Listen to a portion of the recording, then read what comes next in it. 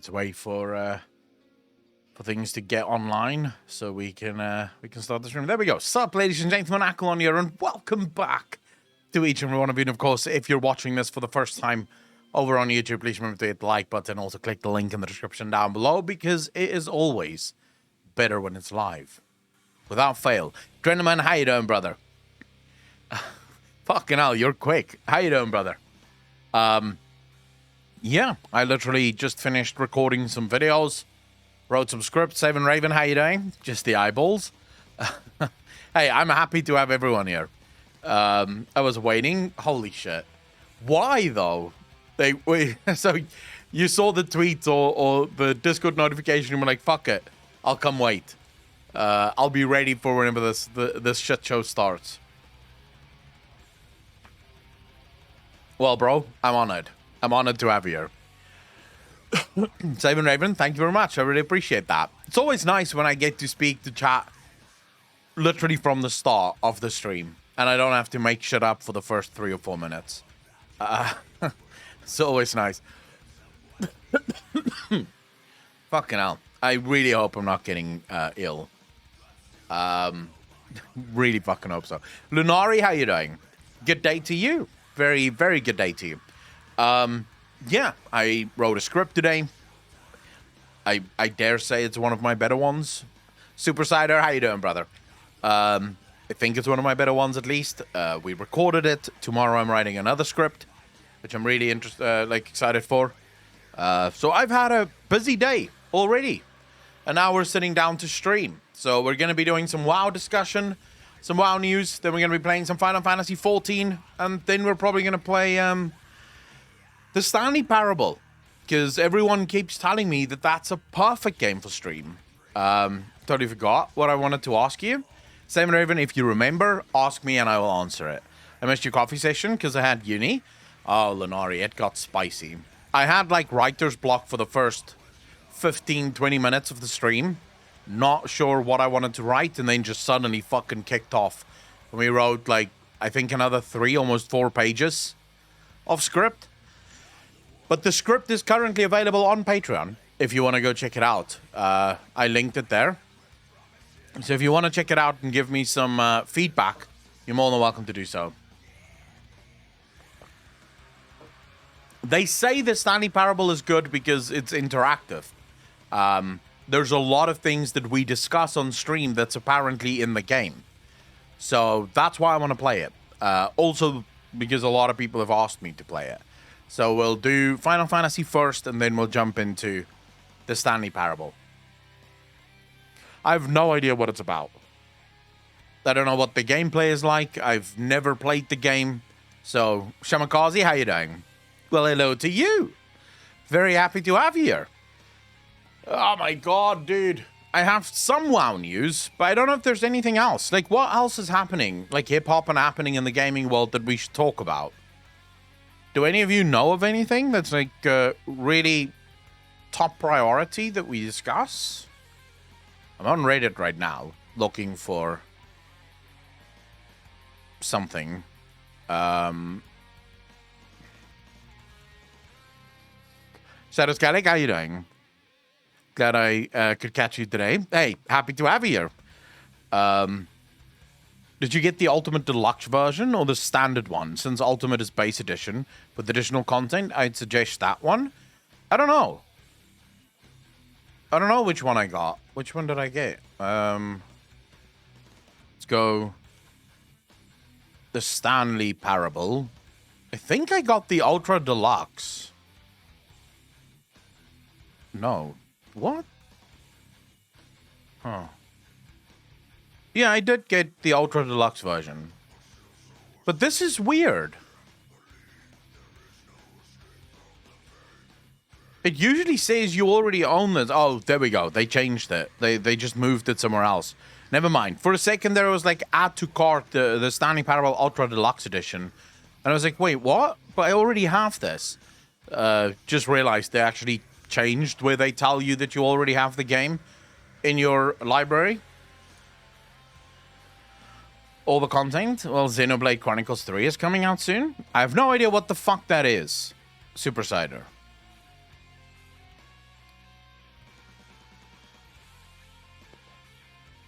What is that? I'm just looking through... I'll show you guys what I'm looking through. I'm looking through Reddit, hoping to find something. Something of interest to talk about. Because I wrote scripts this afternoon, or this morning, my morning at least, and recorded scripts, I didn't have time to really look for content to cover. So I'm just sort of going over Reddit to see if there is anything. I won't complain. About what, Seven Raven? Just throwing your cute pink kitties? Oh, shit. Well, that's interesting.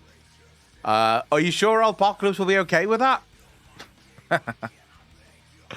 Oh, my God. Let's see. Dude, I can't wait for Hogwarts Legacy, man. This game is going to be so good. Hogwarts Legacy, next gen immersion trailer. Just please no depth trial. Yesterday was so much. No, I have no interest in doing the depth trial. The only thing I'll do if I'm gonna do depth trial stuff is if we had like some famous person being the witness. Then maybe I'll consider quickly watching that for an hour. But unless it's something huge, I'm not fucking watching it. Yesterday was fun and all, but I want to play some video games.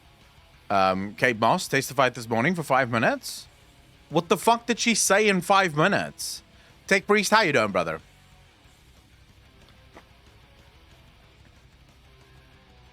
Basically only say Johnny never pushed me, kicked me, or threw me downstairs. Ooh.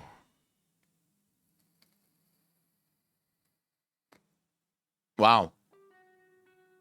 Well, that makes things sort of weird, because wasn't that one of the things that Amber Heard referenced? Like, Amber Heard said that she was afraid because she remembered the Kate Moss stare incident. And then her eyes went like, fuck, I just fucked up. And now it comes out that Johnny Depp never did that. All right, cool. Too bored. How you doing, brother? We're reading the title, right? Patch 4.1? Yeah, of course. I think we're still in patch 4.1, actually. With Stormblood. I don't think we finished patch 4.1. I don't know. I don't know how much we've done. She fell. Johnny helped her. Got her medical attention. Oh, shit. All right. So, basically, that fucks quite a lot. Well, I guess, you know what? If you're gonna be a bitch, you know, just get what you fucking get. Dude, how is there not a single good piece of news anywhere in the gaming industry? Are you telling me the gaming industry is this fucking dead? Like, why though? Chronicles 3 is an upcoming RPG. Yeah, but what kind of RPG? JRPG? RPG? What type? What type? I think Amber changed her claims that she just heard rumors he did it to Kate Moss, not actually that she saw it. Yeah, but even then, she fucked up. There's no good news in the world anywhere right now. People are hungry as shite for games now. Nixty, how you doing? JRPG, Hour, how you doing? Well, then why do you think I would play that? Plus, it's Chronicles 3. I've never played 1 or 2, so I would be lost.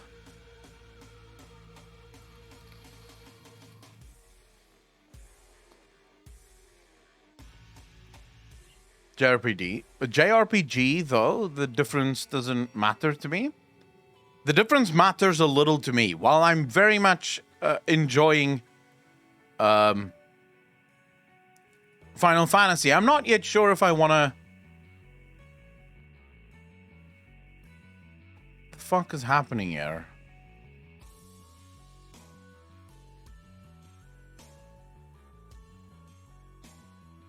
I have no idea what the hell is happening here. So this lady wants to get through, can't get through, so they're moving through. Now she wants to get through again. And what, she just leaves? I don't know what happens there, but okay. Nico Spider, how you doing? I hope Baldur's Gate 3 comes out of early access soon. Well, I want to play the full game so badly. You and me both. You and me both, Shadow. Come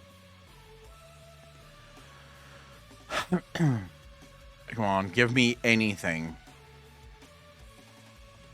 Fans start petition urging Twitch to ban gambling streams amid controversy. Oh. Duchess Rain, how you doing? Something interesting popped up on our screen, like a wildcat just appeared on the stream. Something interesting. Let's see. A petition has appeared online calling on Twitch to ban unregulated gambling streams from the platform. Addressed to the website's advertisers, the petition claims numerous creators are promoting content that damages young viewers and racial minorities. How the fuck is gambling damaging to racial minorities? Younger viewers, I can understand. But how is this like a racial minority issue? Are racial minorities not allowed to gamble? I'm pretty sure that would be illegal, right? Like, you can't have a gambling place that says, yeah, no black people allowed. Or some shit like that. It probably wouldn't work.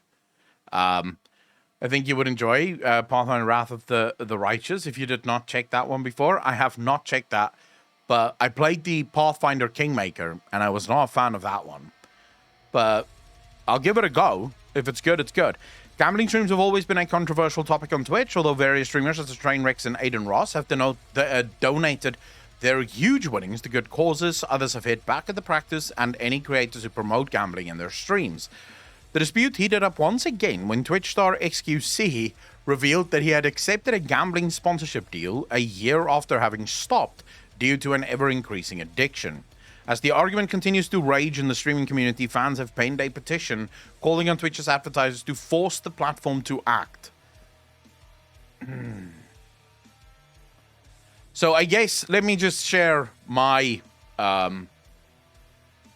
me share my opinion on gambling streams. I think gambling streams are absolutely rife with bullshit practices. My biggest issue with gambling streams in general is that a lot of the creators that sort of accept sponsorships with gambling streams will usually get put into a special category on the platform where their winnings are made a lot more attractive than what you're actually going to get whenever you go to that platform. So this has happened multiple times before, specifically with things like loot boxes, where you would have all these loot box, you pay $10 for a mystery box, and then you open it and you get some really cool fucking prizes. And then the streamers or the content creators will open their boxes, and it would be like, whoa, these guys are getting PlayStations and fucking new PCs and shoes and just like constantly making crap tons of money off of their boxes. And then as soon as users go to play it, they realize, wait, actually, why am I not getting any of these cool things? Like, none of these cool things are actually happening. Just this week, by the way, I was approached by a platform very similar to that, where they wanted me to accept a sponsorship to play their game online, like on Twitch. I had to play their game. They would give me 1,000 credits to play with. And also, the first box we open that actually has a gift in it, they would send to me free of charge. And I was like, wait, what do you mean free of charge? And like, oh, normally when you win like a gift, there's shipping and also costs attached to it. So the cost is devalued or not devalued. The cost of the item is discounted, but it's still not like you're getting the thing absolutely for free. I'm like, wait a second. So what the fuck is the point of the box then? Like, why are you opening the box? And like, well, you can get things for almost 50% off, like 60% off, up to 80% off, depending on the box that you open. I'm like, so, wait, you're doing RNG within RNG. So first you open the box. Maybe the box contains a useful item. then you have to hope that you get the discount of 80 or 90% to actually make the box worthwhile your purchase. And all of this, by the way, probably going to give you something good after 100 or 200 boxes. So after you've dropped about $2,000, you might get a 3090 graphics card for 90% off. So then pay another $200, $300, and bam, the graphics card is yours. So I didn't even reply after my first email. Like, once they came back to me and they were like, this is how it works, I was like, yeah, fuck you. I didn't want to do it from the beginning, but just the way in which you're setting this up, it's so clear to me that as soon as I accept the sponsorship, I'm going to win big on the first day that I play this, right? I'm going to win really big, and I'm going to get a great prize. And then all of you guys are going to get fucked. Also, it's a known fact that the more you spend, the higher chance you have at winning high amounts of money. They're making a whole movie about how rigged lottery systems are. I mean, if you play the lottery, you're a moron anyways. XQC accepting a sponsorship. Do you guys know whether or not XQC was actually ever addicted to gambling? Or online gambling, rather? Like, was he actually addicted to that shit?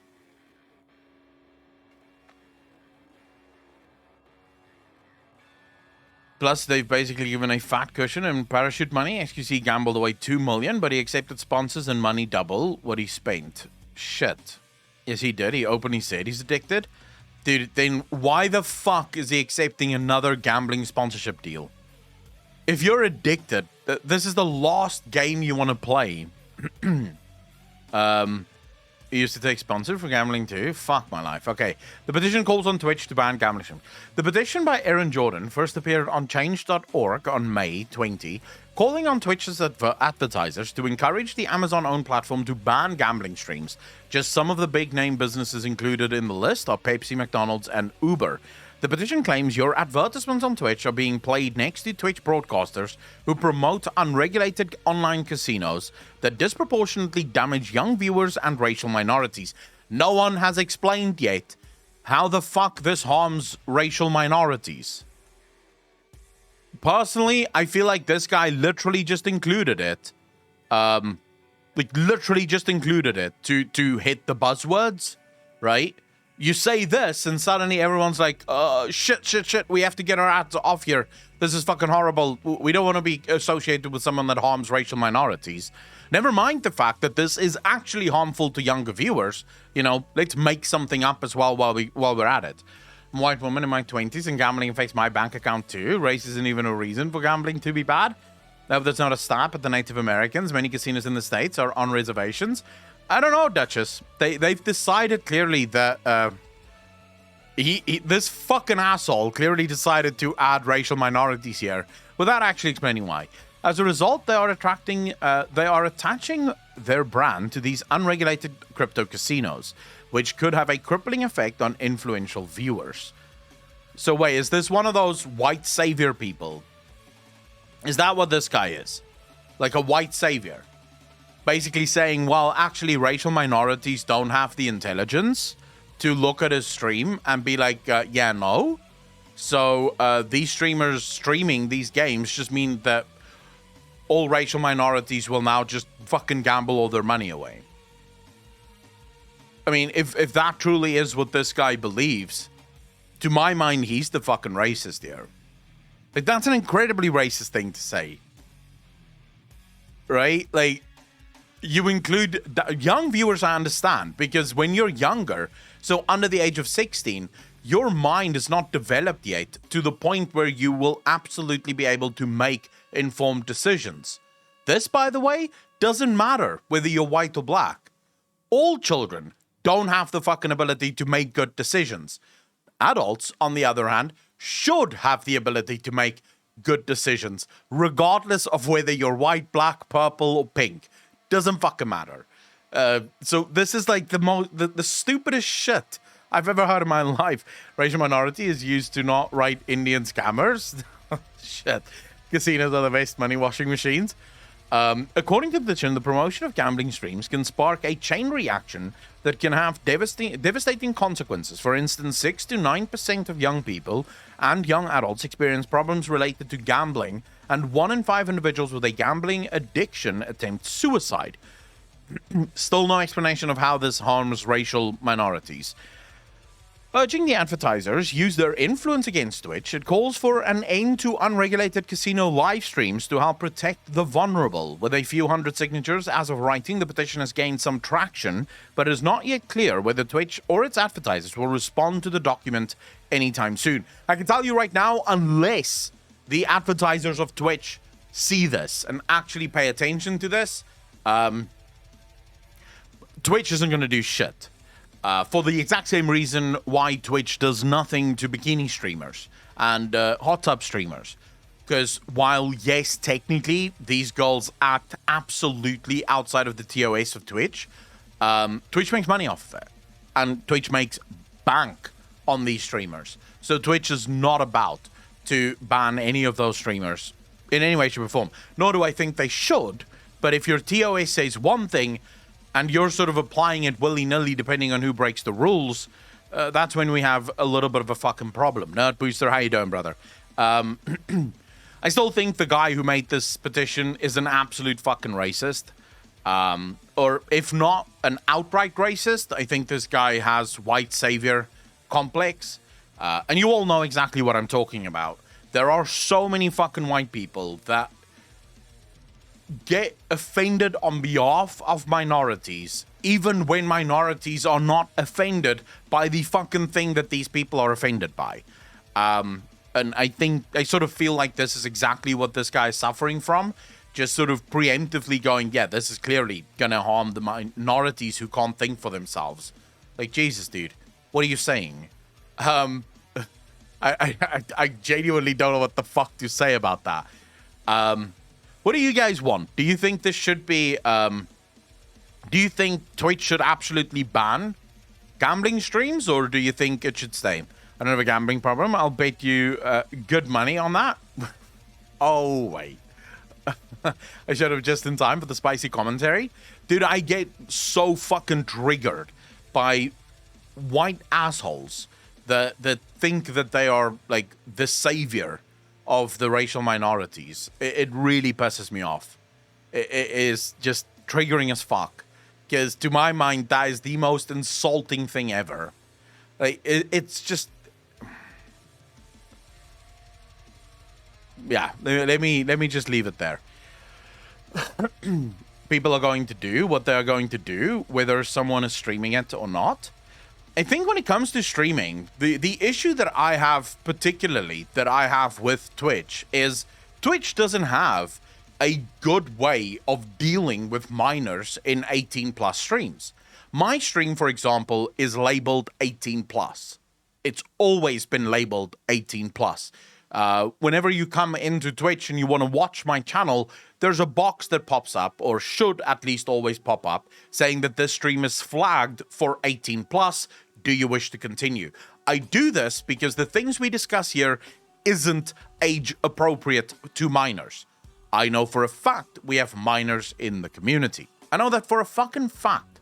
It's not my job to ban them. I have labeled the stream as 18+. If they're watching the stream, that's their fucking problem. Their parents should fucking figure out their kids are doing something they're not supposed to do, and then get the kids off the fucking stream if they don't want their kids to, I don't know, learn whatever fucking degenerate behavior I teach. But yeah, so it's so easy. It's literally a button. How many kids, when you were a kid, when you were like under 18, and you went to a website that sort of asked you, are you 18+? How many of you would have been like, oh no, I'm not, so I will just click no? Like, what the fuck are you talking about? When I was 16, if it said this is an 18+ place, I was like, oh my god, this is where the good stuff happens. Right? It's like, yes, I am 18. I'm absolutely 18. I remember way back in the day, whenever websites would ask you to enter your birthday, I would sort of have to figure out what birthday do I have to enter here so that I will be 18, right? 'Cause I can't use my actual birthday because obviously my actual birthday isn't 18. Moment ago, and I still clicked through. I did. I had no idea why it was asking. The issue is, so Twitch doesn't have a good way of dealing with keeping minors off of streams that is gambling related, which I don't know how you deal with that. I genuinely have no idea how, in the age of the internet, you make a system that actually deals with that. I don't know if I would support a straight up ban of gambling streamers, just because if you like gambling and you want to gamble, you should be free to fucking gamble, right? I don't see why not. I think it's the onus should be more on Twitch to be like, look, if you're gambling, first and foremost, we're not going to play any ads on your stream. And you could do another thing where you basically say to streamers that gamble, your split for subscriptions in a month that you've gambled actually goes down to 30-70. So we take 70%, you take 30%. So we actually harm your direct money supply. That way you can still stream if you want to, but you're going to make less money. Why? Because most of those gambling streamers are getting paid fat fucking bucks to stream the games anyways. Nerd Booster, I appreciate the 100 bits, dude. Thank you, thank you, thank you. I was so innocent until I found this Akalon dude stream. Nerd Booster, I can only apologize.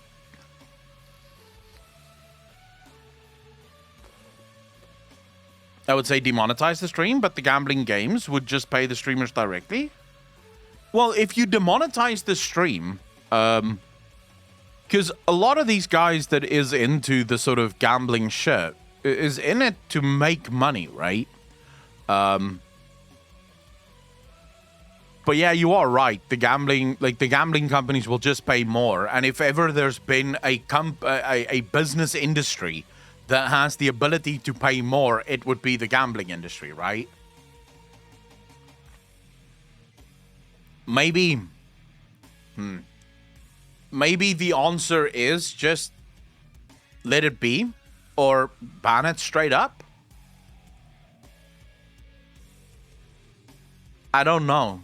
Like, I genuinely don't know. You could always ban unregulated streams. So if you're streaming a site that is unregulated, that's bannable, right? So you can get banned if you're streaming unregulated gambling streams.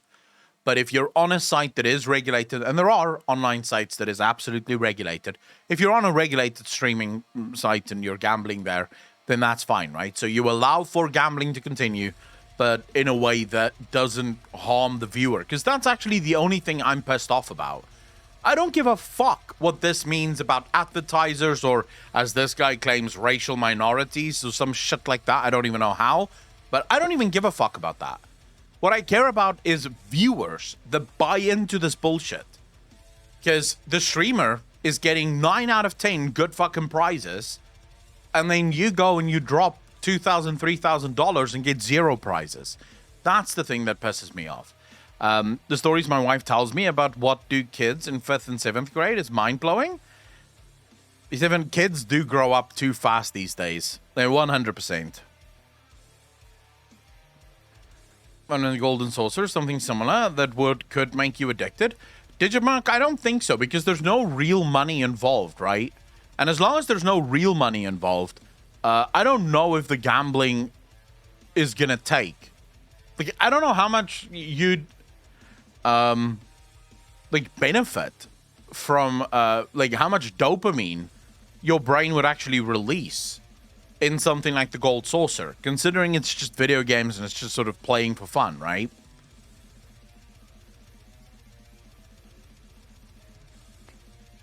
Wait, how the fuck does that actually help, Nerd Booster?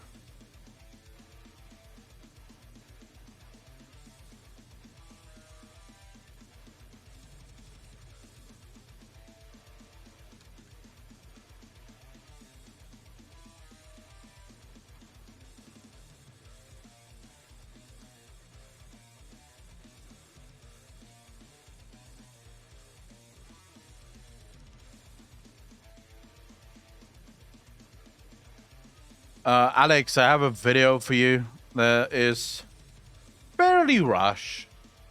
Fairly fucking rush. You play Tony's and get cash payout when you win. Doing something bad and letting people see you doing it is a bad thing. If you have gambling friends, of course, the possibility of you gamble will increase. But I do not see gambling as a problem at all. Because if no one forces you and you willingly lose most of your money in gambling, you are intellectually inferior. And in cases of children, the parents should be responsible for educating them, instead of constantly blaming internet. Zigzags, that would be fine on a platform where the platform itself has the ability to control what kids can and can't watch. The issue with Twitch is you can't, like, there's no such thing. There's no way for parents to really control what their kids can and can't watch on Twitch. Twitch doesn't really have good parental controls that people can't get round. And the other issue, the internet these days are so advanced and kids are so much more advanced than their parents that most kids help their parents set up fucking like parent security shit. Like most parents don't know how half this shit works. And I feel like Twitch is also one of those interesting little things that it's niche enough to where a bunch of older people would have no clue. Like the first time I told my dad I'm streaming on Twitch, my dad had no idea what the fuck Twitch was. Like none. I think to this day he has no idea what it is. He knows I stream to it. He doesn't even quite understand what the fuck streaming is. So I would argue that it's just I don't know if there's a good fix. Let me put it that way. In my country, there are several casinos at almost every corner of the street. It's a pandemic year. My best friends are 100% addicts, one of drugs, and the other is a gambler. Lost his home and car to it. Fuck. I don't know a single person that's addicted to gambling, or drugs for that matter. I've never understood the enjoyment of casinos, if I'm honest with you. I went once to a casino. Within like 20 minutes, I was bored out of my fucking skull. Because it's not even like you're playing games or anything, you know? I love arcades, and I can spend hours in an arcade doing all manner of crazy shit. But in a casino, you put the thing down, and then something happens, and maybe you win, maybe you don't win. It's boring as fuck. Definitely me 10 years ago, my grandmother would play me for her nightmares about zombies because I installed Plant vs. Zombies on her PC. ESPN broadcast the World Series of Poker non-stop in the late 90s through 2005, and there were movies like Rounders that glorified gambling. How is Twitch worse? Or me, I don't think Twitch is worse. Not at all. In fact, I agree with you. I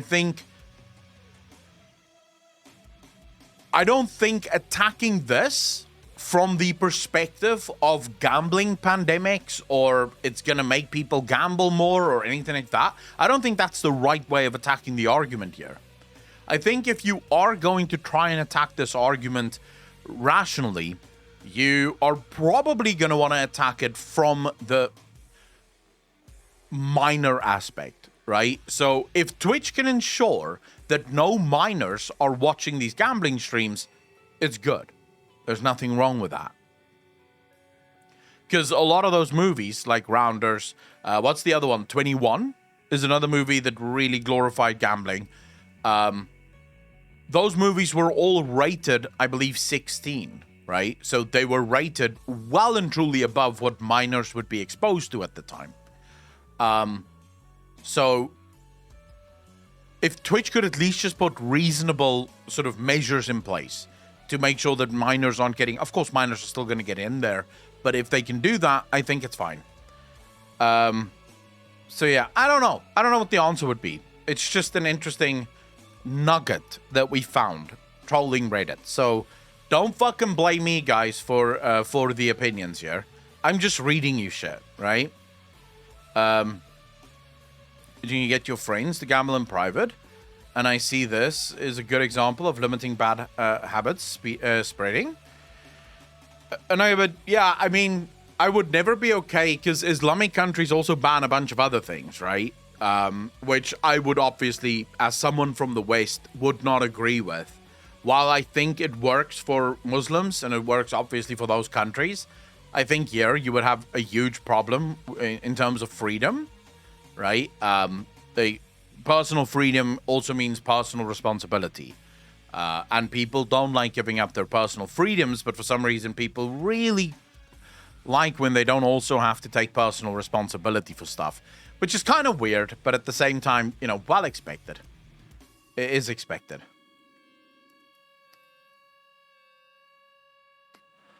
Let's see, is there anything else?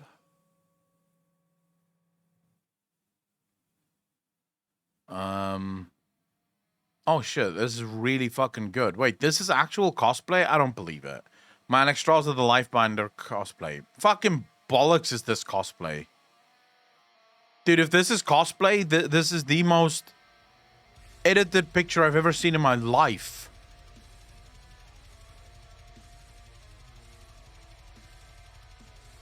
Like, this doesn't even look like a real person. What are you talking about?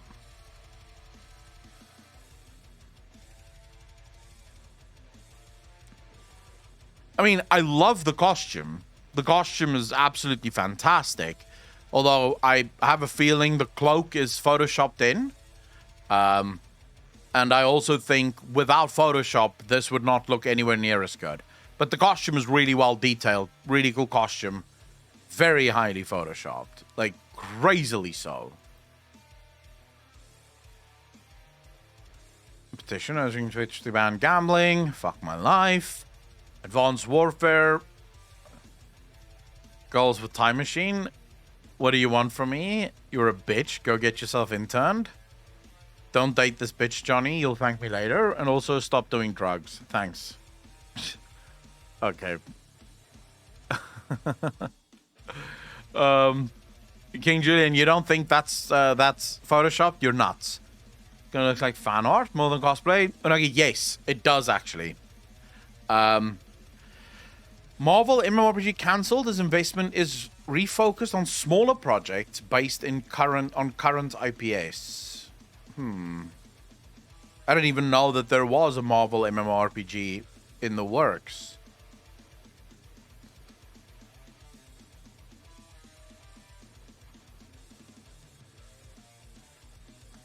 Did you guys know that there was a Marvel MMO in development? Tesla, how you doing, brother? Today, during the Quarter 1 2022 earnings report, Inat Global 7 announced that the Marvel MMORPG in development at Daybreak Games has been cancelled.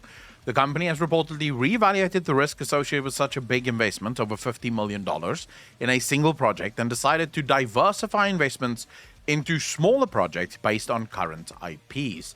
The company had planned to invest more than 500 million SEK in the Marvel MMORPG project over the next 3 years. The company will now diversify this investment across multiple smaller-sized projects within the group, including the previously unannounced major upgrades to the Lord of the Rings Online and DC Universe Online. Wait, what major upgrades?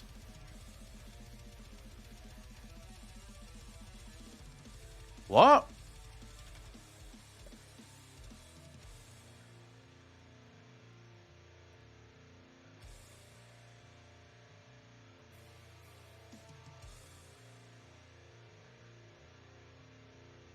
What upgrade?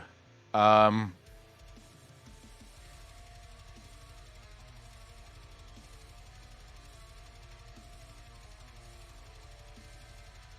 blame them, to be honest. Making them was a big risk. Apparently, Digitmark, so far, they haven't done a good product, let alone they could do an MMO, so it's a good decision, I think. Spibby, how you doing, brother? Isn't Daybreak the same dudes who were gonna do EverQuest next? Might be. Might be. Rurikon, how you doing, brother? I'm just trying to figure out what the fuck upgrade... What are they talking about?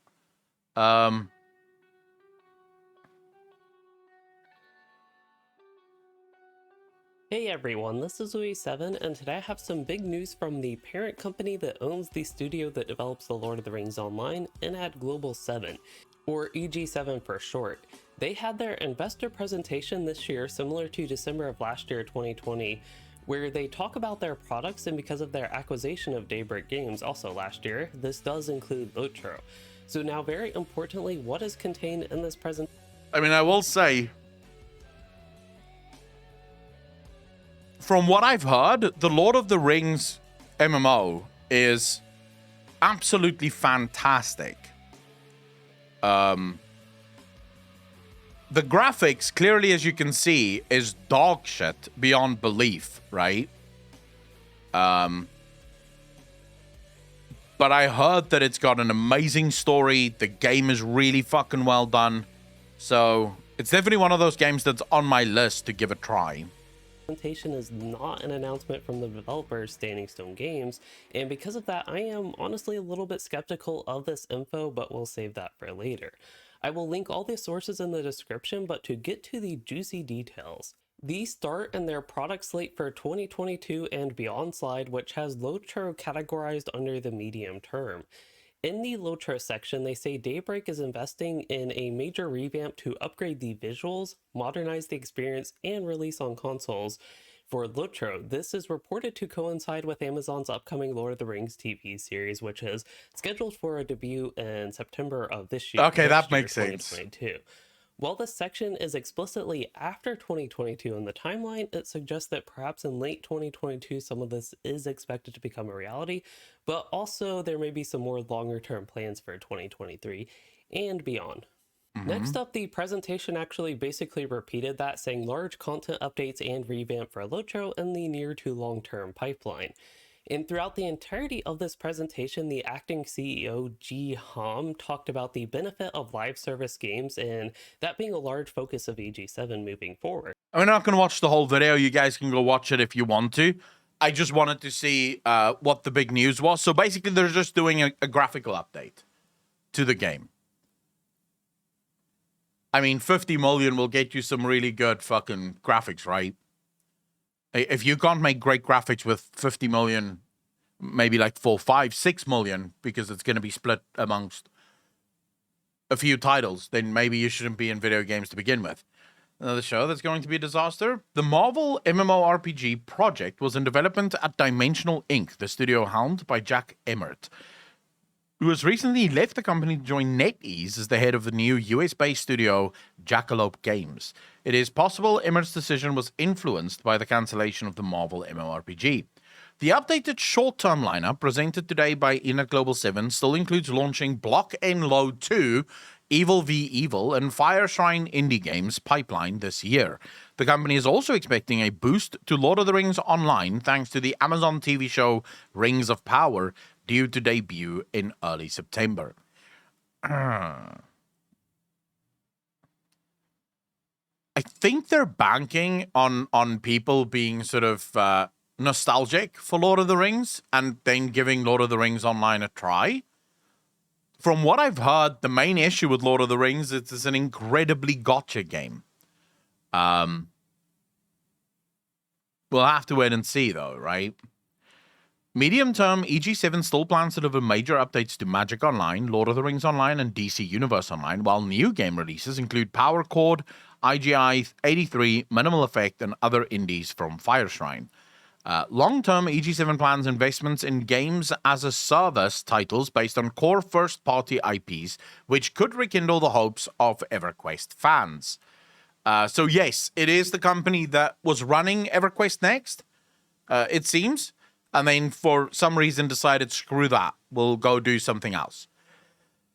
Game of Thrones spin-off series is also on the way. Yeah, but there's no real Game of Thrones video game, right? So it doesn't really affect the discussion here. To be honest with you, I don't think I've ever seen a decent Superman, or actually, I'm lying, because Spider-Man was actually a pretty decent superhero game. But outside of Spider-Man, when's the last time you've actually seen a great superhero video game that isn't just mashing buttons and, ultimately gets stale and repetitive? I think there are some people that like Arkham Knight, but I think that's probably it, right? I'll be honest with you, I'm not a fan of Arkham Knight. The Batman games do not do it for me whatsoever. I find the combat incredibly fucking repetitive, and also overdone.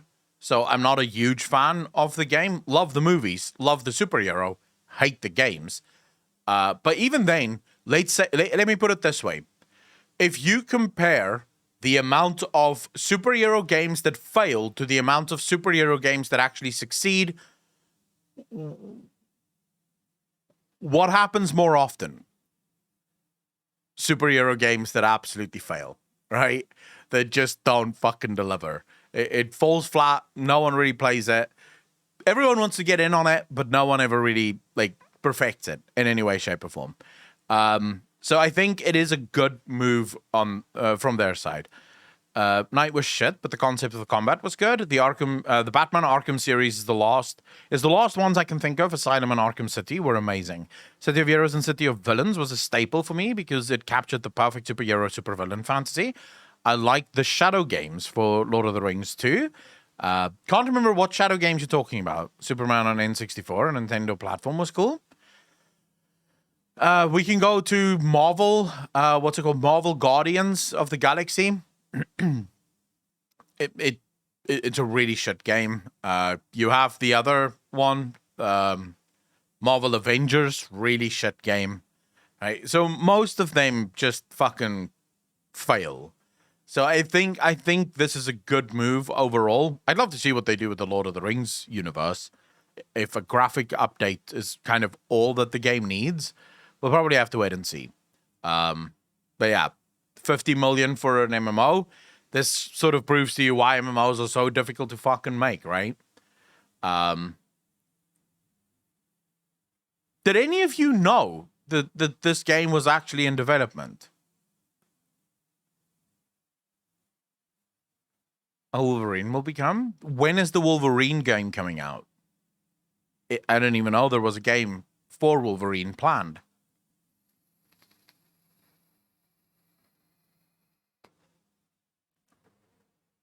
Well, there's basically a bunch of you that focus a lot more on superhero video games than I do. Usually whenever I see superhero games, I'm just like, okay, never mind. I'll just move along. I'm not playing this. So yeah. All right, let's see. Is there anything else before we move to some WoW news and then move on to play some FF14? You see, I'm not a console gamer, so that might actually be the reason, right? Because I don't play console video games. I don't really focus on shit like that. Several of the original developers for City of Heroes were hired specifically to work on the project because City of Heroes pretty much set the stage for superhero MMOs going forward. I never thought about a superhero MMO. What server do you play in FF14, by the way? Rurikon, I play on Gilgamesh on the NA server. Either because I don't have, but I still do follow them. Let's see. Interview with Wesley DeVart. I recommend implementing console commands. 10 apparently since 2008. Trading. New EverQuest 2 progression server launches today. By and large, the superhero games are whack, but there are some real gems in the genre. I think that's true for almost all genres, right? There's, for example, first-person shooter as a genre is terrible. If you take every single one of the first-person shooter games in the world, most of them are trash. But there are gems within that genre as well. So I don't doubt it. My gut reaction is almost always to not trust whenever you have a major hit of something. So, for example, a movie that becomes really huge The second you see a video game coming out about that movie or about the thing that was really huge, you can almost guarantee that that's going to be a shit video game, right? Legit, thanks for the follow, dude. Really appreciate it. Welcome to the channel. Thank you, thank you, thank you. Like, you can almost guarantee that it's just going to be dog shit. Because these are just companies chasing the trends. Oh my god, Marvel is really big right now. We should make a game about a Marvel, like, superhero. Yeah? Because they're basically banking on the name doing the heavy lifting for them. And they don't really think that they need to put in the effort. So, yeah, whenever I see train chasers, I'm usually convinced that it's not going to be good. A wizard behind the bar. What do you mean? What does this guy do?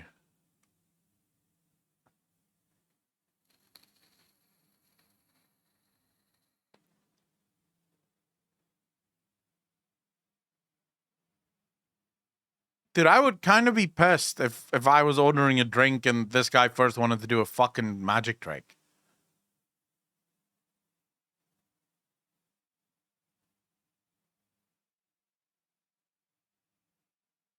That's actually pretty fucking good, though. Dude, how the fuck did he do that? Like, that is actually pretty good, though. I've been watching him for a while and like the lore discussions. Would love to see you react to Captain Grimm, especially Shadowlands recap. Most recent one is awesome. Legit, already reacted to it, already up on the reaction channel. It should be, yeah, I think it is already up on the reaction channel. We reacted to it like a week ago, like just after it launched, actually. Dude, I still see... Dude, what the fuck?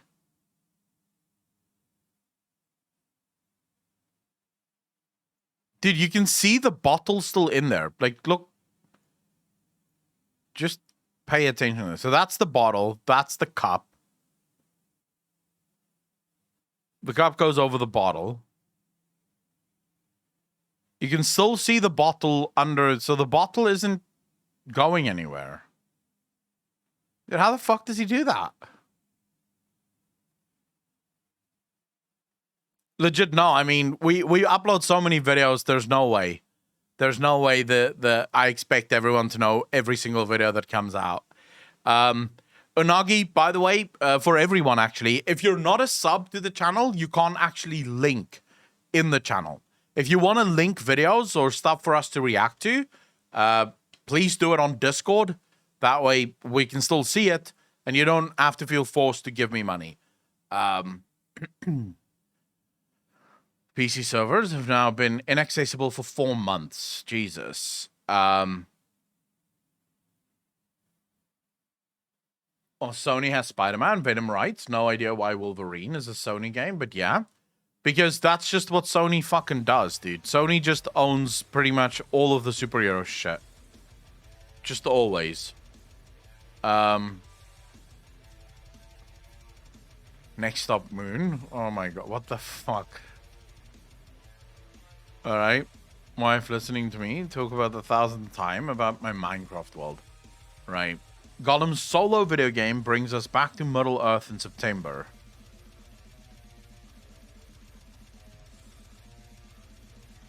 I didn't even know there was a Gollum game planned. Legit, yes. So we have the main channel, we have the clips channel, we have the react channel, and then we also have the Skeptic Orc channel. So there's 3 channels. Who wants to play as Gollum?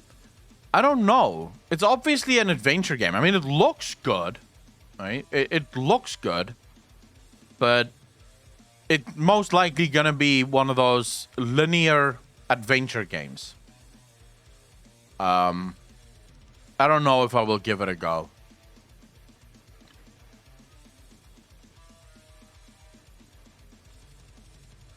There you go. Thank you very much, Alex. I really appreciate that. Check out the trailer for Gollum. If they have the fucking trailer here. Post that shit. Please tell me you have the fucking trailer. Here we go. Alright, here's the trailer. Let's see this. A really fucking short trailer. 1 minute.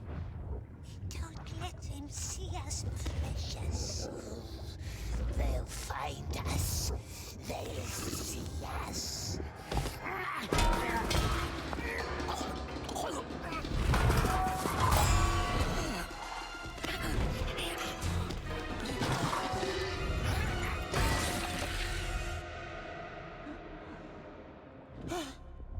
Well, yeah, he doesn't really look like Gollum, does he?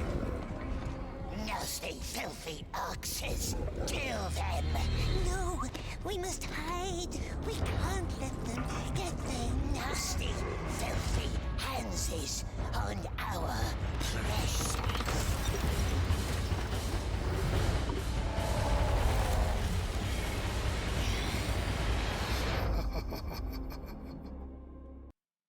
Yeah, all right. Yeah, this is definitely going to be one of those just go through the stages, use things. I don't know if there is even gameplay.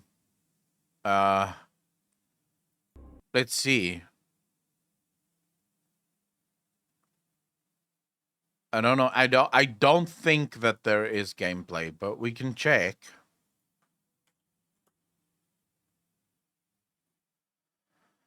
Here's a gameplay overview. Hi, I'm Harold Riegler, producer at Dedelic Entertainment, and today I'm happy to reveal some exciting details about our upcoming game, The Lord of the Rings, Gollum.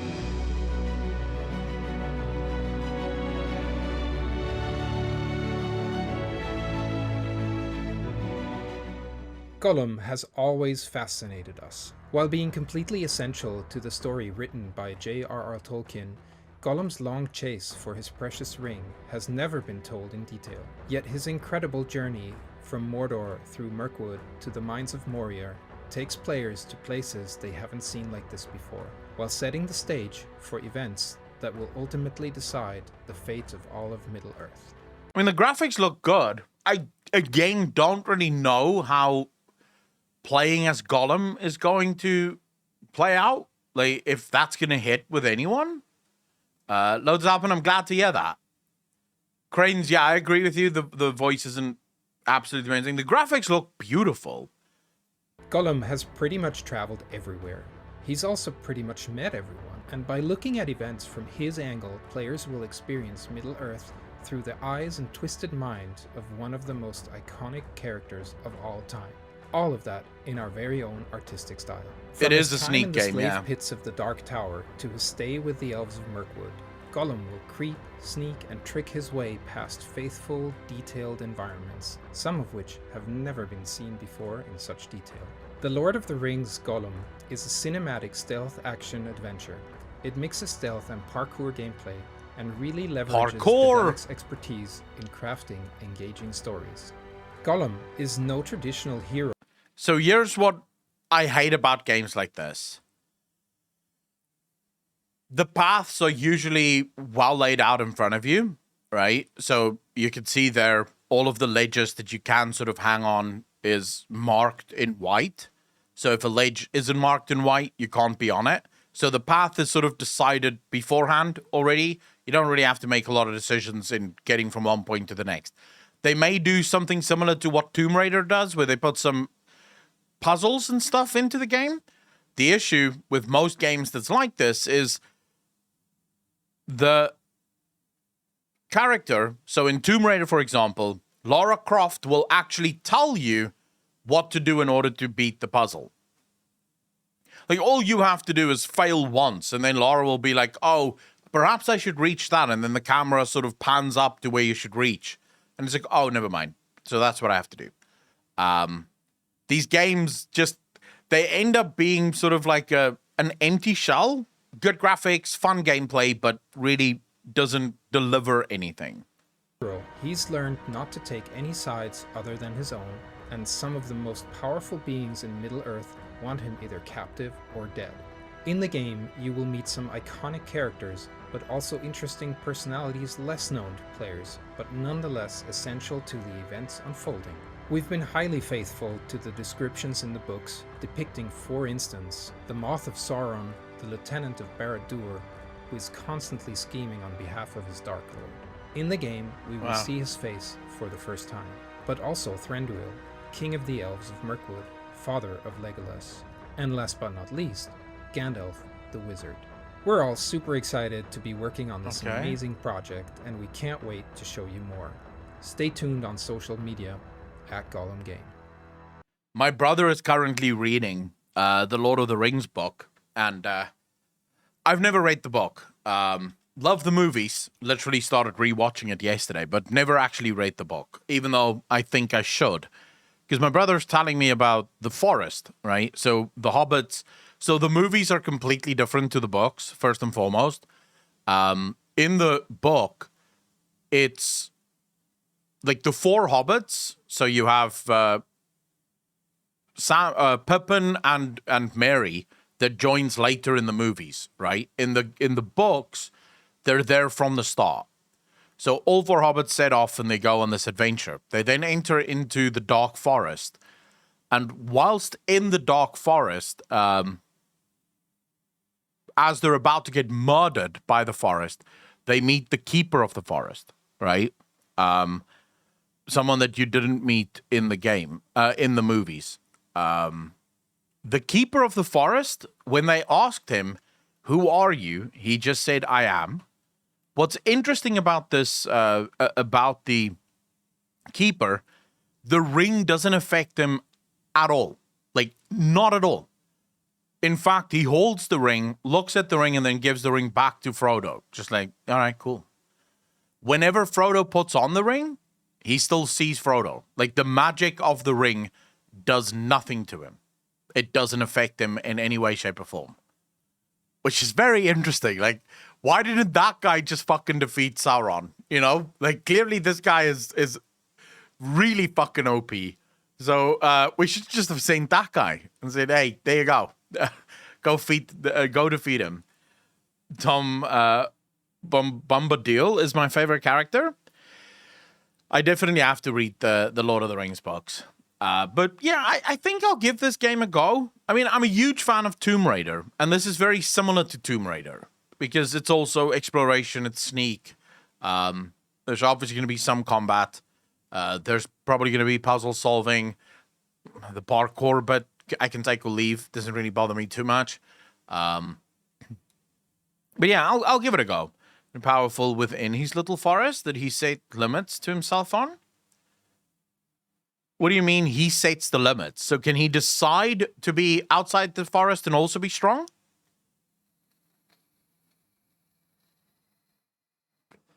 Ah, okay. So if when he's not in the forest, his power does wane.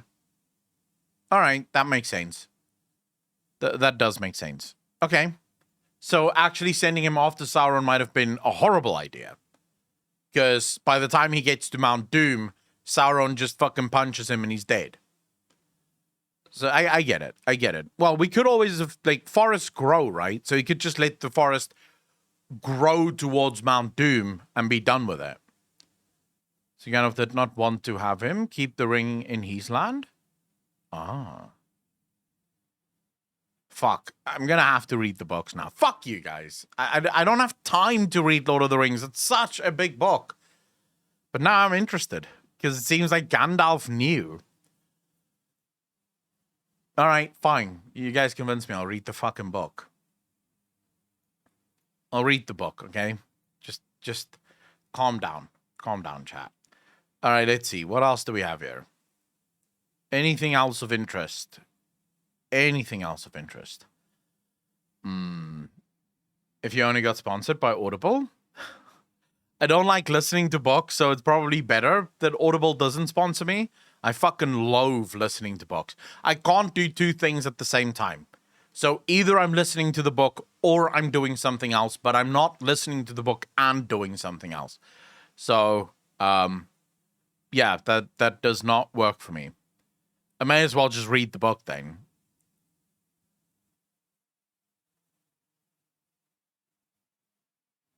I made a video slightly different from my usual content and people unsubbed on that video. Should I private take it down? Dude, people are gonna unsub for all sorts of reasons. Just fucking chill out. Fun fact, Tom Bombadil and Treebeard cannot remember which one is older. Both have been around since the beginning of Middle Earth. Shit. Well, what's attention span precious? What is it? Cask, how you doing, bro?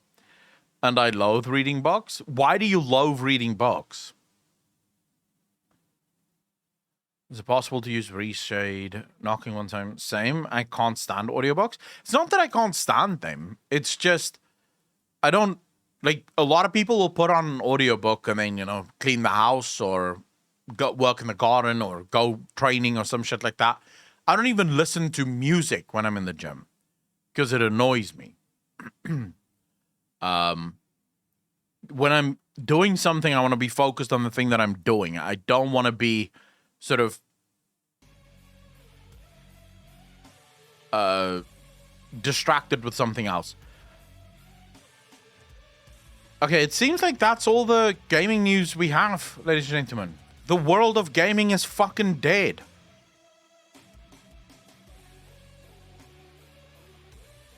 Why is the world of gaming fucking dead? Audiobooks while working? Hailstorm in South Africa. Holy Jesus. Wow. Dude, there's a lot of cars fucked because of that. Like, there's a lot of cars getting wrecked as a result of that hailstorm. Holy shit. I wasn't anywhere near me. Don't worry about it. But I think this would have probably been KwaZulu-Natal or Mpumalanga. Which is far from me. It's like north. Way north. Reading books make you give more attention. And if you have a good imagination, it takes you to other worlds. True. I'm sure Blizzard or Bobby will be in the news for another lawsuit. Dude, I would pay money for a lawsuit right now. I would pay good fucking money for that.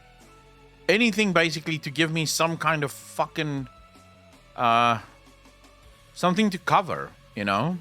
There is some WoW news, so don't worry about it. We're going to get into the WoW news in a bit. I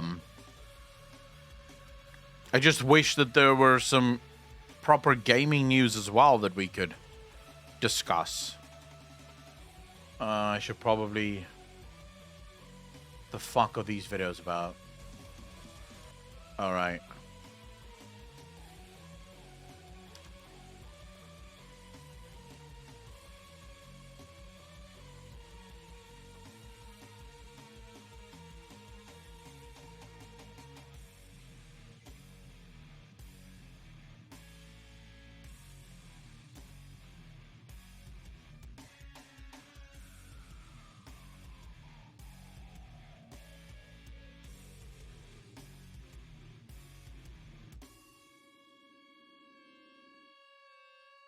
Alright, that should work. And then this one was about Gollum.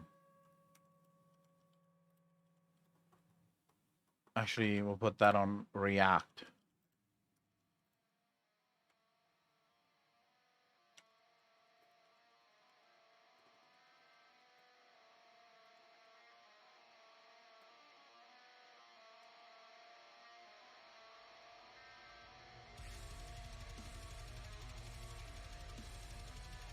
Alright, I think that's fine.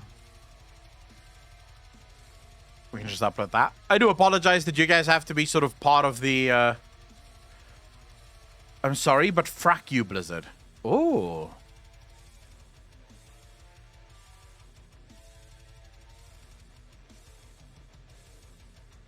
I don't like to focus while doing something like reading. Check Young, yeah. Well, I could check Young, yeah, but I don't think he has any news either. Okay, I'm sorry, but fuck you, Blizzard. So I play for StarCraft and Overwatch for my school's esports team. And while Blizzard here wasn't too happy with us playing StarCraft competitively, so now to play Overwatch and or StarCraft next year, we have to pay $60. So yeah, problems.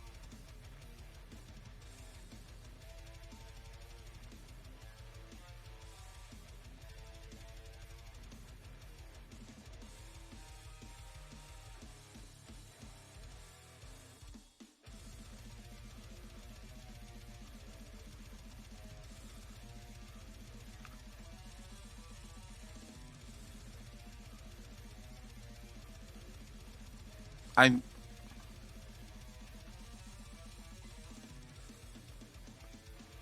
don't know. I don't know.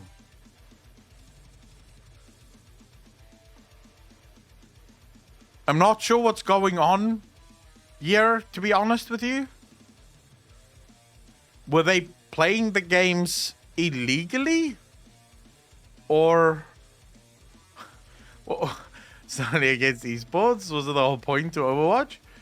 The only thing I can think is that they were playing the games illegally. Although I don't know how you would do that with Overwatch. You could do that with StarCraft, but not necessarily. I don't quite understand. So the comment here is literally, do you know what this is?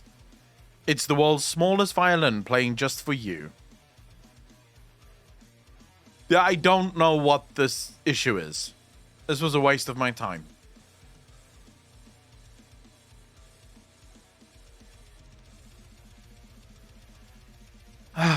Fucking hell, dude. Come on, people. How many people do we have in stream right now? One of you fucks need to have something good that we can cover. Like, one of you.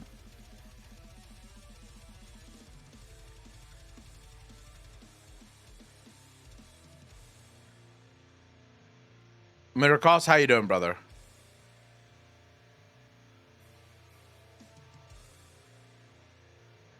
Vampire the Masquerade Blood Hunt ranked mode has been paused. Spec Ops The Line developer confirms June launch. They can put something in content suggestions. Sims 4 got a pronouns update. We'll go hide in the corner now. Even if that's something that I wanted to cover, it's Sims 4. I couldn't give two fucks. Like, if they want to kill the Sims 4, that'll make me happy. Tech Breach, you can absolutely do that if you want.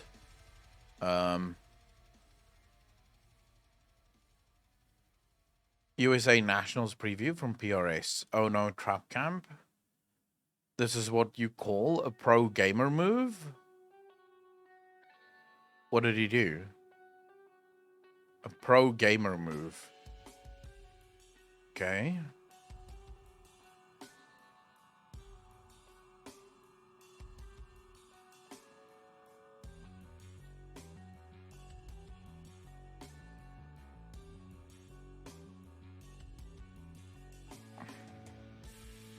So he jumped out of the map. All right. That was not good. But anyways, we'll just fucking go with it. I would like to point something out. Anduin is Thrall 2.0. I could agree with that. Put something in for the amusement of us all. All right, we'll watch it in a second. Promoting long game reviews. Strictly leaving game recommendations. How to find an MMO game. I sent you a news article on Discord. Ooh. Recon what?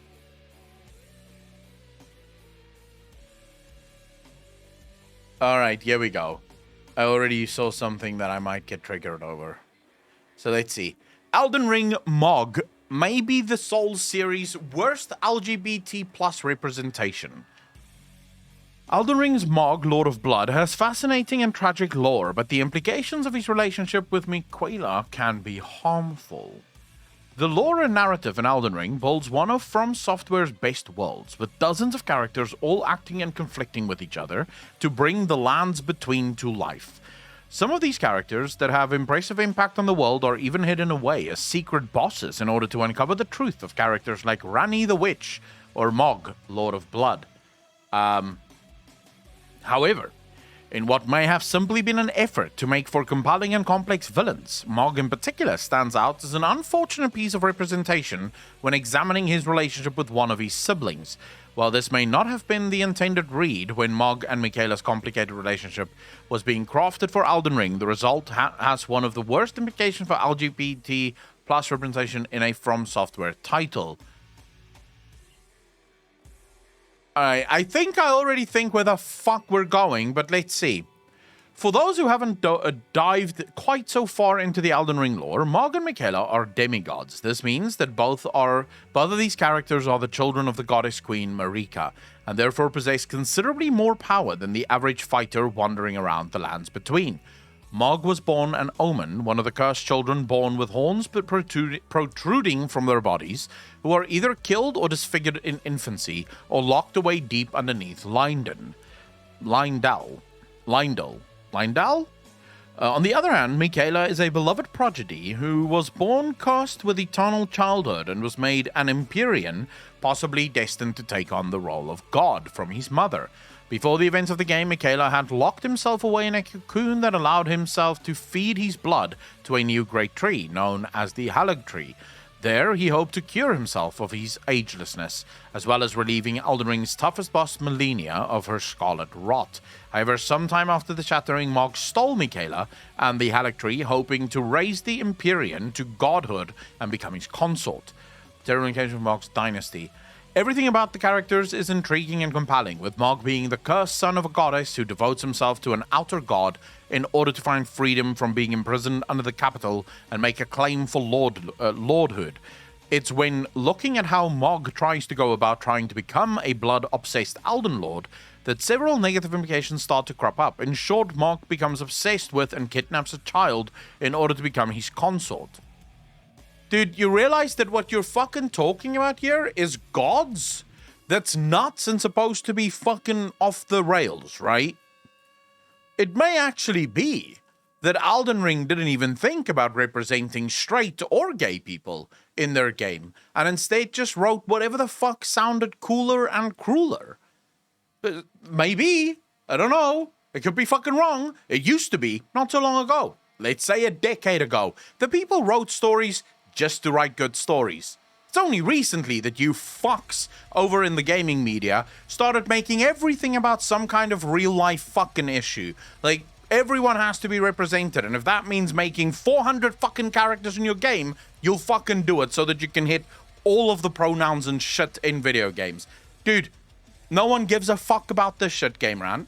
No one cares. Not a single fucking person gives a shit other than you. You fucking morons. These are gods. That's fucking nuts.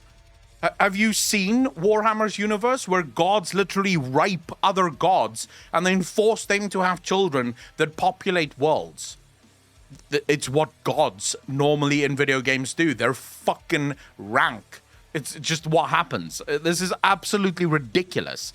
Becoming Kelly's consort would require the two to be married after he has risen to godhood. This would be fine, and actually one of the few times in From Software titles that highlights an LGBT plus marriage between men. However, Michaela's specific condition and familiar relationship with Mog makes for a set of appalling implications.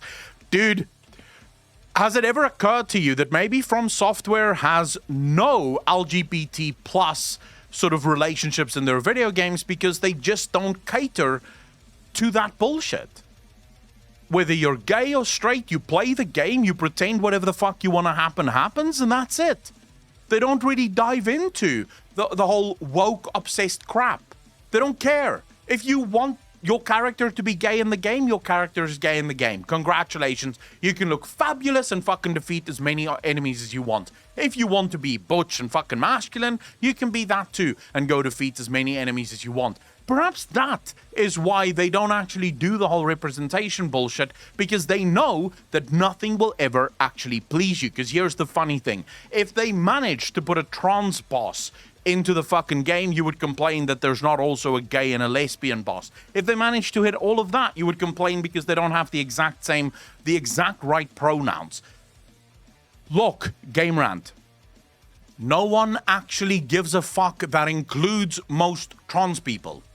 Most people just want to live their lives and be left the fuck alone. I have many trans people in my community, and all of them think this is bullshit.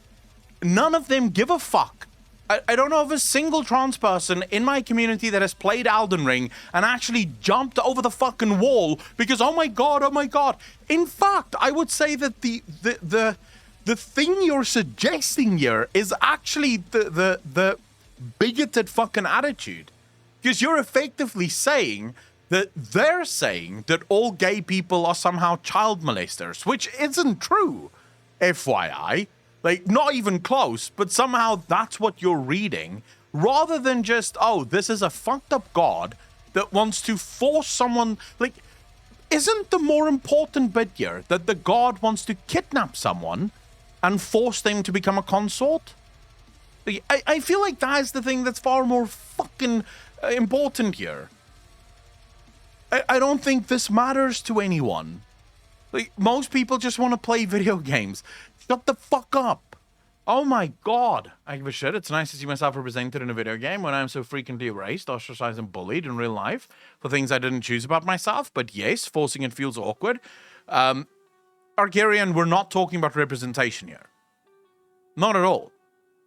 In games like Elden Ring, you are represented purely by the fact that your character has no direct alignment. Your character is neither gay nor straight, so you can do pretty much whatever you want with your imagination. In games like Mass Effect and Witcher 3, well, not Witcher 3, but in games like Mass Effect, you have the ability to be gay, right? Or the ability to be straight. In games like Cyberpunk, you even have the ability to be trans, if that is what you wish to be, right? So you have the ability to represent yourself in games where it makes sense, and I would be 100% on board with that. My brother is gay. We've had this conversation years ago, where it makes sense. It's nice to see yourself represented in something. But in this case, right, this is just a fucked up god that is doing fucked up things, right? It doesn't actually affect anyone. I don't think there's a single gay person that is looking at Mog and going, wait a second, am I a pedophile?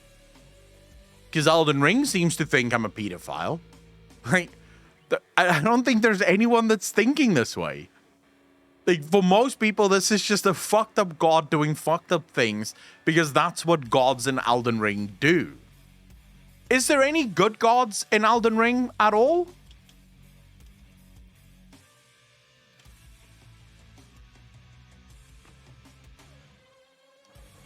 Because most, by the way, most sort of... Arcarian, I'm not actually disagreeing with you, just FYI, so I can't really be right in this instance because I'm not disagreeing with you. I actually believe that, yes, representation where it makes sense, absolutely.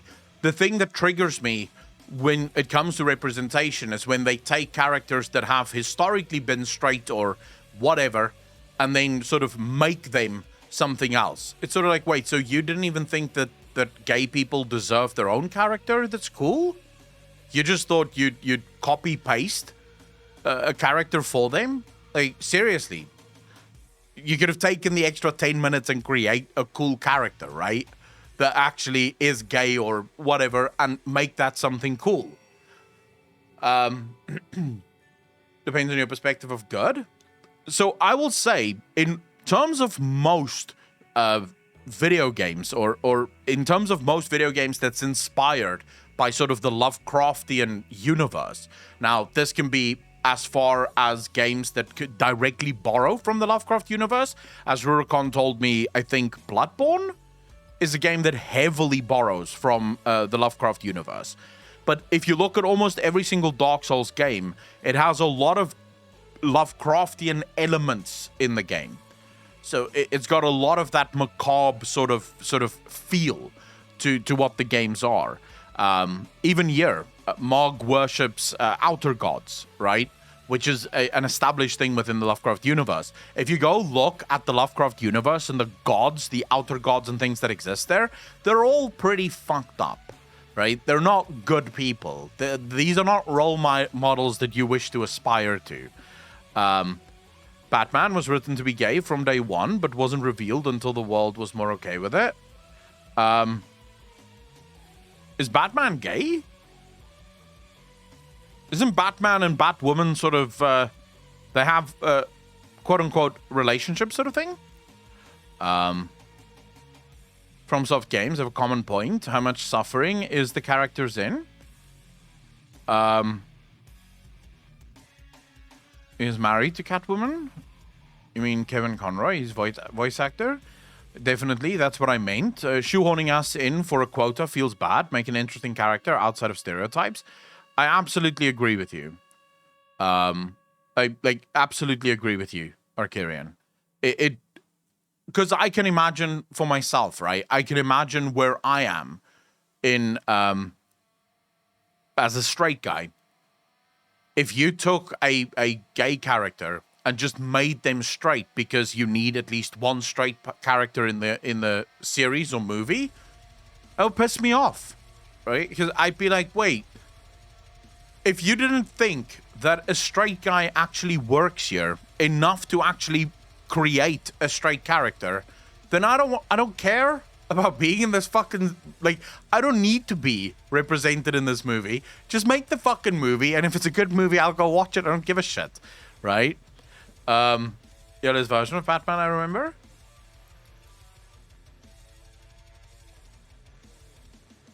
I will say, so for example, what's that series? There's a series where it's a woman and a gay guy that plays in the series. Oh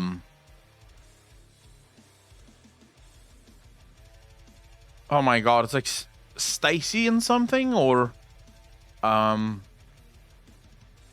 it's like an old series. They tried to do a comeback at some point. Will and Grace, that's the one. It just made sense, right? That character being gay just made fucking sense. No one would want that character to be straight in any way, shape, or form, because the character being gay just makes sense. I hate when people try to hit some quota bullshit, because no one actually cares about it except for the people that pretend to. Because I can promise you right now, Game Rant, they're just pretending to give a fuck. This is for clicks, that's it. Now, I don't mind it, because this provides me with clicks over on YouTube. So, thank you, Game Rant. I appreciate free fucking content. But it is bullshit. Tizar Michaela is a child, regardless of how long he has existed as a child. His description in-game is that he is forever cursed with childhood. On top of that, Mark stole Michaela away while he was asleep in order to raise him in his image and then marry him. The entire situation, whether intended or not, is that a man who wants to force a young boy into marrying him.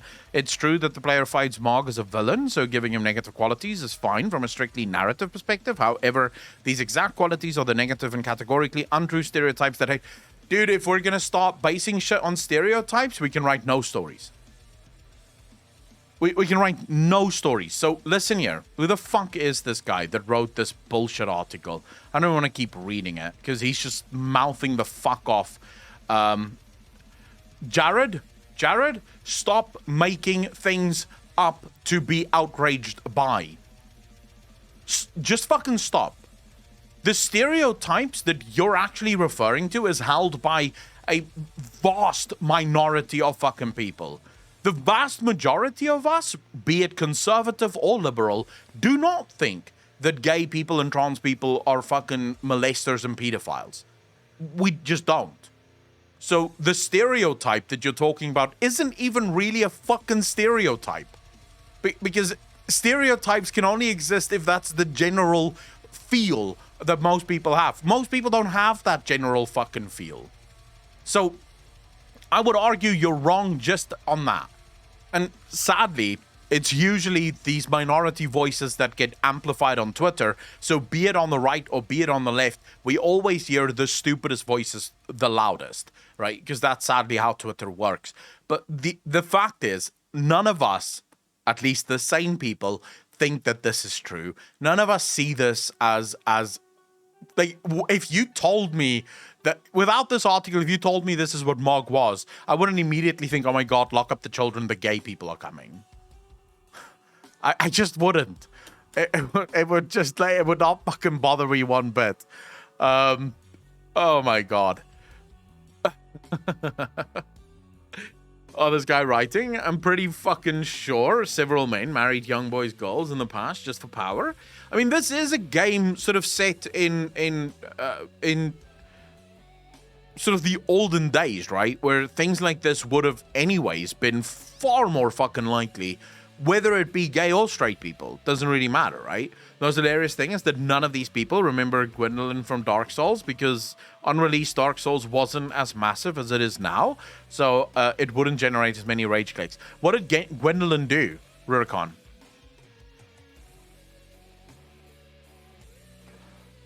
Mudalin, I actually know a fuck ton of gay people and trans people. In fact, I would say I know more gay and trans people that is conservative than what I know that is liberal. Kimika, thank you so much for the 5 community subs. Really appreciate that. Thank you, thank you, thank you. Ladies and gentlemen, hearts in chat. Someone is giving out money. My money.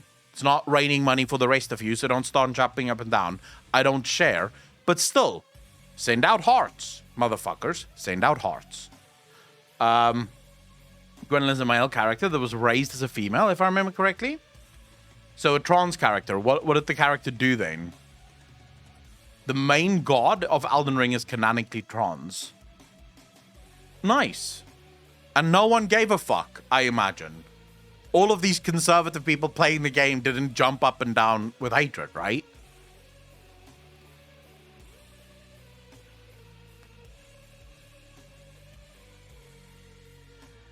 Look, I'll tell you guys this, right? I'm not conservative, nor am I liberal. I'm sort of right in the center, getting hit from both sides by all crazy people. But I know a bunch of people on the right and a bunch of people on the left. I'm going to let you all in on a little secret. Most conservatives don't actually give a fuck. Like, most conservatives don't have issues with trans people or gay people. Like, most conservatives don't actually care. The politicians care because they have to keep their names in the news. So they'll come up with all sorts of laws that makes no sense to anyone but them. But, you know, it sort of allows them to be in the news for their 15 minutes of fame. Most people couldn't give 2 fucks. They just want to live their lives and be done with all the bullshit. So what you're really fighting is politicians saying crap that no one cares about, except for like a small minority of backwater people that seem to think these things are important. I don't know. Everyone just feels like they're losing their minds over politicians making shit up. It's not their existence that's annoying for a lot of people. It's the lampshading. The main god of Elden Ring, just like itself, a little too much. Interesting. Souls games are always vague and up to interpretation. I just feel like this guy is trying to make up bullshit. It feels like this guy is trying to make shit up. I mean, the preconception exists. God, the preconception for what?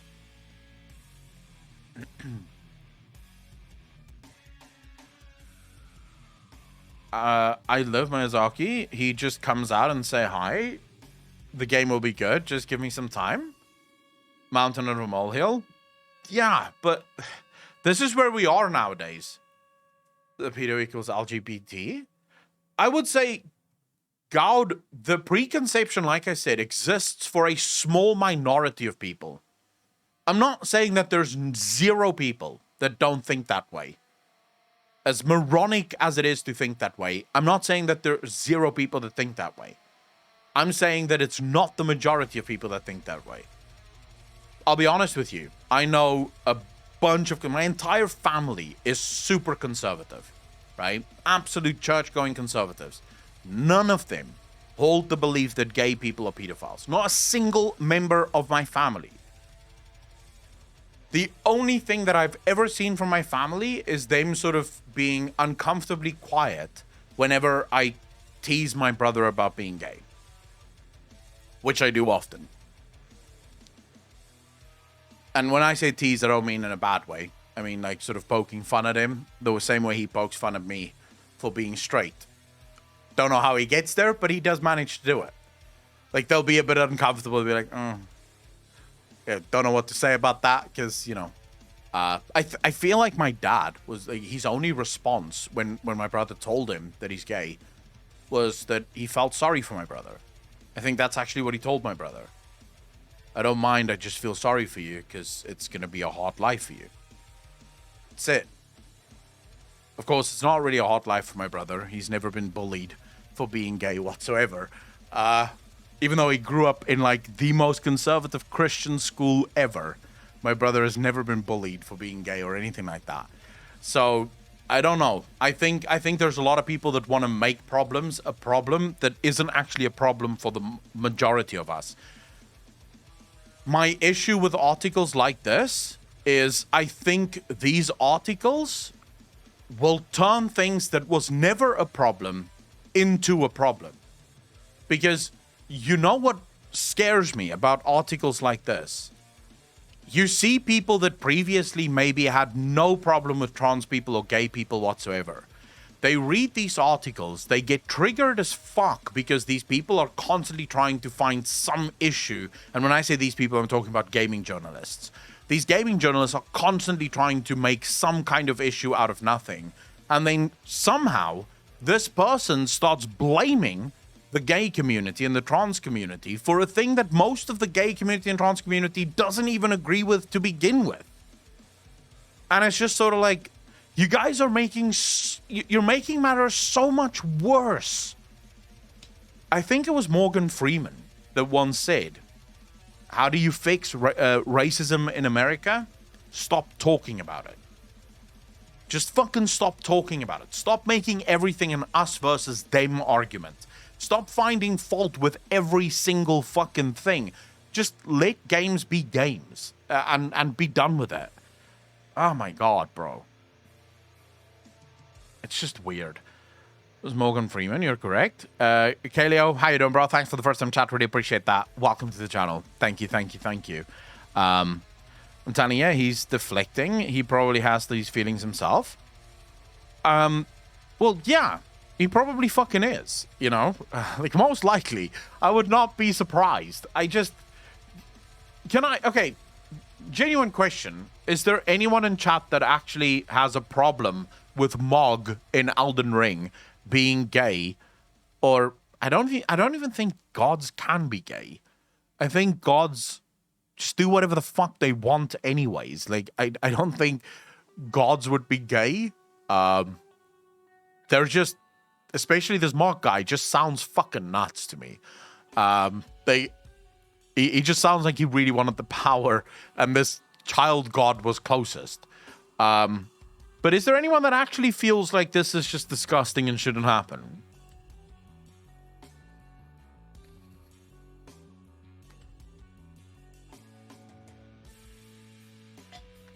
He's just applied it. The Norse Pantheon is wild. Oh yeah. The Norse Pantheon is wild.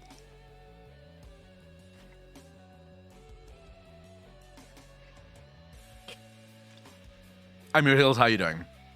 It was presented in the most based manner, totally opposite of how Netflix would present it. Wants to establish a dynasty.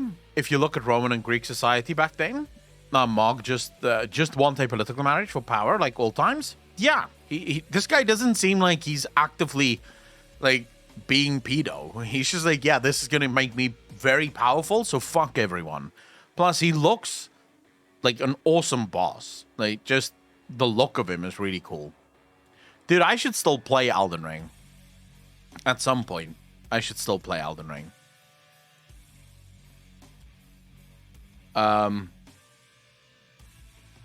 Isn't portrayed as a role model. He's a scumbag. God you destroy. Michaela is also weak and frail. Mog doesn't have the strength or power to face Millennia. So does Mog have to kill Millennia in order to become the god?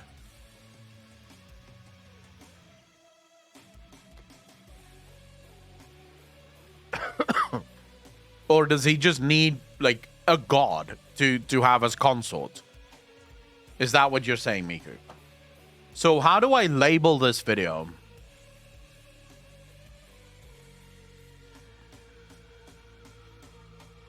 I don't know how to label this video.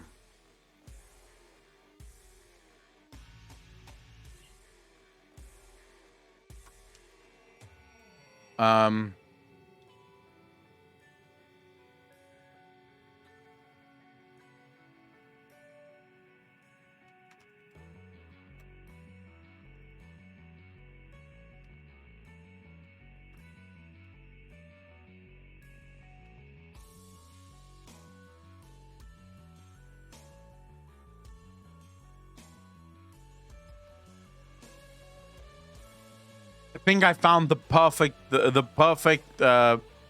title for this video. Elden Ring accused of bigotry by clueless reporter. I think that's the perfect one. We'll upload this just like that. There we go. Good job. What's wall sexual? The hell are you guys fucking talking about? I turned my attention 5 seconds away from chat, and you guys are talking about some weird shit that no one fucking understands. What's going on, chat? The hell is going on here? Warrior of Light sexual.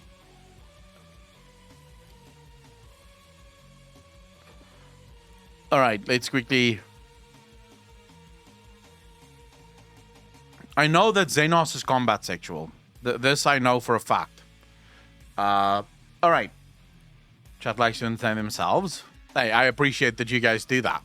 So, there is a bug that Mr. GM, by the way, found in 925 during the PTR that allowed Mr. GM to create a cross-faction guild. Which I think is interesting. I really think it's interesting. So, the reason Blizzard gave for not allowing cross-faction guilds to exist right now, Blizzard never ruled it out, by the way. Like, never ruled it out. I believe it was Ian that was asked about this, and Ian sort of said, well, they don't want to rule it out for the future, but there's a lot that would need to be done on the sort of back-end side of the game in order to allow for cross-faction guilds to actually exist.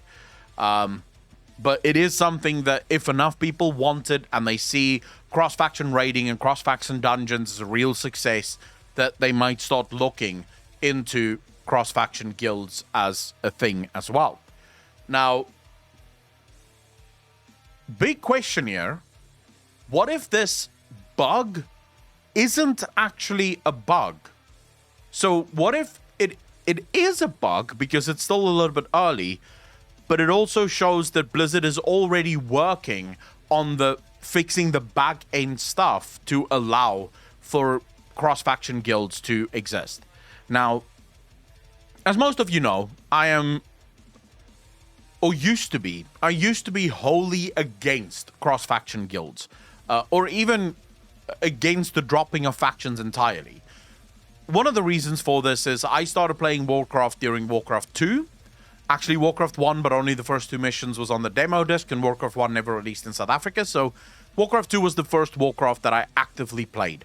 I played Warcraft 3, fucking loved it, got into World of Warcraft towards the tail end of Classic, and I've been playing World of Warcraft ever since, until about, let's say, a year ago, when I finally quit WoW. So, I am... Posted on your Discord I server. guess... Mighty Random, really appreciate that, dude. Posted on your Discord server? Where was it? Where did you post that, Mighty Random?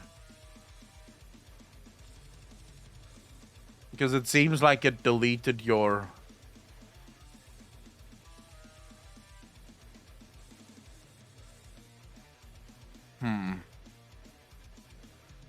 It's definitely not in content suggestions, so I'm not sure.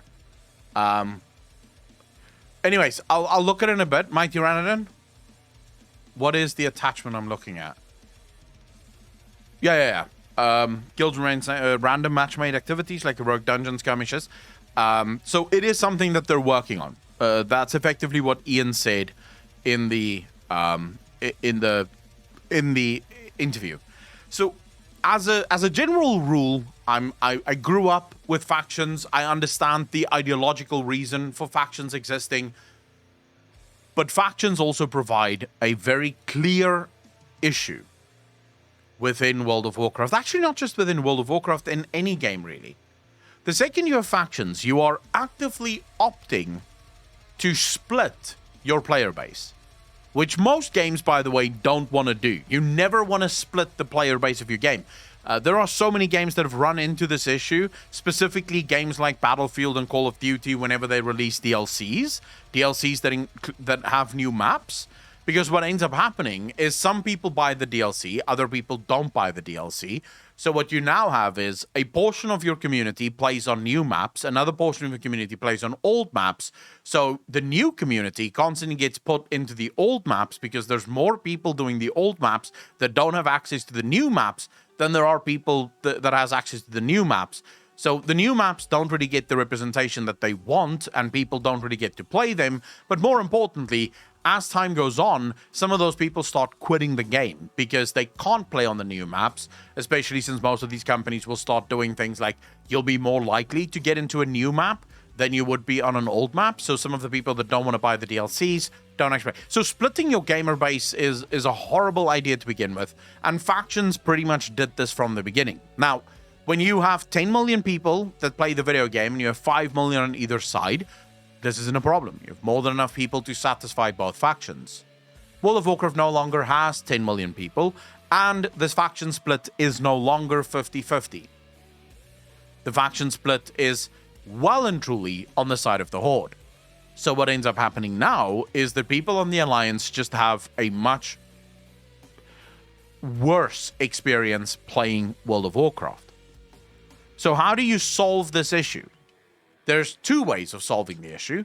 Option number one, you keep the factions as they are, but you buff the Alliance, right? Did you mean Cave Lover? One does not quit WoW, one just takes extended breaks, sir. Well, okay, I'm on an extended break right now.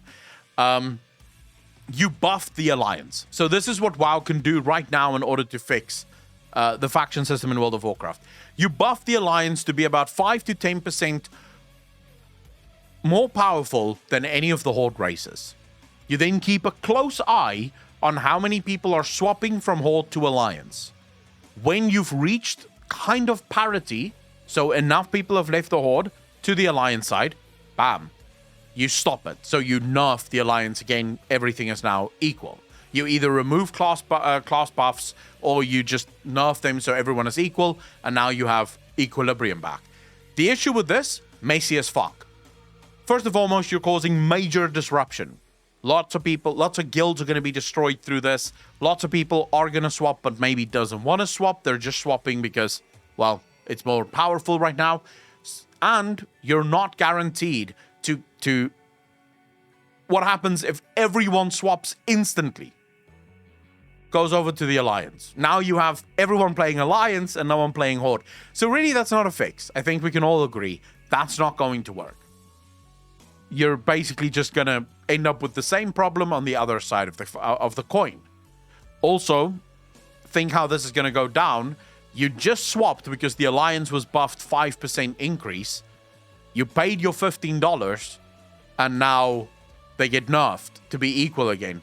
How happy do you think most people are going to be? Knowing that they have just been forced to pay $15 for a swap. So this is not really a fix. There really is only one fix for the faction imbalance in World of Warcraft. It is the complete and utter removal of the factions.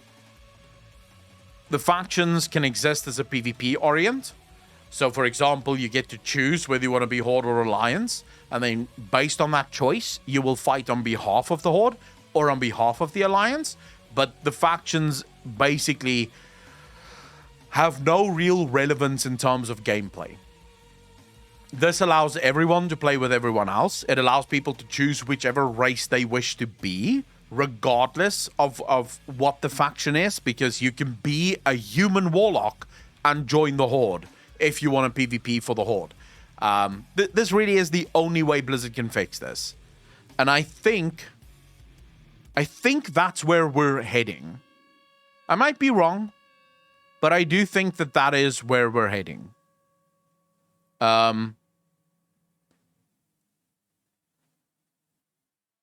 Yeah, you have what Ian said. There's certainly a possibility. We know better than to close the door definitively on almost anything, but we want to be guided by feedback. I think right now, if you're going to focus at all on feedback, I think most people don't really care that factions exist in World of Warcraft anymore. But let's see. Chat, how many of you think that factions should exist as they do right now in World of Warcraft?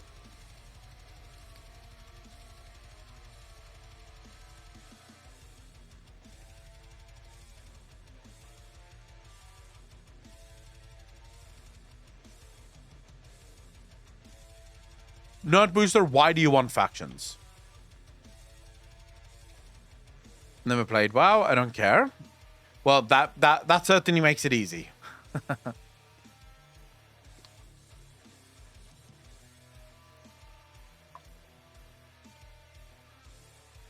I mean, factions have already been destroyed.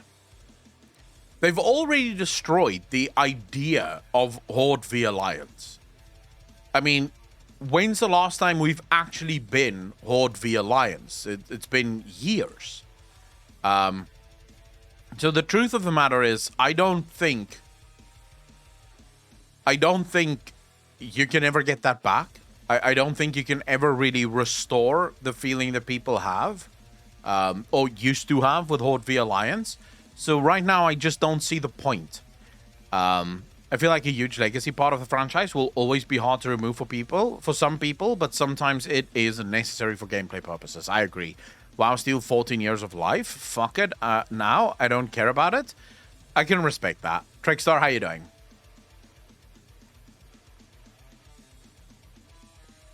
Look at Ballila's latest tweet. Link it. Too bored?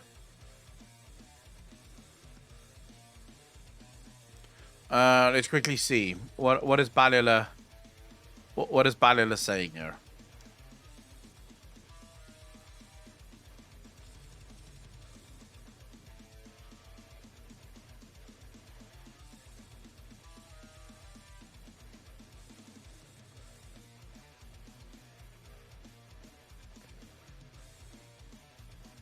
Oh shit.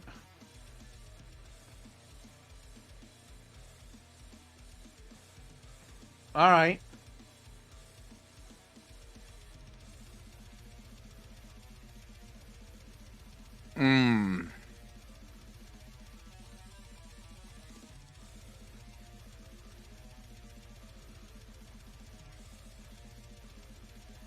All right. So here we go. Russ Peterson. Who the fuck is this? Gameplay director at Possibility Space, previously World of Warcraft. Russ, I'm so glad that you fucked off. You're no longer at WoW. So Russ says, if you work on a video game that uses modern-day firearms to shoot other humans, you need a real hard look in the mirror tonight. What do people have to say on... I love Doom Eternal. It's my favorite video game. This doesn't mean I would have the urge to go shoot up a damn school. There's an interesting perspective coming from a game designer. I won't bash you. I would actually like to know more about this opinion. It is important to know all perspectives and why. Seeing the vitriol you received is disappointing. I respect your opinions. I don't respect opinions of people that are fucking morons. I mean, I respect he's right to have stupid fucking opinions, but I don't necessarily need to respect his opinion. His opinion is stupid. Hey, what are gun deaths like in that other country with a heavy video game culture and over half the population of the US? I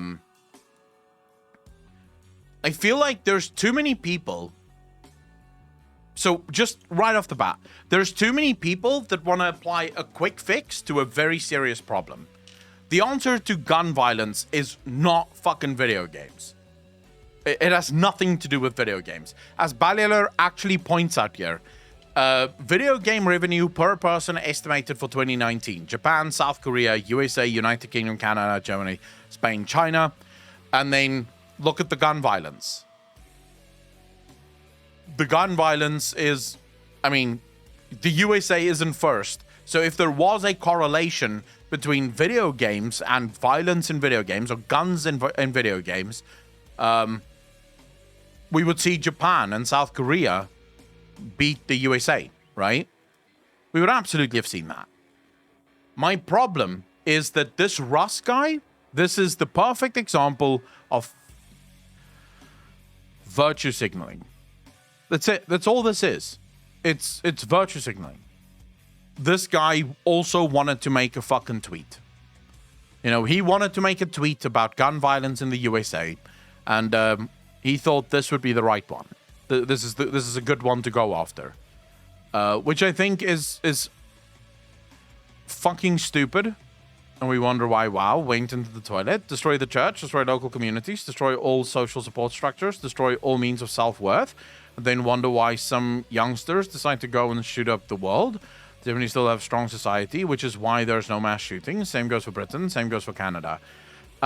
Take Priest, while I to some extent agree with your estimation there, I also think that it's still...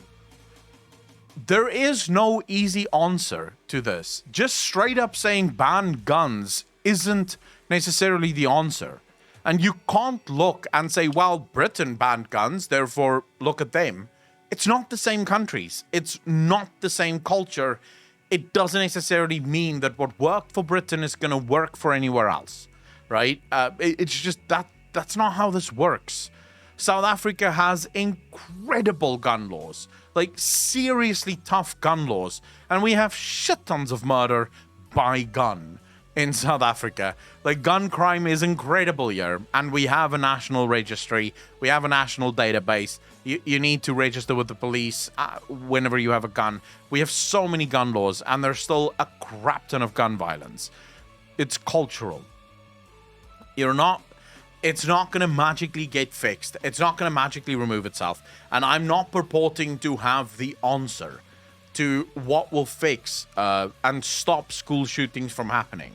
What I hate, what I absolutely fucking despise, is the people that pretend to fucking know. Like, I have the answer. I know exactly what we should do. No, you fucking don't, you asshole.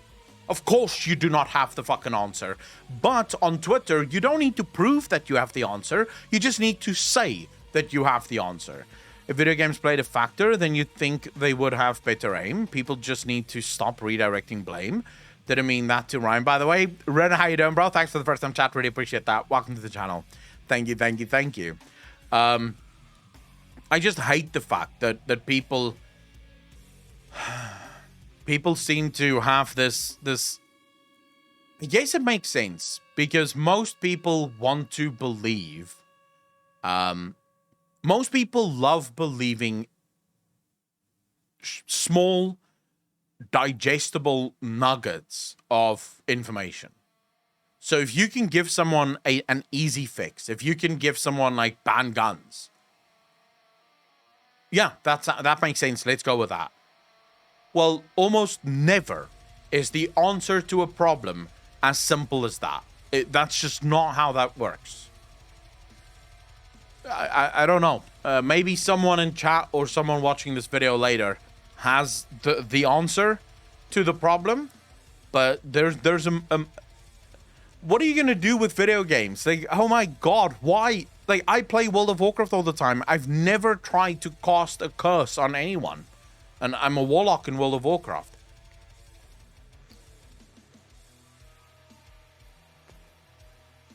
This is such bullshit, dude. This is such bullshit. There's so many people that play GTA, and yet they don't run around in the streets stealing cars and fucking, blowing up buildings. So, the fuck? Oh, guns, the IRL, ban all add-ons. Horrible real-life warlock, not cursing people all the time. You've never tried to summon demons in your lifetime? I'm shocked. Never had the urge to pick up an axe and start looking for people with pointy ears. I'm pretty sure that removing video games would actually increase violence. Pretty sure you're right, actually. Hunters that use guns. Nuance doesn't make for good political theater. Kind of unfortunate that.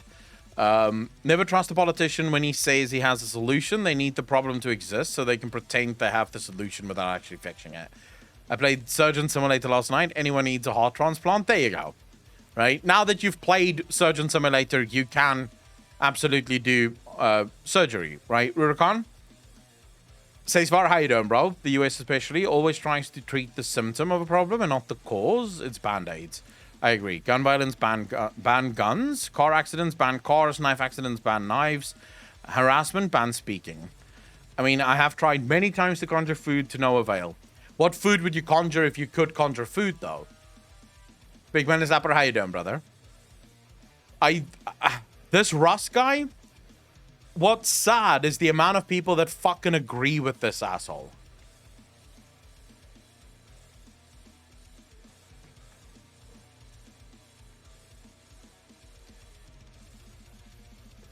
That's what's sad here.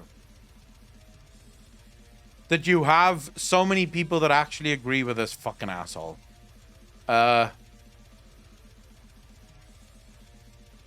think this tweet probably came from a genuine place of wanting to improve the world. So I just ask you to remember that there's going to be a lot of people arguing in bad faith that video games are the problem instead of actual guns, and you don't need to out them.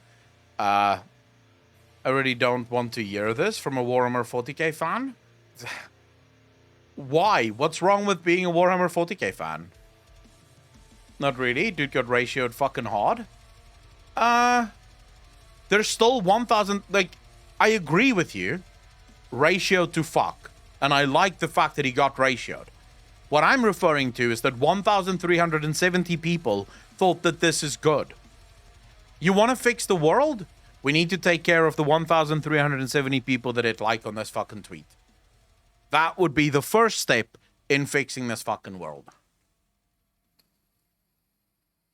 They're not allowed to vote.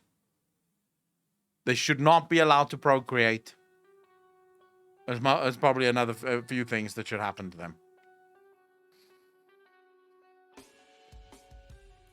Do you think WoW plans for 9.3 to make whole XPAC content kind of relevant will incentivize them in the future XPACs to reduce the lore advancing, net new content patches?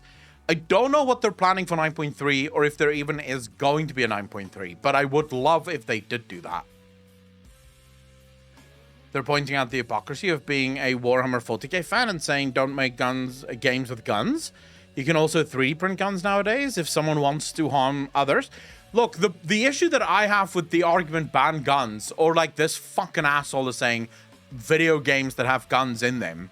So first and foremost, there is literally, and I have watched the psychologists speak about this, people that have done actual studies. There is no correlation between violence in video games and violence in real life. Zero. None. They have found no correlation between the two. So that's first and foremost right there. That's bullshit, right? All of the scientific studies we've done, all of the psychological studies we've done proves that there's no correlation. They can't find any link between the two things. The issue that I have with ban guns is how do you ban illegal guns since they're already illegal? Like, how do you ban that?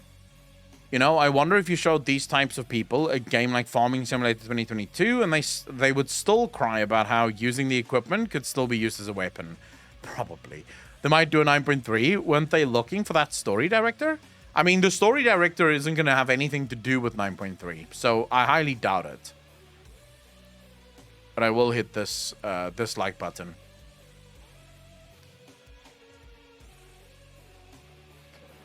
Ren, the issue isn't increasing punishments for illegal weapons, because I remember distinctly 2 mass shootings that happened where the FBI later came and said, well, the guy was on their radar. And it's like, hold up, if the guy was on your radar, why didn't you do anything? Twice that I remember of where the FBI went, yeah, we knew about the guy. He was on our radar. And it's like, and you didn't do anything? Like, at no point did you think, hey, this might be something that we have to act on? I mean, what the fuck? If the guy was on your radar, why did he still have all of these guns? The FBI absolutely has the right to take someone's guns if they feel like that guy is a problem, right? Nice motherboard. I have the same one. Easy. It is a nice motherboard. The only problem I have is some of the USB ports don't provide enough power. But other than that, I love the motherboard.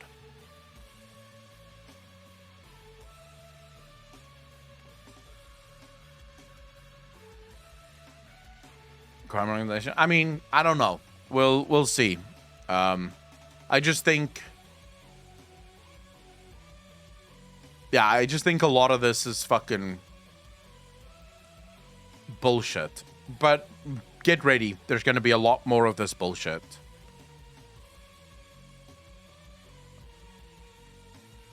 Aaron, you're not alone on that. Believe me, you're not alone on that. I don't like talking about things like this because I don't first and foremost think it has anything to do with me. I'm not from America, so I don't think it's really... I hate the fact that people from other countries are sort of speaking about problems that has fuck all to do with them, and providing quick solutions to problems that have nothing to do with them. But yeah, it's not nice, you know? It's not nice when you see that another school was shut up. No one wants to see that. Push this in your face because the news... I wonder how much of this would be avoided if the news stopped making heroes out of these people. I genuinely wonder how much of this would be avoided. If the news stopped talking about it at all. So basically just put a small little byline that says, hey, school shooting happened. What would happen? Would this continue? Because a lot of mass shooters actually do it for that godhood, that sort of fame. They want to be famous, and that's why they do it. These are usually narcissistic people with weird, skewed views of how the world functions, and they see how other mass shooters are sort of paraded on the news, and I wonder how many of them think, hey, I should be doing this too.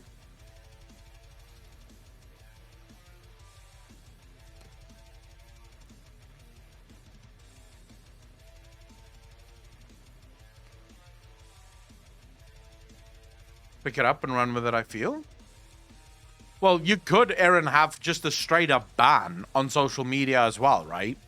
So anyone that tries to tweet anything about any mass shooting, get their account suspended for a week.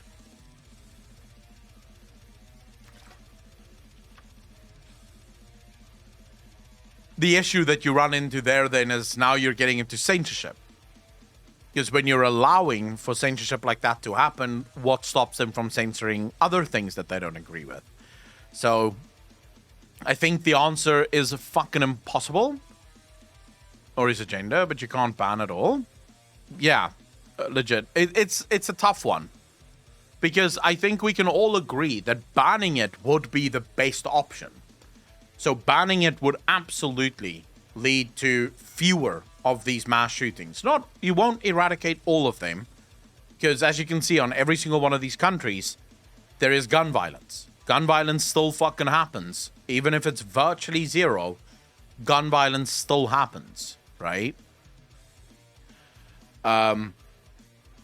Even if you look, like, just to be clear though, if you look at this, violent gun deaths per 100,000 people in 2017, you have 4.5 out of 100,000 people in the US.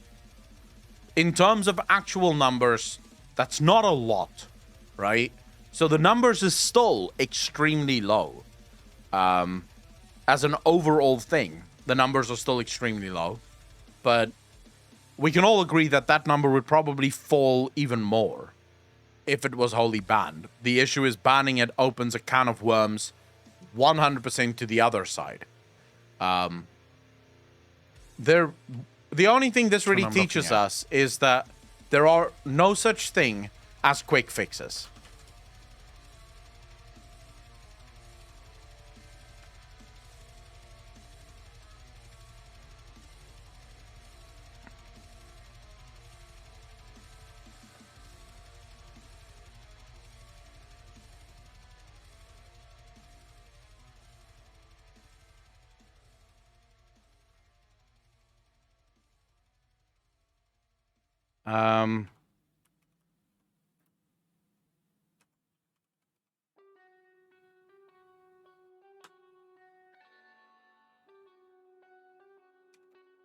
Oh my god, Alex, there's so many rush videos that you're gonna have to do. This is ridiculous.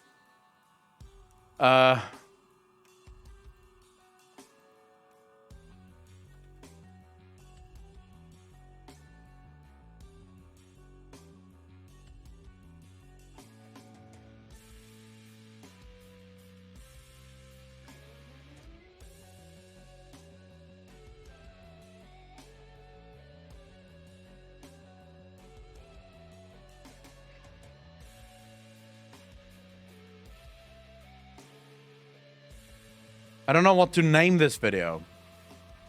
I can give you quick fixes to anything. Just pay me in advance and I'll tell you. I'm not sure about that take. Do you have a source I can look at to see that?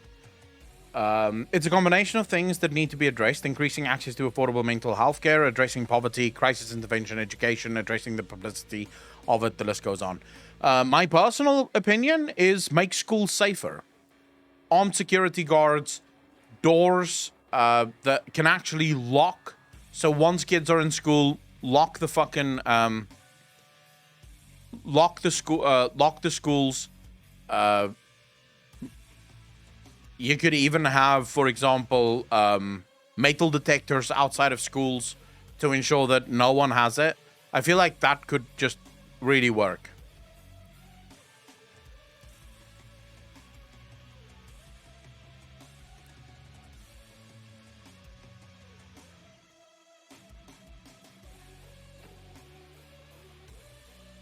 Strict gun laws don't even help solve gun violence. Criminals and people like that don't care about gun laws. We need to address the cause of the issue, not the symptoms. I agree with that. Twobold, there's schools in South Africa that have metal detectors. Every school in South Africa has massive fences around it, completely fenced off. The schools, the gates of the schools are completely locked, so you can't get in and out of the schools. You know, unless you actually have an appointment with someone in the school. So getting into a school in South Africa is quite a fucking challenge. I'm a veteran of the US military. I know a staggering amount of vets who need jobs and are trained far better than cops. They would love to protect schools. Dude, you could so easily have a program like that, right? Where you give vets the jobs of actually keeping schools safe. Placing vets all over the country as security guards, as safety officers at schools. Dress them in plain clothing. Let them have their guns concealed, so there's no such issues. I think that would work really well. Yesterday in Texas, the school district has their own police department. I want to repeat that again. The school district, not the city, it's in the actual school district, has its own police department. I thought school felt like a prison when I was a kid in the 80s. Trickstar, what's the point?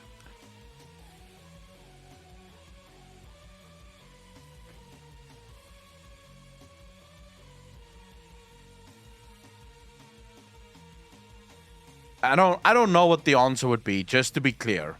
I don't know what the answer is, nor would I ever provide the answer. I'm happy to discuss it, but since I'm not an expert, I can only discuss it. I can't provide an answer. Nor would I think it would be stupid of me to try and say, well, I have the answer, let's do this.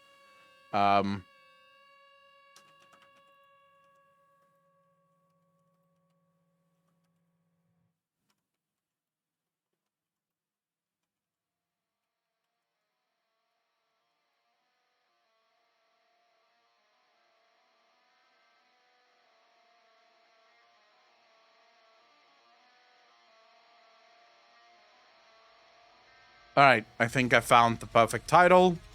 It's clickbait enough. It should work. There we go. But even a school district with its own police department can't stop this type of thing. I mean, just because you have a police department, like, the first question we have to ask ourselves is, how did the gunman get into the school, right? That's the first question. The very fact that you can just get into a fucking school while the school is in session is probably a problem right there. You know, that's probably the first issue. Then we have to ask ourselves, how do you go on a shooting spree inside a school and you don't get shot almost fucking immediately, right? Which is where security guards, and enough security guards, would probably have the answer. Okay. locking school kids inside concrete walls, metal detectors, and on guards will have any good effects on their mental health. Description, you're not locking them inside concrete walls. Right? You're literally just locking the doors to the building. And then if you allow for kids to be outside, you can always have places that sort of cordoned off, right? So places that have fences around it so people can't actually get through and just start shooting up the place. We have that in South Africa, and genuinely, kids are fine. We don't feel locked up in school as a result of the gates being locked. We feel fucking safe.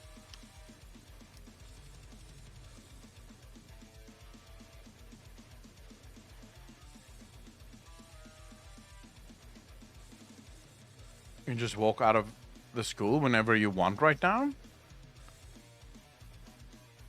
Wait, whenever you want right now anyway? So there is no difference with putting protection around the school? And 30 people have a good time. Chrono Trigger is awesome.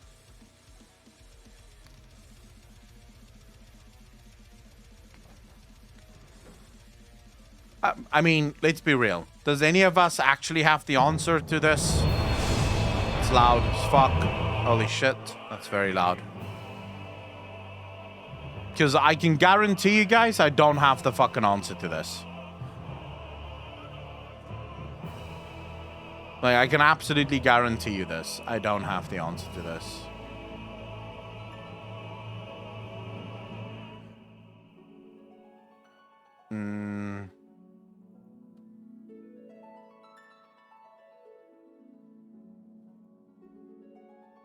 I think that's fine. I'm gonna make sure. We're going home, ladies and gentlemen. We're fucking going home. Finally. It's been almost a week.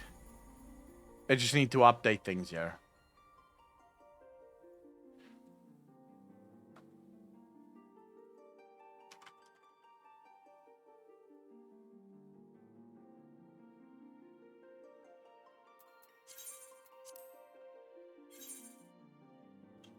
Fair if you're getting close to Shadowbringers.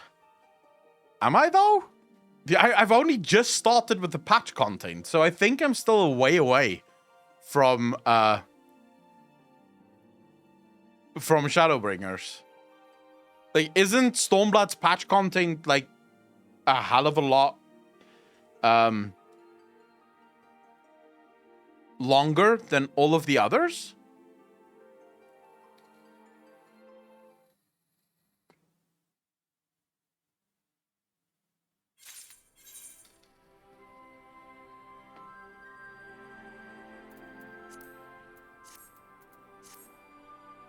Realm Reborn is the longest patches. Yep, Stormblood patch content is the best part of Stormblood.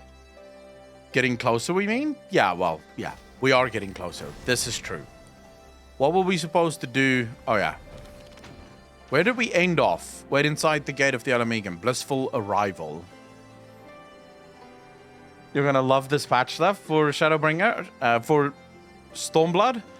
Base Stormblood gets a lot of hate, too much in my opinion, but the patch stories are up to the quality you should expect going forward.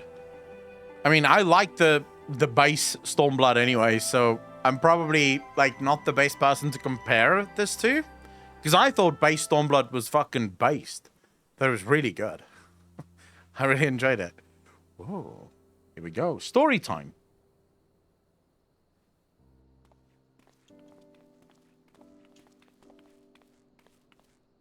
Apologies for the wait. Dude, there's so much voice acting. I love it. People are screaming for the butcher's blood again. No sooner have we broken up one mob than another forms. Thankfully, all have been amenable to reason, thus far. But it is no concern of yours. Then why tell me? We must speak of the men Arenvald and his comrades apprehended in the peaks. By their uniforms, the captives were first judged to be Imperial troops. But after further investigation, their true identities came to light. I dare say you remember Yuyuhasi and Laurentius, the fugitives who conspired with Captain Ilberd in the Crystal Brave's betrayal. Oh shit! They're coming back? It would seem they followed him all the way to the wall. It was they who orchestrated the slaughter of the resistance fighters prior to the Griffin's infernal ritual. Dude, I thought... Were it in your hands, how would you punish these men?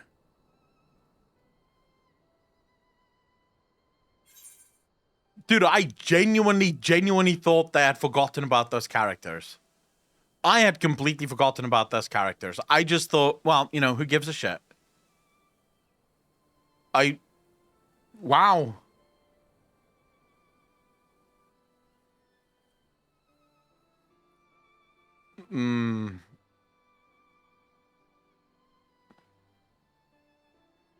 All this talk about not having answers.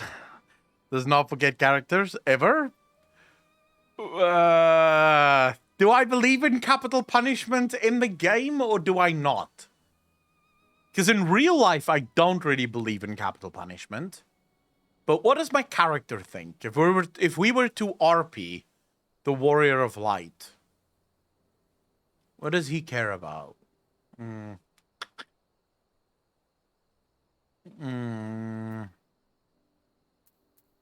I think the Warrior of Light would be bloodthirsty as fuck.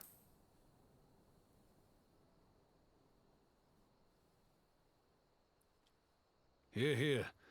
There is no more fitting sentence for the perpetrators of such a massacre, and that is but one of their crimes. Truth. In any event, I thank you for your honesty. When the time comes for the Alliance to pass judgment, I'll see that your opinion is heard. Good job, Roban. Well, that concludes our business here. But there is more I would say. Walk with me.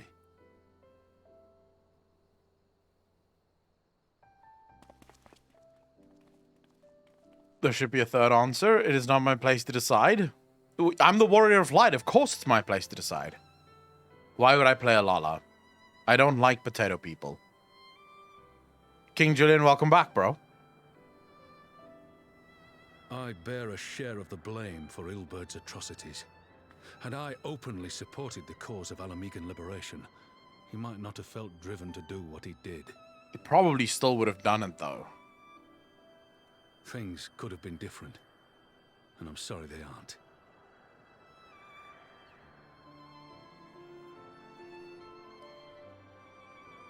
But even after all that has happened, my homeland is free. With the Scions and the Alliance at their side, my countrymen have reclaimed what many thought lost forever. Dude, I'm still so Under glad her we new fucking leadership, saved it. I have every confidence that Alamigo will emerge from the shadow of the Empire and rise once more to greatness. He did, actually. Means my work here is done. Soon I will return to Uldar and take my place at the Sultana's side. Am I going to tell him the bad news now? Actually, the Sultana doesn't want you back.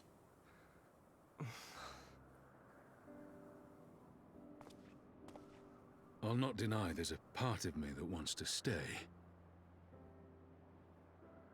The same part that contemplated renouncing my rank and joining you as a wandering sellsword. I remember that, actually. But I pledged my blade to Nanamo, and I will not betray that oath. Your oath is fulfilled. Is this truly what you want, Father? It is. Ever has my sword been hers to command, and ever shall it remain.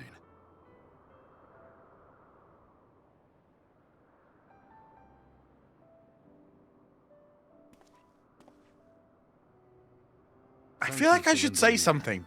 When all the rest are clamoring for me to stay, I trust you'll send me on my way.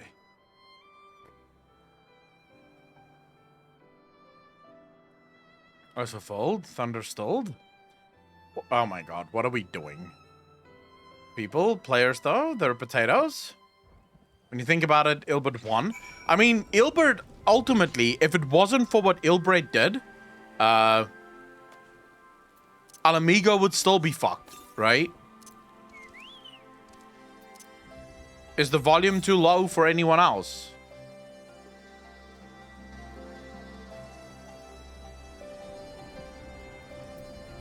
Just need to turn the music down slightly so I can actually hear myself think.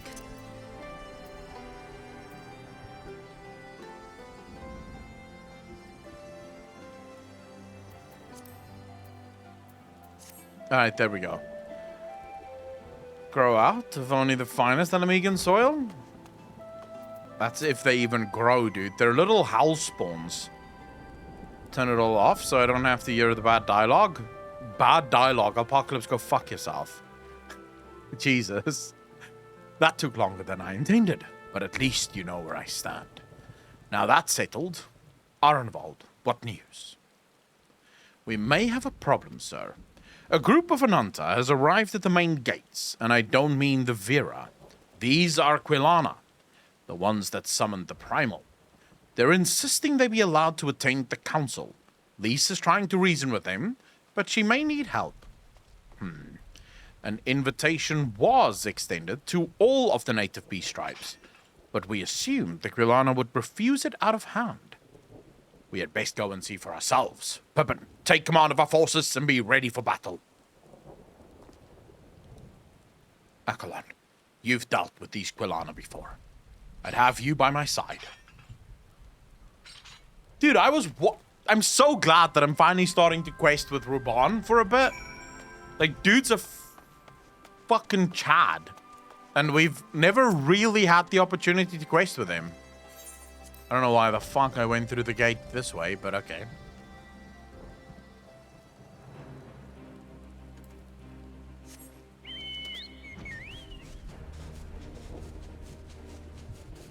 Of a nation, we now get to bold. I need your voice on an NPC. Just thinking about what NPC that would be. So, what NPC would I voice then?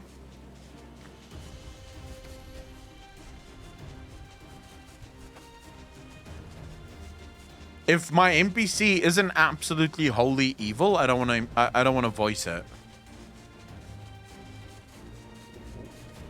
All right, here we go. Sup, Lise?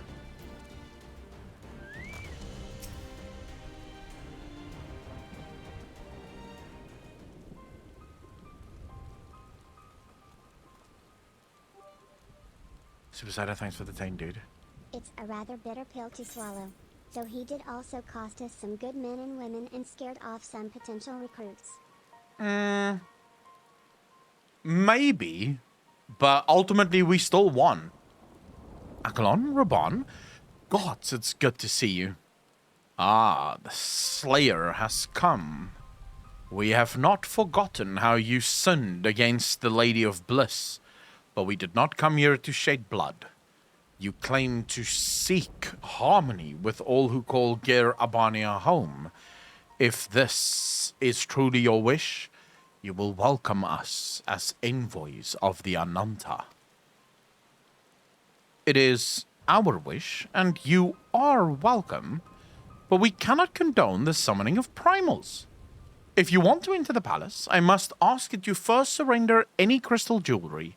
If you have my word that it will all be returned to you when the meeting is over. Yeah, Lise is here. She's taking care of shit, bro. Lise, at the forefront, ready to fucking make everything better. That's what Lise does. The people that hate Lise just don't know what the fuck they're talking about.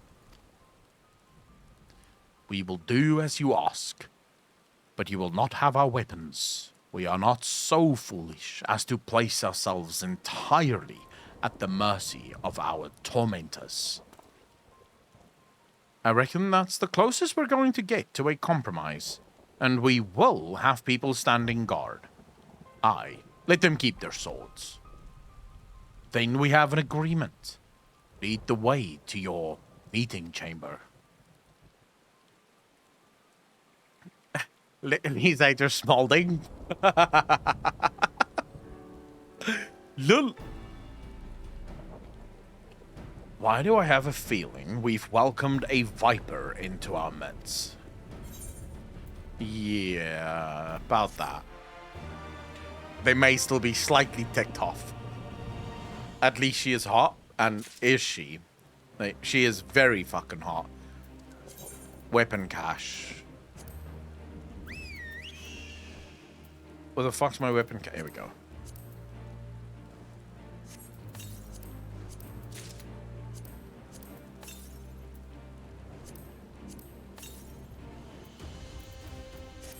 Alright, now... Oh, for fuck's sake. Character. Do I have any recommended gear? Fuck! Dude, when do I get to replace... Oh, I already bought a weapon, didn't I? Yeah. I already bought this one. So I'm never gonna replace this. Fucking hell.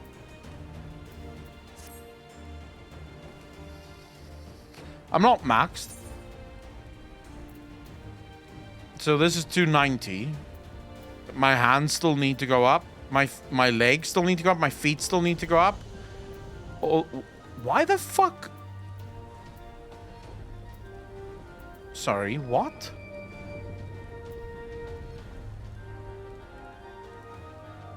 Isn't 290 like Heavensward gear? What was the max in Heavensward? It was 300, right?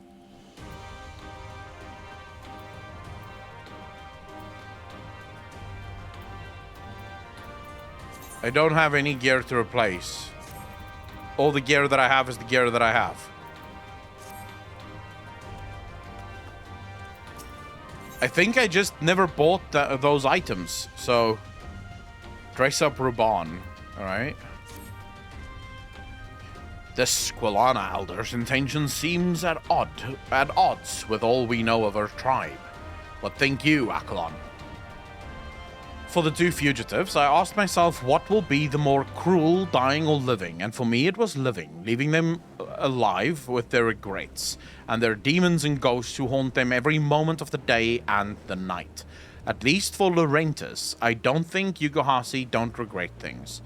Dying is quite easy. It might be terrifying and painful on the moment, but that's it. When death comes, the torment is finished. Not necessarily, because we don't know if there's a heaven or a hell in Final Fantasy. The Quilana Elders. Alright. The enthralled cannot be trusted. Mayhap even the enthralled can learn to compromise? Are we gonna finally figure out how to break enthrallment? You believe an understanding can be reached? That's not entirely unheard of, I suppose. Those who followed Saint Shiva eventually sought reconciliation with Ishgard. Whatever the truth, I would take no chances. The guard must be strengthened, ideally with people who know a thing or two about primals. Can we rely on the Scions? I'll round up our comrades and send them to the Alamegan Quarter. You can go on ahead if you like, Akalon. My thanks. I will see you in the palace. You need 3 items? Yeah, I'm already at 400, but we haven't done any more dungeons. So, obviously, I haven't collected any of the other pieces required. Let's thank the god that WoW Shadowlands is a shining example of why showing the afterlife is a bad idea. Oh, yes. In fact, I believe that that's the biggest mistake of Shadowlands. There are certain veils that should potentially just never be broken. And one of those is death. Death has to have some measurement of finality, because if it doesn't, what's the point in dying? And I feel like, specifically, the Shadowlands broke the finality of death quite severely in Shadowlands.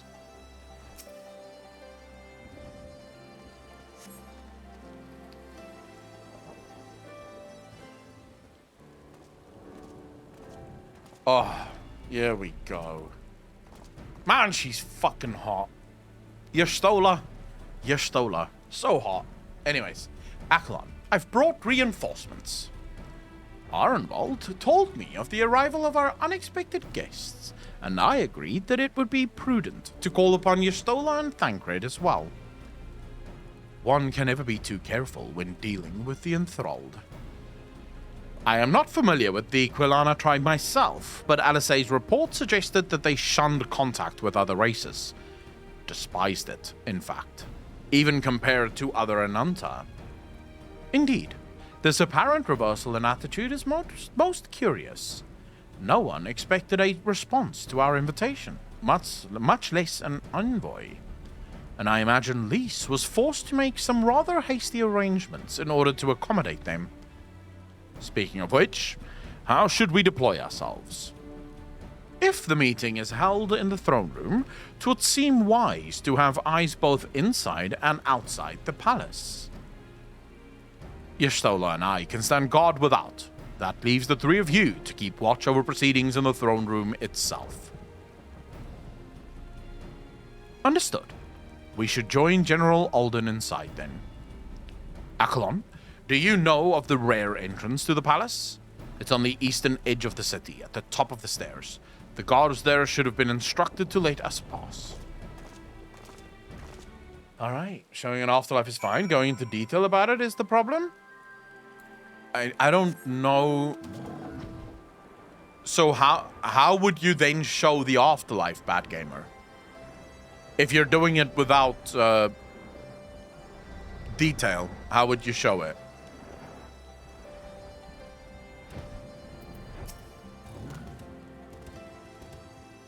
You're the Scion, sir. General Alden left orders that you were to be escorted inside, if you'll follow me.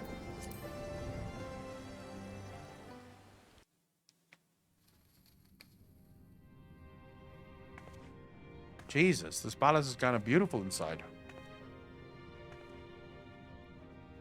Voice acted, please voice acted.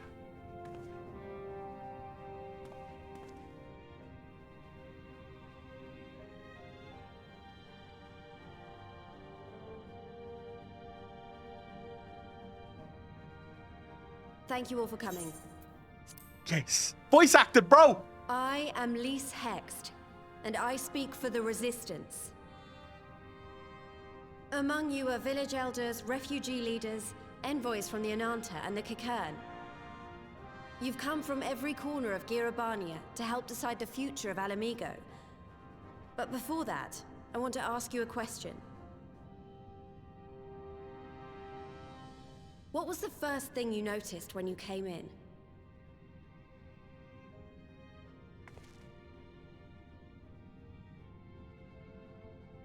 For me, it was that empty throne.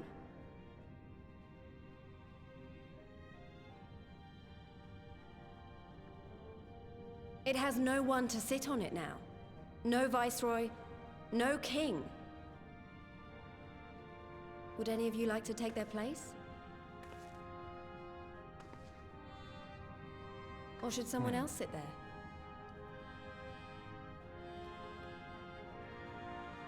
Then let's sit here in a circle, as equals, and I hope, as friends. So we've basically decided no more king for Alamigo. We could have at least gotten a table or some shit. You know, Knights of the Round Table and all that. Instead, they're just sitting on the floor like plebs. Expertly done. Lise has removed monarchy as a choice early in the game and positioned them to consider a joint government. All things considered, I would say events have got off to a fine start. I could have been the king of this fucking place, but no. I could just stand by and watch as my dreams get shattered. And that is Alagana's stance on the matter. Thank you, Ragenfrid. Another vote in favor. Next, let's hear from Shanti of the Kaliana. Tell us, how do your people feel about the idea of a republic?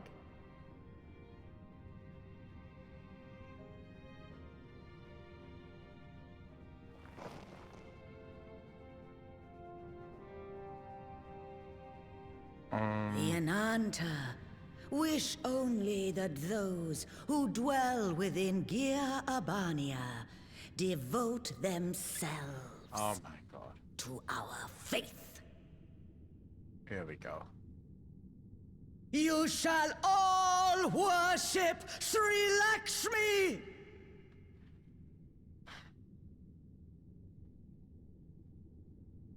Lady of bliss, grace us once more with your beauteous visage. God damn it, here we go again. Fucking hell. Can we just kill all the Quailana now?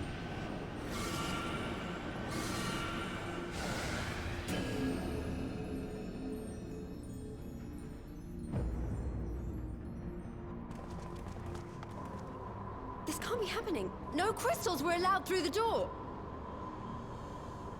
We can worry about the how of it later. We need to evacuate these people right now, or the Primal will make thralls of them all. It's up to us. What are we doing?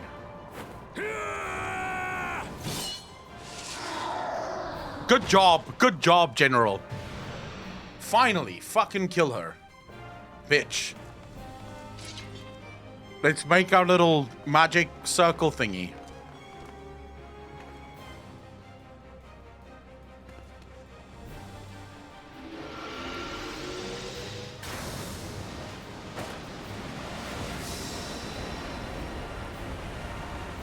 God, I look so cool, dude.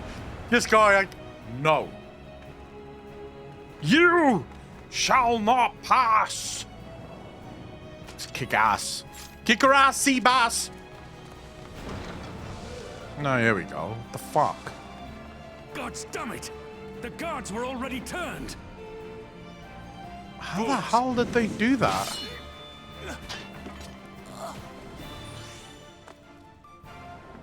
I love that's just a little bunny. Just like, here we go. The Kaliana would see us all enthralled. Then they're going to be sorely disappointed. We have the Warrior of Light and Arenvold to shield us. Aye, but they can't well defend your guests and attack the Primal, can they? We're stuck on the back foot.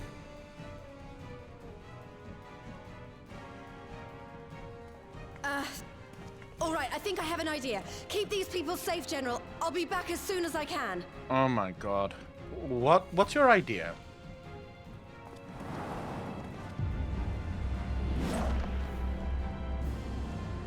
Throat punch him.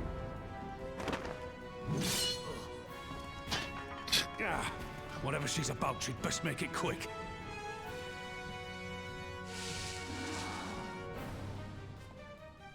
Come then. Who will be next to die on my steel? Dude, this guy is so fucking cool, man. The chat energy. Monster chat energy. Speak with the resistance god. How do we fight her without leaving our allies wide open? We can't stay on the back foot forever. No, damn it. If I think like that, we've already lost. I have the Warrior of Light at my side. We can do this. Isn't that right, Akelon? Use the duty action Deflect to dissipate the ether spheres Lakshmi releases during the battle.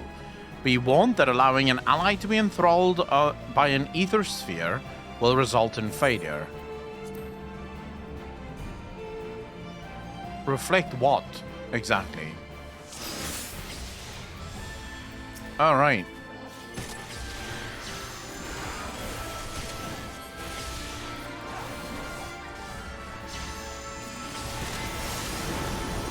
Oh, I need to reflect now, no? I don't know if I was supposed to reflect already or... Oh, I have to reflect those. The orbs. Arenvold seems to be doing a good job of that, so I'll just leave him to it. Oh my god.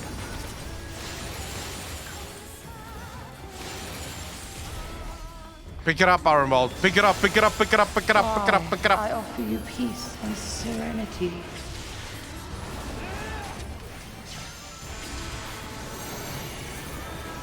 I thought I was gonna have to react fast. Nothing to react to, really.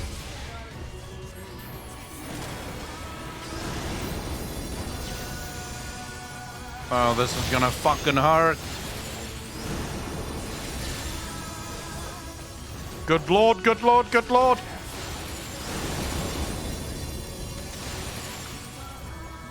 Jesus, so many things.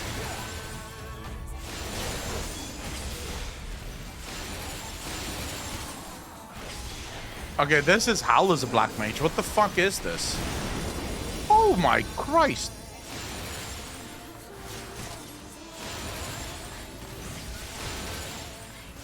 Alright, I feel like I'm not supposed to try and attack her even.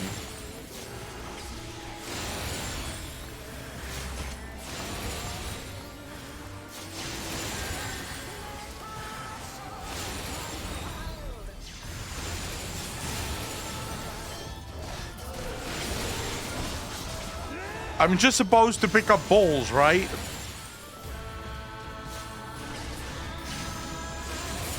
I shall free you from your hate. Should I attack her or should I... Oh, for the love of fuck, never mind. There's no attacking her.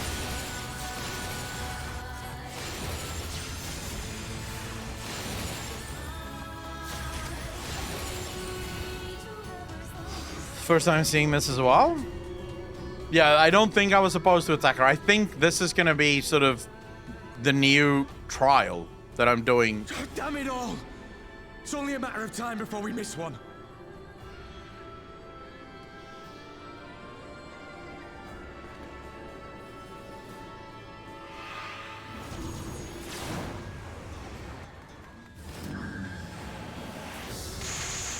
Whoa. Wait,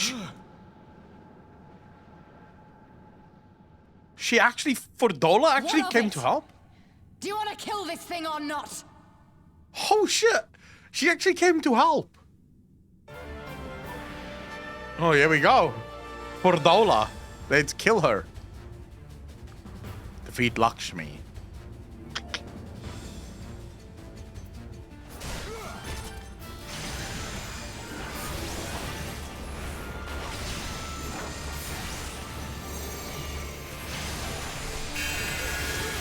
Oh, I can't believe you just fucking did that.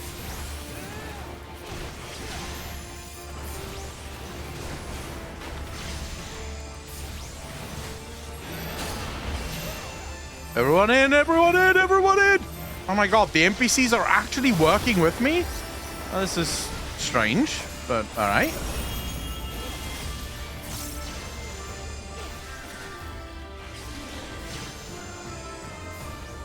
What's that blue shit? Should you stand in blue shit or not stand in blue shit?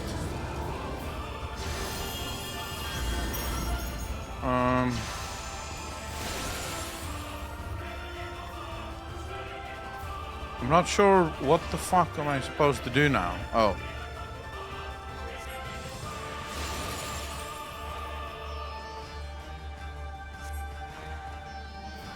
I don't think I can do anything here. They seem to be, like, channeling something in her? But me clicking my button does fuck all.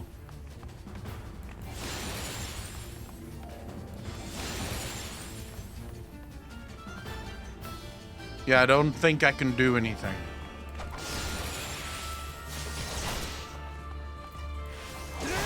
Really? Ruban helps as well? That's not good. My Christ.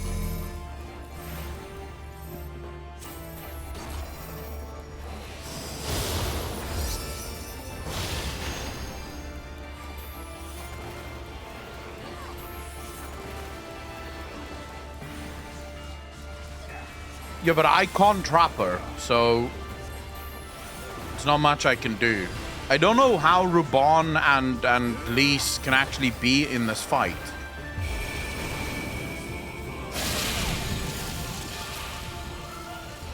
Ooh, she's going after Lise and Ruban. Active time maneuver.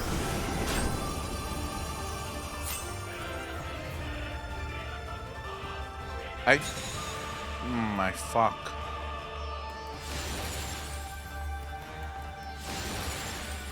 Oh, for the love of cunt.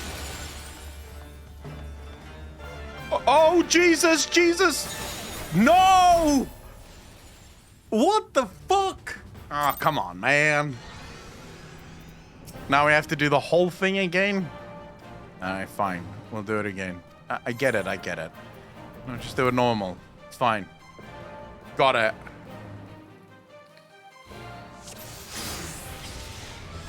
There's no point in attacking now.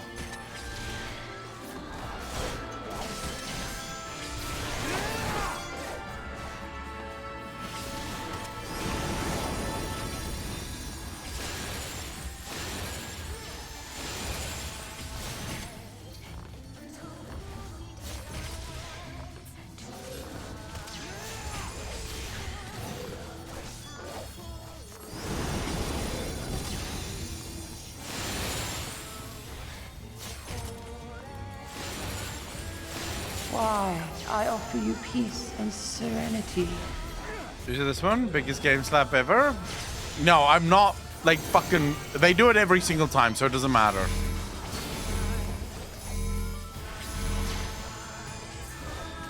Alright, come on, Lakshmi.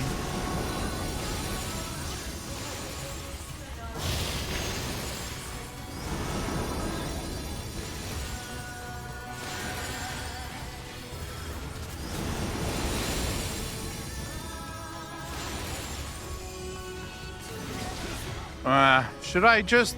I feel like I could.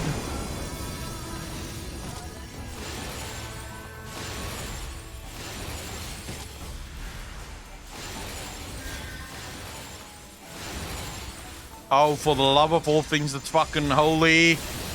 Dude, no! I thought he was taking care of the other side at least. He was running to the other side. What the fuck, bro? You're useless, Arnwald. The music for this fight. I would like it if I knew that he was actually going to pick up some orbs. It doesn't seem like he picks up a lot of orbs. Why can't I move this to an actual keybind? I'm probably going to have to go into keybinds and then bind it, right? I can't pull this down onto my taskbar at all.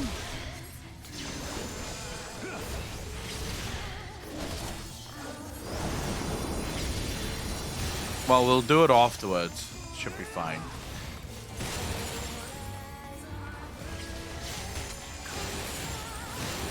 Why, I offer you peace and serenity.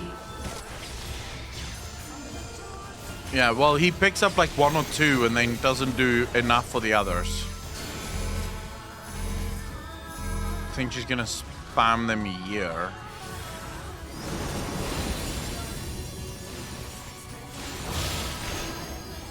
Oh my god, that almost fucking killed me.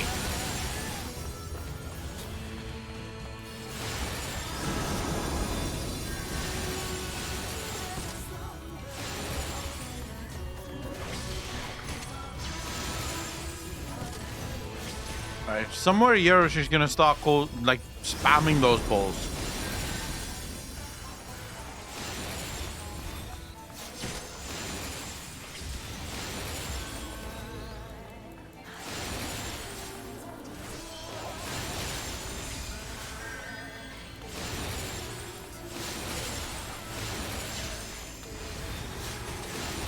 Oh my lord, this is a lot of balls.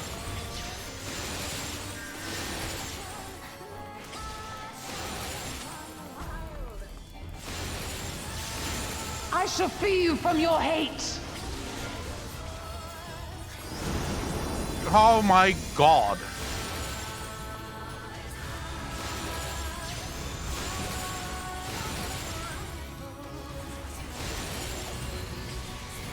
More balls, bro. More balls. Alright. We got through the first part. Now let's land the second part. Shall we? Damn it all! It's only a matter of time before we miss one.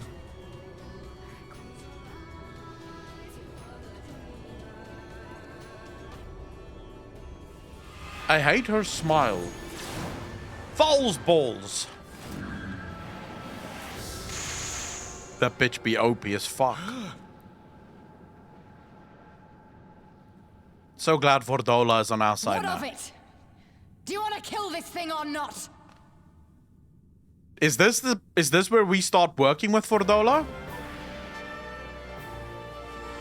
Dude, I want to watch it. Vordola is cool as shit.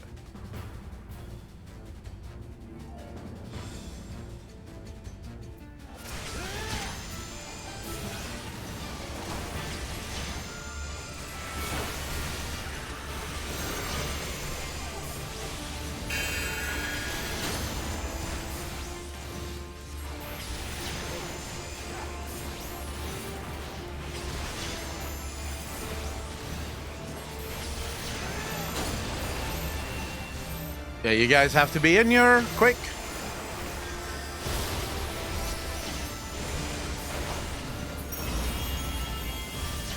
Fuck, here we go. Here we go.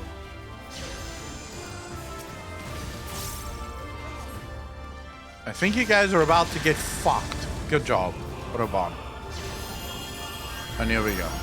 Alright, now they're gonna start summoning things, and then I have to... Yeah, I like that.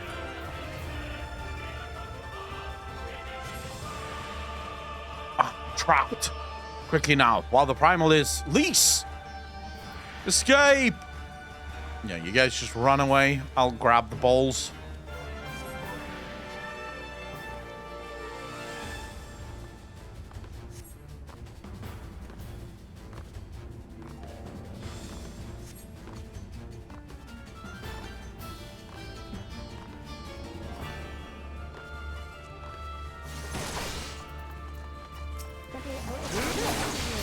I've got the balls. Don't worry about it, guys. I've got this.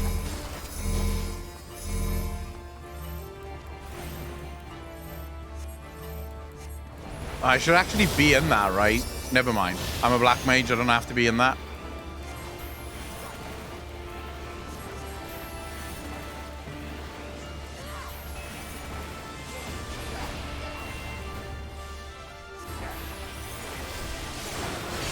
Stand a little bit forward because she's about to push us the fuck back. And now I have to click fast. Click fast. Quick, quick, quick, quick. Get out of it. Get out of it. Get out of this. I'm escaped. I'm escaped. Let me go. Let me go. Let me go. Oh, for the love of fuck, let me go.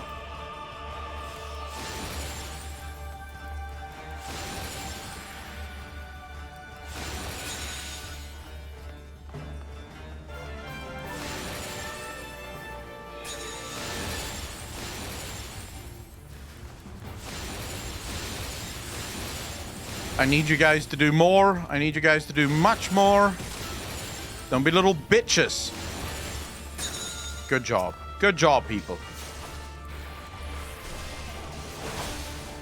And up to the ley lines again.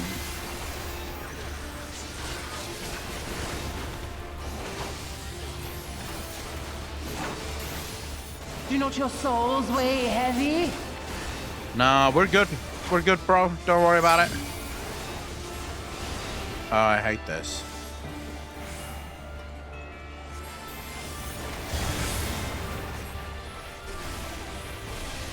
Man, even on fights that bore the black mage, I still have to run out of my ley lines. What the fuck is that about?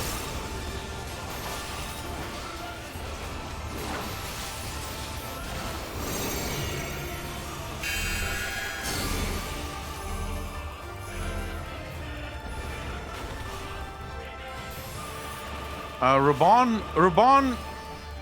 Wow, this is a stupid place to fucking stand. What the actual fuck? Dude! I did not see that cone until it was far too late. Why would Raban go stand on top of me? What the fuck? Dude, what the fuck? Oh my god. Merciful, how you doing, bro? Move the NPC doesn't too. That's bollocks is what that is. I forgot to fucking bind it again. Oh my god. Now's not the time, is it?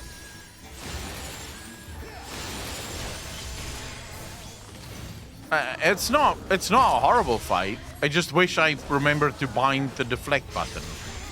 Because running around having to click it the whole time is really annoying.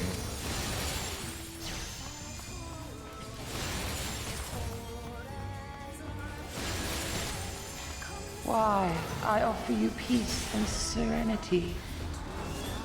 Yeah, remember that now in the future, he wants to stand somewhere else. He doesn't want to stand.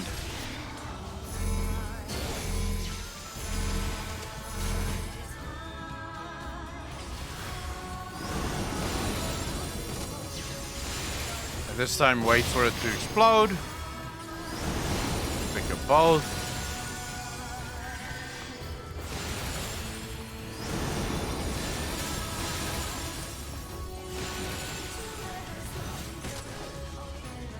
Alright, Armol's got that one.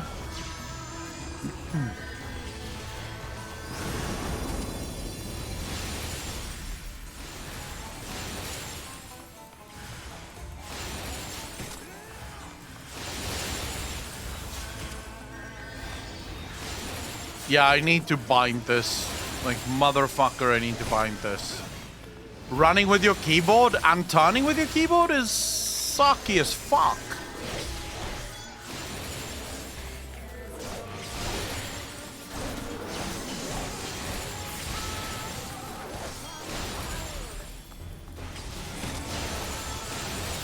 I shall free you from your hate.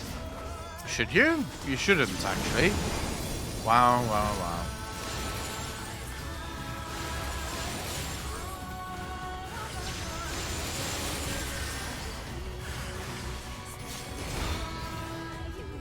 And it says R2 plus R3 is duty action button. Milady, how you doing?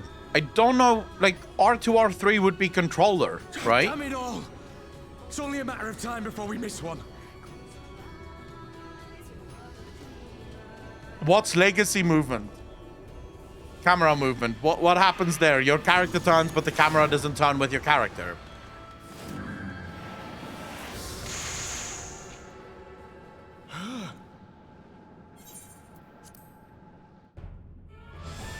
Yeah, after this, if we fail again, hopefully we don't fail again, but if we fail again, I'll make sure to keybind it. For now, I'll click like a little pleb.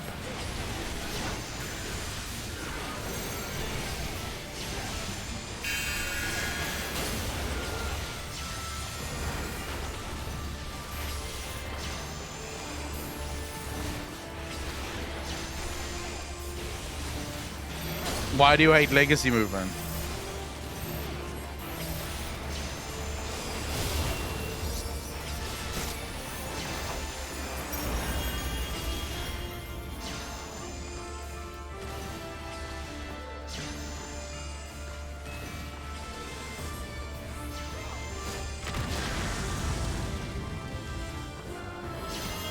Is she gonna strafe? Oh, wait. No, yeah, strafe would piss me the fuck off. I would definitely not do that.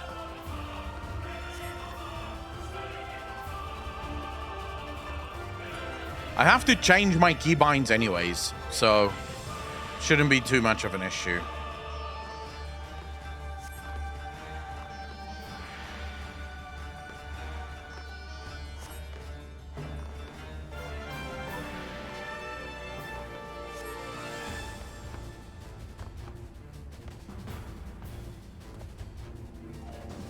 Just have to remember that Robon is a bitch and doesn't stand in his own place.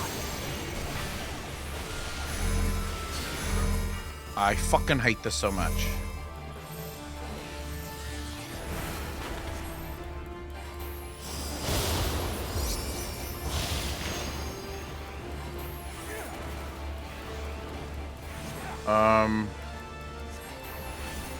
Yeah, she moves back, right? Whenever she...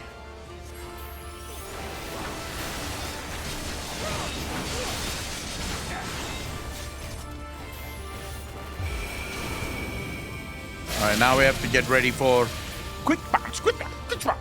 Just fucking spam. Let's go, bro. Let's go, bro. I got this, I got this, I got this, I got this, I got this, I got this, I got this, I got this, I got this. I'm out, I'm out, I'm out, I'm out. Release me. Release me. Bitch.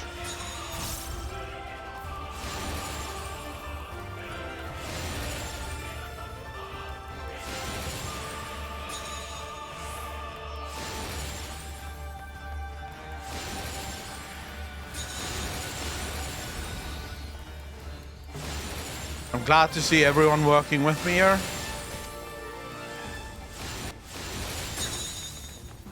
Alright, here we go. Shreelocks, me, and I doing our little thing. Now, she's gonna divide the room soon, and I basically can't stand anywhere near that fucking asshole. Robon, just stay away from me now, right?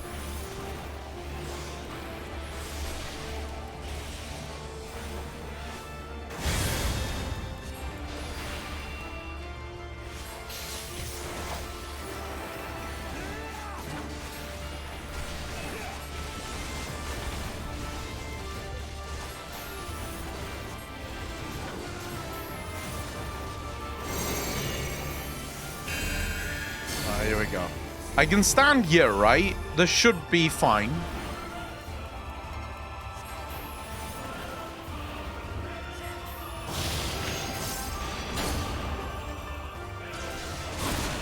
Ow, that hurts. Jesus.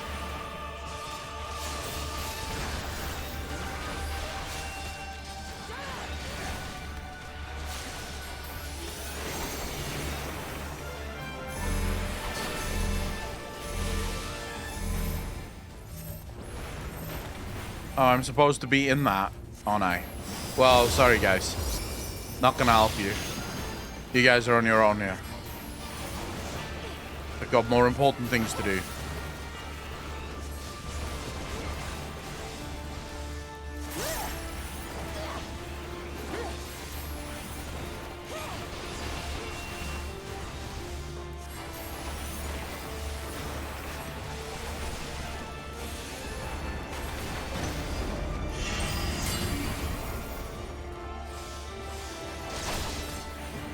Alright, Fordola's Ether. Wait, why is Fordola's Ether counting down? Oh, never mind. Oh, it's the shield. But what are we supposed to do? I feel like I'm supposed to do something. Or is this like the burn phase, where you just have to burn it as quickly as possible? Alright, here we go. I'm fucking going Super Saiyan here. Doing as much damage as possible. Here it comes!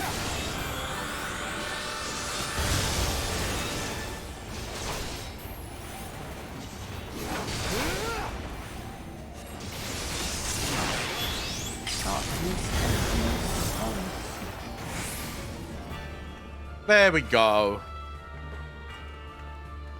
There we go.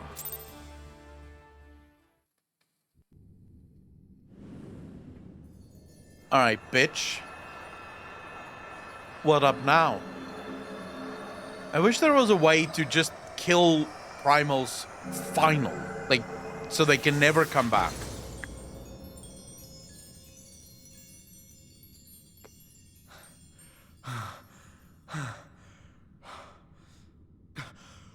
We did it!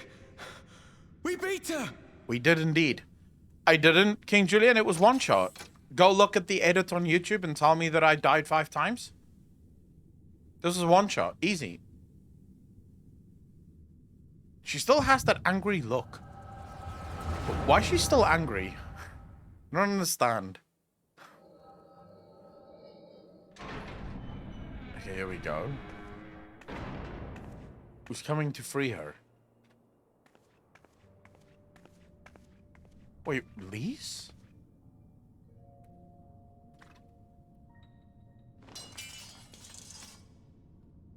Oh, shit.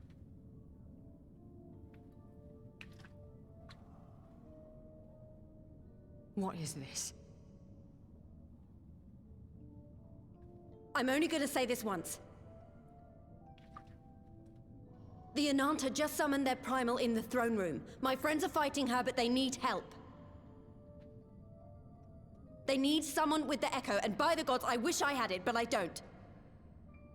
We could give it you. I told you before that you still had time, but things have changed. I need your answer now. You can end it like Xenos, or you can fight for Alamigo. Your choice.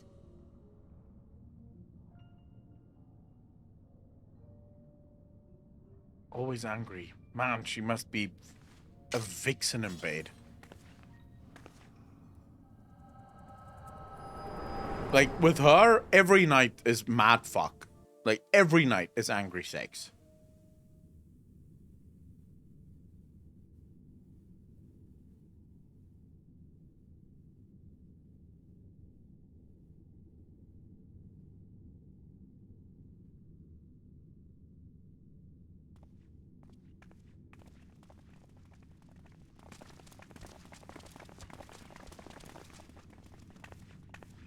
Looks like the start of a beautiful fridge. Lol. 7 hells. It's her, the butcher.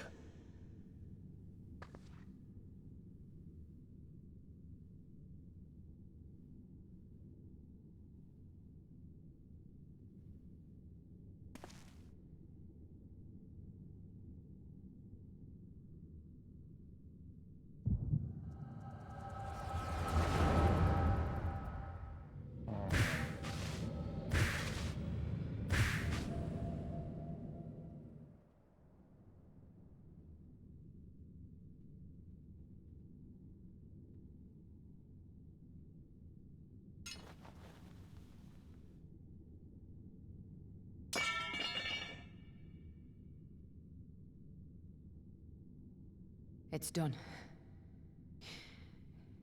Take me back to my cell.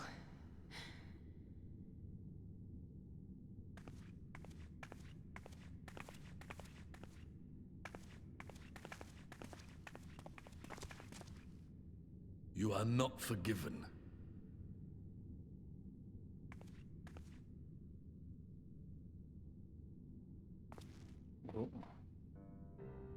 Not you. You I will never forgive.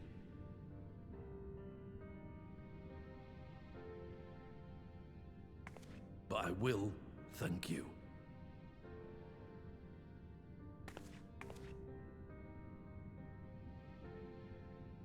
For standing against a primal and saving us from servitude. You have my thanks. Oh, shit.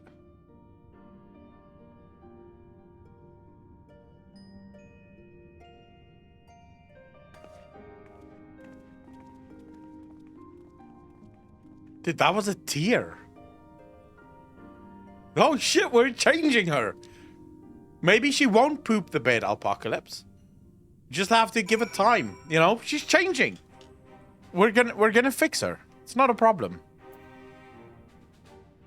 That's just the echo leaking out. Yeah, I think we can fix her. I think we can. We can manage it. Well fought, Accolon are involved. That was a near thing. Aye, our stand against the Quailana would have been brief indeed had you not volunteered to guard duty. We'd be enthralled as surely as our sentries were. They must have planned this far in advance. Security was my responsibility, and I know how dangerous primals can be. I should have... God, it's my fault. My stupid mistake. Nay, lass. We were all caught unawares. We will take this as a lesson and watch our own more carefully in the future. The fixer, we need a small amount of crazy to balance all this vanilla. Dude, you think, do you play Final Fantasy Run? She can join as waifu number 4? She is waifu number 4. I mean, waifu number 1, clearly Minfilia. Waifu number 2, Yestola. No, Hilda. Waifu number 3, Yestola. And then Fordola. Waifu number 4. The Butcher has a redemption arc. How is it possible? The way it should be. I'm my own waifu? No, you're not, Overlord. No one can be their own waifu. Matoya, like, look, Matoya is not waifu. Matoya is a cool character. And Matoya giving Alphino shit, brilliant character, but not waifu. They should have done Sylvanas. Lise is 5. So the thing with Lise is I'm not yet sure where I want to put Lise Cherry Cream. Like, Lise is too sweet almost to be waifu, but then sweet enough to be waifu, you know? Yeah, you could probably say Lise is, dude, you can't do Alisei. The FBI will fucking come to my house. I don't need that shit. Right now, I don't need that in my life. To be honest, Lise was good here. I do like Lise. There's no people he doesn't know. Oh my god. You can be sure that the lackeys who smuggled the crystals into the throne room weren't the only thralls in our ranks. The soldier who first spoke up in favor of the Quailana keeping their weapons springs to mind. A primal servant is betrayed by his aura. If you mean to conduct an investigation, I can identify any others acting under Sri Lakshmi's influence. Thanks, Yastola. We'd appreciate the help. Give my waifu a #1 bae, Echo, Elise. She is true waifu. She's not true waifu. If you can make NPC waifu, you can make NPC as your daughter. I don't know, though. Like, why would you want an NPC as your daughter? You are at South Africa. Does FBI do their job in Africa? Jeline, I feel like if you're going to put Lise on your waifu list, they should. Lise has been difficult for too long. She's better now, but we can't stop but see the old Lise. Chris, how you doing, brother? I can call you waifu if you want. Or someone would call me their waifu. Get the bitch, then make a video game, put yourself in the video game, and we'll call you waifu. It's really that simple. It's not hard. The twins are my kids in game?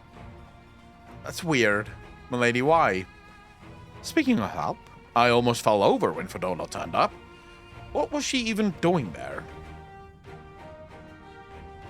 True waifu, she #1 beats? Nope. LSA is best anime sister? Her, and if you say anyone does... anyone else, Echo, you're wrong? No, you are wrong. I asked her to come. Zruban, Yastola, and Thancred, and even Lise have years of experience with Tempered. This should not have happened the way this did. Maybe, but then also,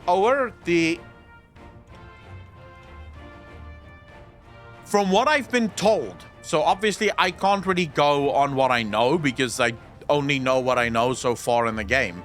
But from what chat have told me, there are different levels of temperedness. So not everyone that is enthralled in the same way. So there is a chance that they may have thought to themselves, well, since the Kilana doesn't seem to want to kill, and they don't seem to be that bloodthirsty, maybe their enthrallment wasn't to, like, level 10. They were only enthralled to, like, level 2 or 3. You know, some shit like that. I don't know. Well, that explains it then. Everyone's 19, which is absolute bullshit. That man looks 30. It's a good single-player duty that makes his gameplay and story. Does WoW have duties like this with their NPCs? Chavo Valdez, very few come to mind. This is actually... Because what makes this duty so cool is it's kind of like party, right? Fud Buckerson, how you doing, brother?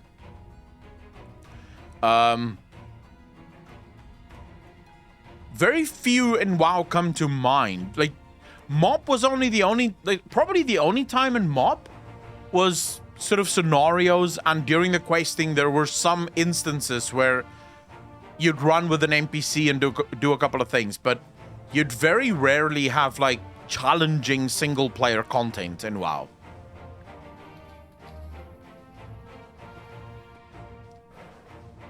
It's sad, but Ragnford was right. Her victims will never forgive her for what she's done. But I don't think Fordola picked up that sword looking for forgiveness. She just wanted to fight for her country. Eliusha, thanks for the 2 months up. Really appreciate that. 5 months in a row. Thank you, thank you, thank you. Oh no, I'm late. Was watching Echo's Dragon Song reprise, Blind Prog. Hey, happy to have you here still. He's 50, he's only 32. FF14 characters age slower. I think since I am a mom, I wanted to protect them. That makes sense. You play a character in WoW, has no real connection to any main NPC. Well, yeah, the WoW story is very much set up. Your character is basically just a soldier in an army. Like, you're not actually... This is why things get so weird, because they call you the champion of Azeroth, but your actual place in the lore is just a soldier, really. And they also treat you as such. So you don't really have an established position within leadership structures or anything like that. If you say the world in which Fordola grew up is partly to blame for what she became, then as an Alamegan, I feel responsible for improving that world. We can't ignore what's happening right now. We have to show people a better way than vengeance, or we risk giving birth to a new generation of skulls.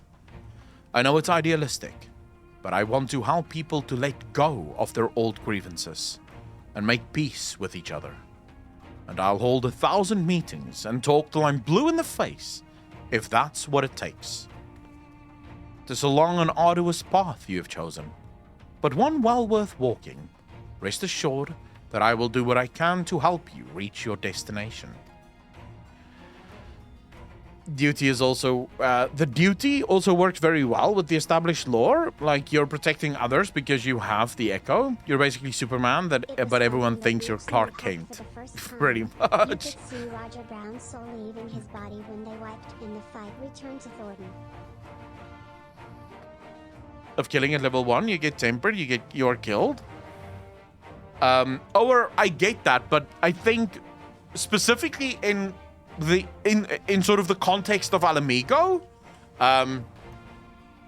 killing the Qualian or killing the Ananta faction would just drive more of the Ananta, the other factions, away from these peace talks, since the other factions may look upon just slaughtering them as sort of an issue.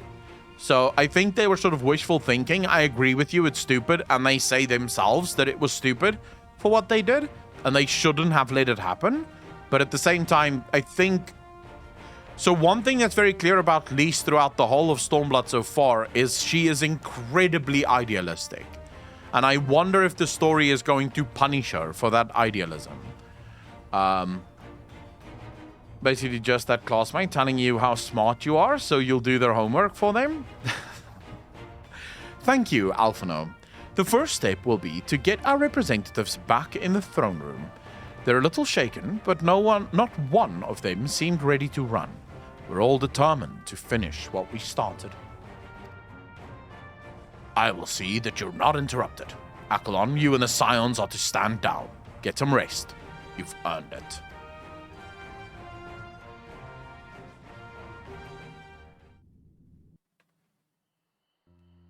Okay, I mean... Wait, what?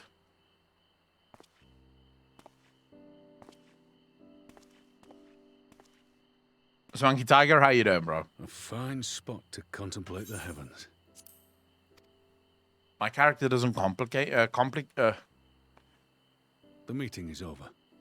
The envoys have chosen to instate a government model. Doesn't really contemplate things? Commons, a ruling body of representatives elected by the people.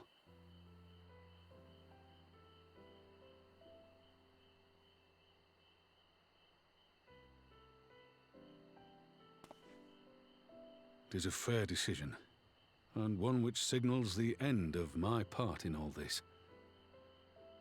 But I would gaze upon Girabania's stars one last time before I leave.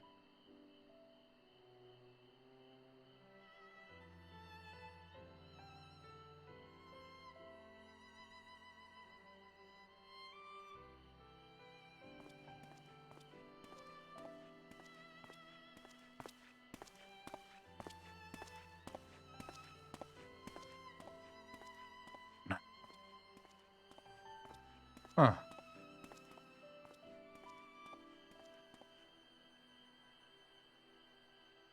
All right.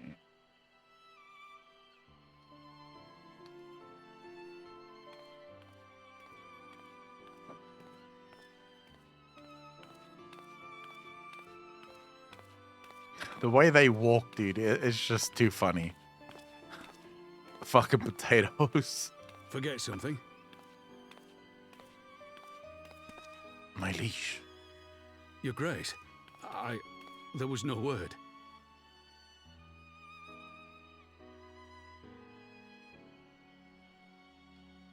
Raubon Aldin, you are hereby dismissed as General of the Immortal Flames and relieved of your seat on the Syndicate.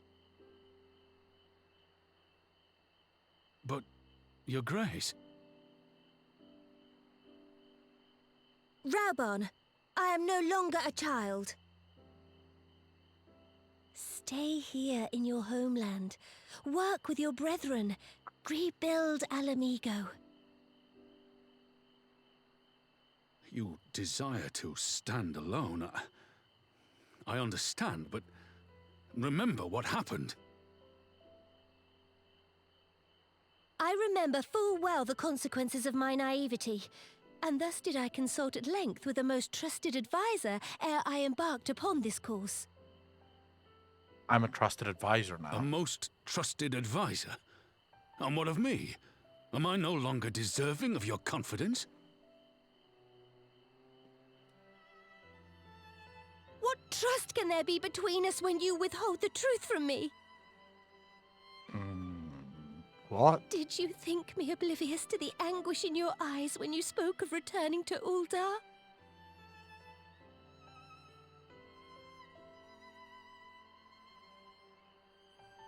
For years and years, we have trusted one another. Yet now you refuse to confess your heart's desire? I swore an oath to you that day on the sands. I pledged my sword.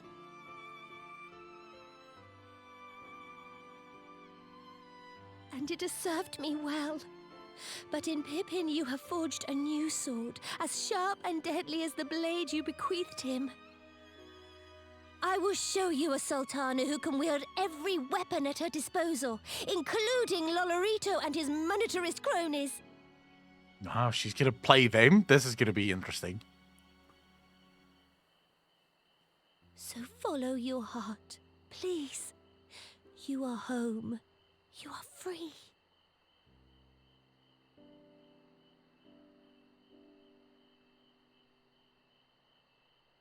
None more.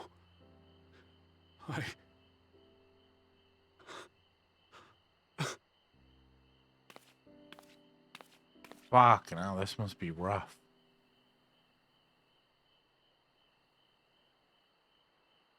Smile for me, Raubon. I would have this parting be a joyous one. They're so weird, the potatoes, dude. Thank you, Your Grace. It has been an honor to serve you and Uldar. Tomorrow you will serve Alamigo and fight for the good of all Eorzea. Am I understood? Yes, Your Grace.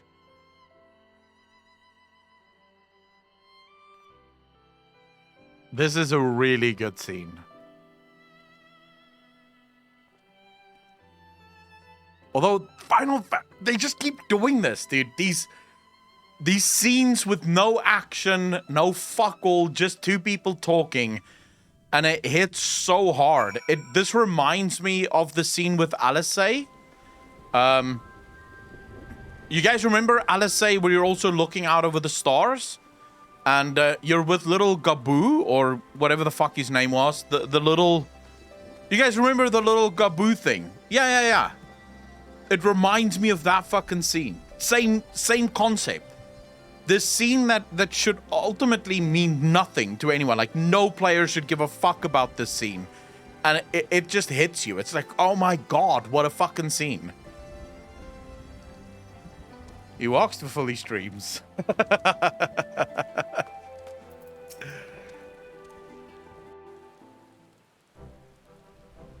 Right.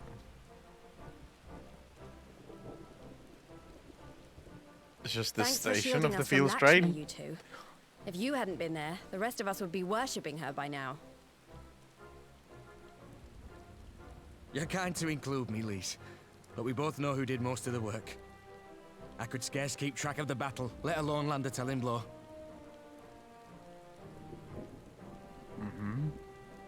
No shame in admitting it.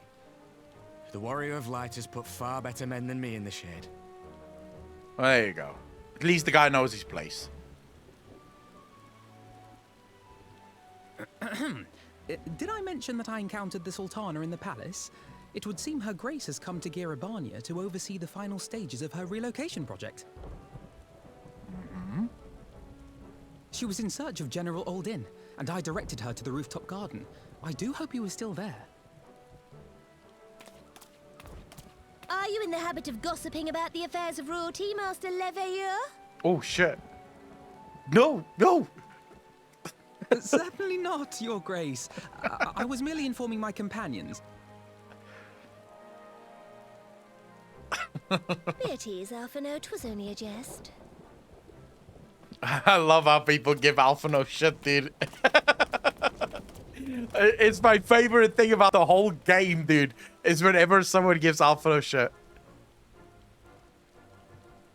But I must yield the floor to Rauban. He has an important announcement to make.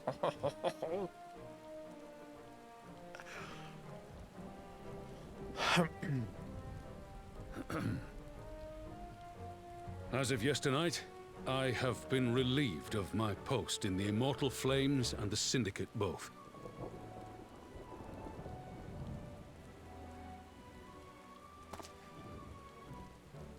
I shall be assuming my father's duties.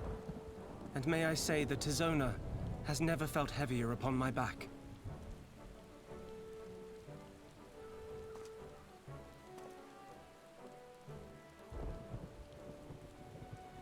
Twould seem I am in need of employment. Mayhap one of my old acquaintances can introduce me to a mercenary company or some such. Oh, there we go. You may be getting on in years, father, but you'd struggle to find a band of sellswords who wouldn't snap your hand off. Your remaining hand.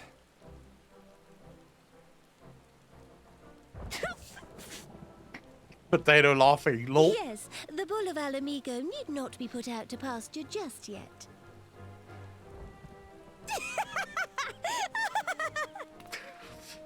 Your Grace has developed a wicked edge to her humor. And you, Pippin, would do well not to laugh when the future may hold the same for you.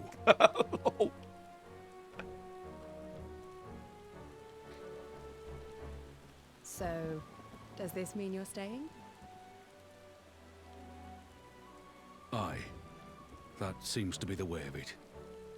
I would be glad to aid you in rebuilding our nation, if you'll have me. If, he says. Welcome home, Rauban.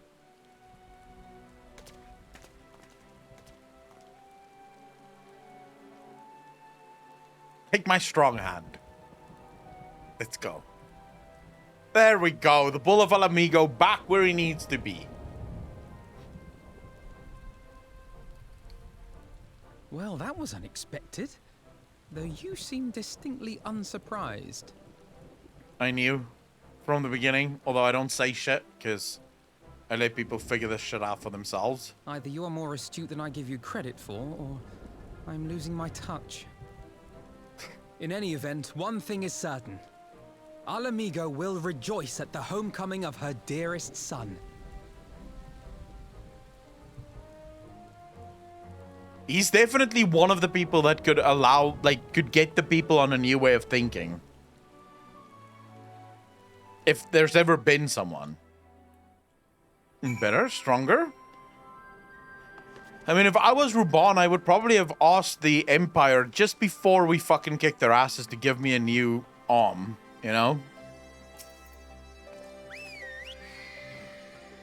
I think it's about time I headed back to Ralgar's Reach.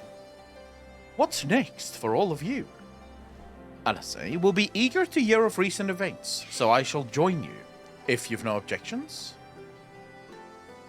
I'd welcome the company. Akalon, why don't you come along to the Reach as well, once you've said your farewells to Nanamo and the others? Yeah, why not? Midland, Gatsmode, is a ripoff of Aron? Of who? I said, got some prosthetic tech, or... Upon completion of this quest, you will be able to access the palace's rooftop gardens by speaking to the Royal Menagerie attendant. Why would I want to do that? Alright, let's go to Ralgar's Reach. So, what patch am I in now? Am I still in patch 4.1? King Julian, I saw. What should I do with that information? Get achievements when you finish a patch? Alright. For a walk in the... Oh, okay. Never mind. Yeah. Alright, I get what you guys mean. So it's for G-pose and stuff like that.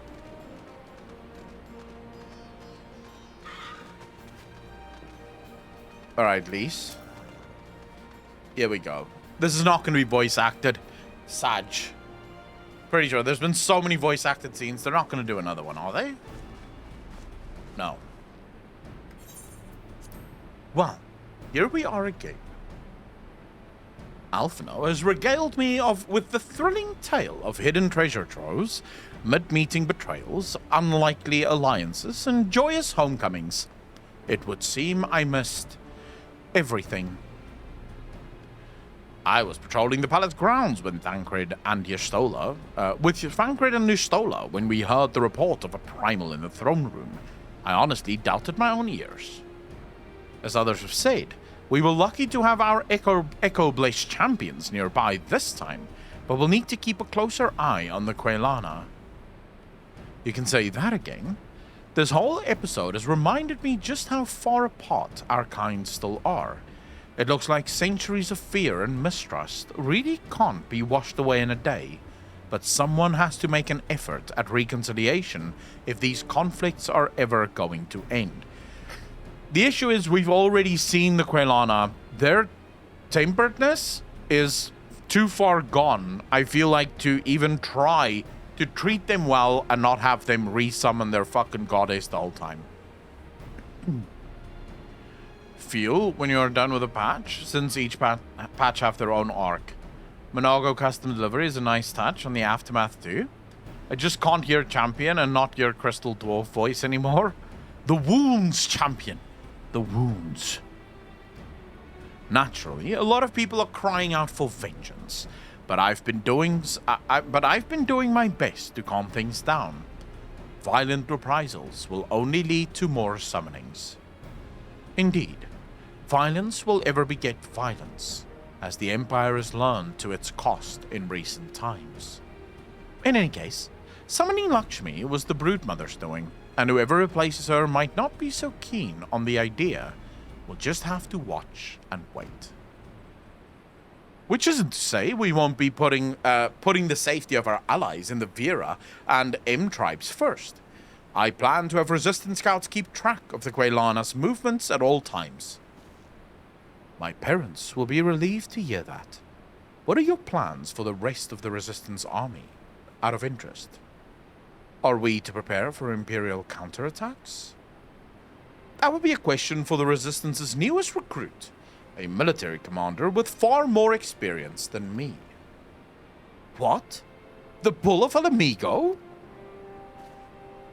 We call it an army, but the Resistance is really a collection of smaller, independent groups.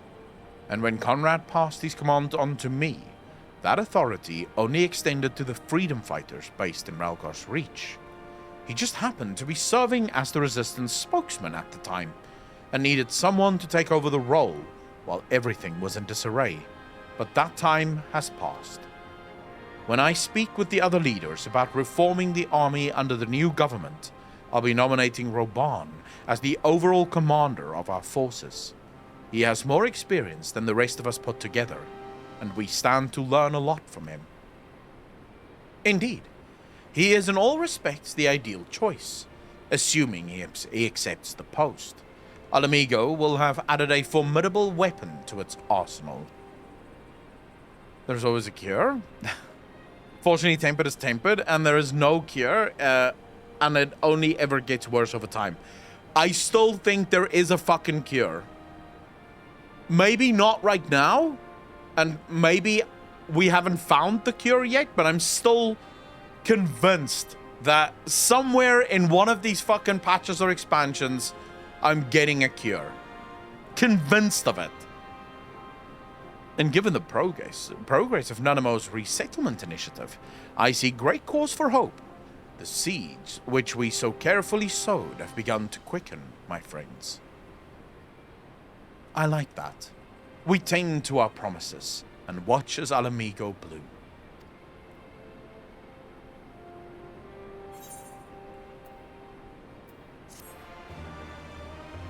Kendrick, how you doing? Thanks for the first time chat. Really appreciate that. Welcome to the channel. Thank you, thank you, thank you. There's a cure for Wowism also. Yeah, the cure for Wowism is playing Final Fantasy XIV. Oh, here we go. Good setso. Go Senso! I do give thanks to the Kami that my makeshift raft withstood the fury of the seas.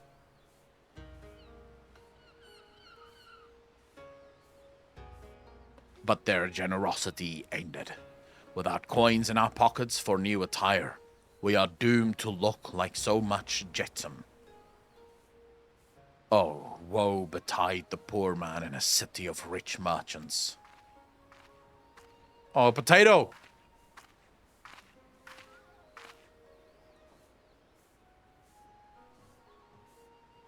What the These dango are delicious. Will you have one? Dude, what the fuck is wrong with her? Why does she seem nice? This is weird. I don't like this. What happened to Yotsuyu? Why is she nice now? What the fuck? He fixed her. Seems like it. She has to have lost her memory or something? Absolutely. Bad building, it's called brain damage. Oh damn, you're just getting to this part? Yeah, this is a mindfuck. It feels like it. More sweetbreads? I surrendered my blade to secure what few coin we have.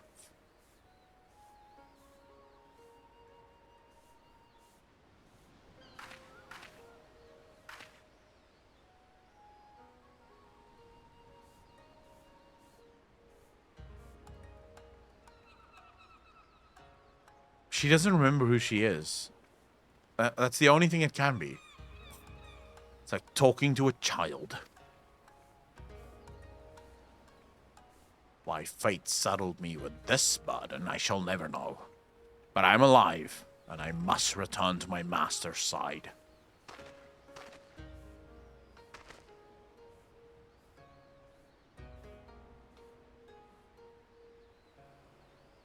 Come, Tsuyu. We shall find a ship to carry us across the Ruby Sea.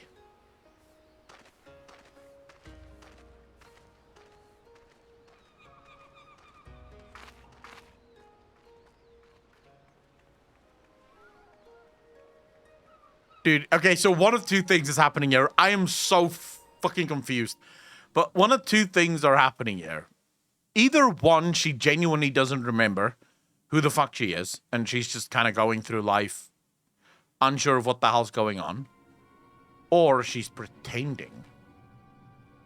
Oh, the Empire's gonna be pissed now, aren't they? Have you read the reports? First Doma, then Alamigo, and Lord Xenos put to the sword? Do not believe everything you read. I hear the Viceroy was merely wounded, and that he has already returned to the capital. Naturally, the savages beat their chests and boast loudly of taking his head, regardless. Nay, Lord Xenos lives. Deplorable that our own officers should be fooled by Eosian misinformation. Dude, I watched him die. I watched him die, and they're calling this misinformation? Wow. Final Fantasy is ahead of its time. Like, when's the last time you watched a news fucking program that goes, yeah, the misinformation is bad, and then they feed you misinformation in the news program?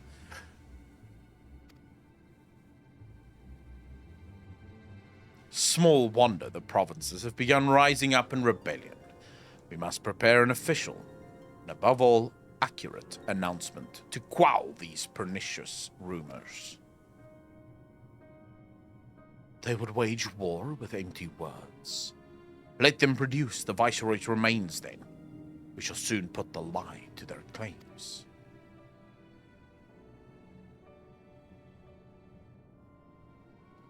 Huh.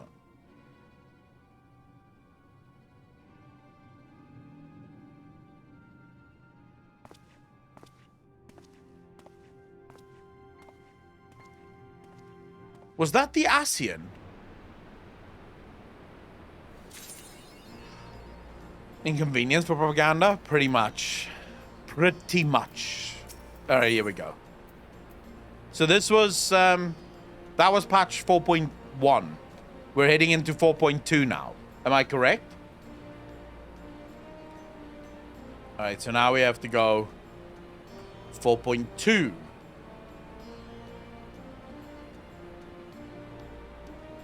All right. Welcome, by the way, to everyone that's here, whether you're new or old. Very happy to have you here. Akalon, great timing. I was just about to send word to the Scions. I've got lots to tell you. The Council has officially recognized the Resistance as our standing army, and I expect you can guess who's been appointed commander. Suffice it to say, we're in good hand. Oh shit, the jests have already started. Suffice it to say, we're in good hand. That's brilliant. And with the Bull of Alamigo at the helms, done wonders for morale. People were dancing in the streets when the announcement was made, and we have you and the Sultana to thank for it. If you two hadn't worked your magic, he'd never have contemplated following his heart. The Council has also decreed that we're to maintain a presence at Ralga's Reach. Lise will continue to lead our forces in the fringes, a job she's been doing tirelessly.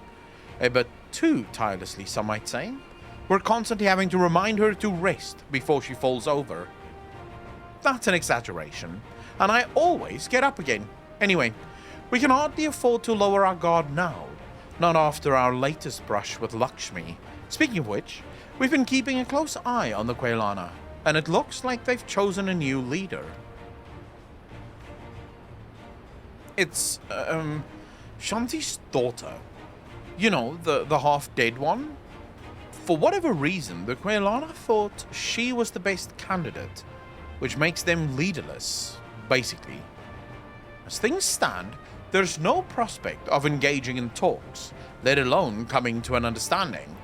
Wait, it's the one that basically don't speak that's been raised by Lakshmi? Dude, something horrible is about to fucking come. He's alright now? Sarah about what the gentle comedy is surreal.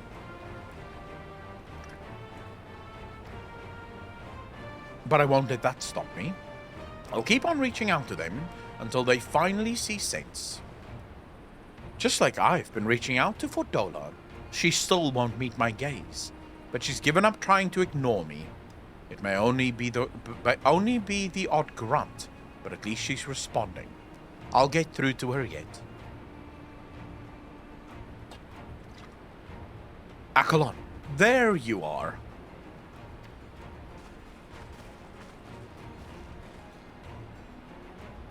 No, Alice, is everything all right? We've received word from Tataru. Hancock has apparently acquired information of great interest and urgency. More than that, she didn't say. Only that we should come to Kagani right away. I had a mind for the two of us to set forth together, but Alice is determined to make it a party of three. Floky Floke, thank you so much for the follow, dude. Really appreciate that. Welcome to the channel. Thank you, thank you, thank you. God, these two need to drink some milk. Which two, Ren? As I've told you more than a dozen times, brother, my wounds are quite healed, and I would benefit from some fresh air. Besides, you may well need an extra pair of hands. Worry not, sister. I have quite given up trying to convince you. Whether we be 2 or 3, we should depart as soon as possible. You will be joining us, I trust? Hey there, thanks for the first time chat, Floky Floke. Really appreciate it. Welcome officially to the channel, bro. Twins, all skin and bones, and 2 feet tall.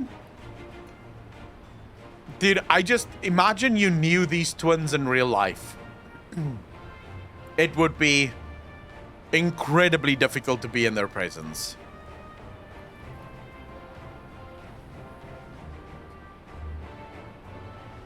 Huh. I was about to say I'd come too, but I'll just have to settle for cheering you on from afar. Good luck with whatever it turns out to be. Thank you, Lise. Rest assured, should this business prove to be of even what the fuck is that word? Tangential concern to Alamigo, we shall inform you without delay. Is tangential the right way to say that? Hit their growth spurt yet? LSA maybe, but Alphino would just blend into the scenery. No, I feel like if you were to be friends with the twins, so in real life, these twins would be incredibly spoiled. And very stuck up, like snobbish as fuck. Well, actually, even in the game, the twins are incredibly snobbish. It would be rough being friends with them or even talking to them. You would fucking struggle. Rest assured, shoot this business without delay. Let us be off then. Hancock and Tataru await us at the Ruby Bazaar offices. To see the next step before this story, check out Tales from the Storm, the first step. Tales from the Storm, is that a book, Super Cider?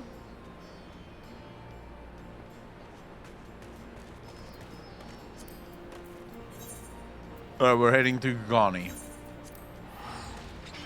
Moonbreeder hitting 16-year-old Uber Danger.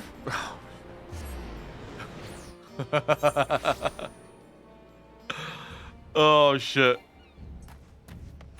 Short story on the lodestone? Oh. Give me a link to that.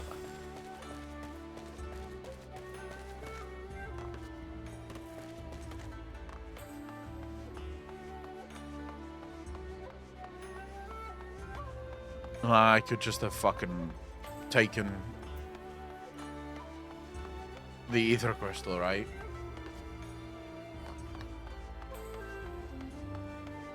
Be careful not to click into spoilers.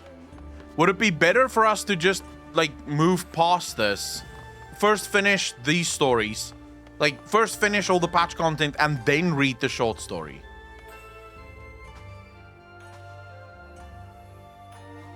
Finish 4.55 first. Alright. So, I think let's, yeah. Before we move to Shadowbringers, we'll quickly read the short story for this expansion. Greetings, honored sir. May I show you in? Sure.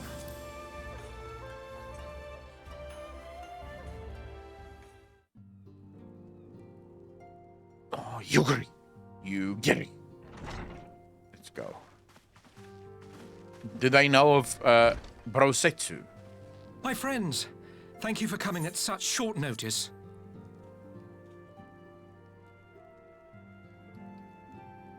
We were told the matter was urgent. I take it Yugiri and Soroban are also involved? My presence here is but a happy coincidence. I am come on separate business, which can wait. Ninja Turtle. How you doing, bro? My apologies. Master Hancock, pray, tell our friends exactly what you told me.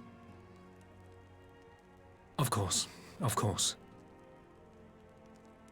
Some few days ago, a large detachment of soldiers was seen arriving at the Garlean embassy. This seemed to me most unusual, as no personages of note are due to visit for a matter of months.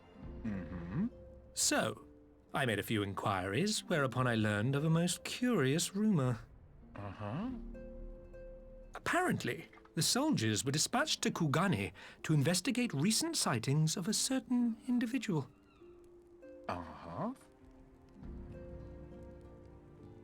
The late acting Imperial Viceroy of Doma, Yotsuyu. Oh. I beg your pardon? I too am loath to believe it. I saw the keep come down on top of her. We all did. Bitch, don't die. Bitch, don't die. I would not presume to question your eyewitness accounts, nor am I one to take rumors at face value.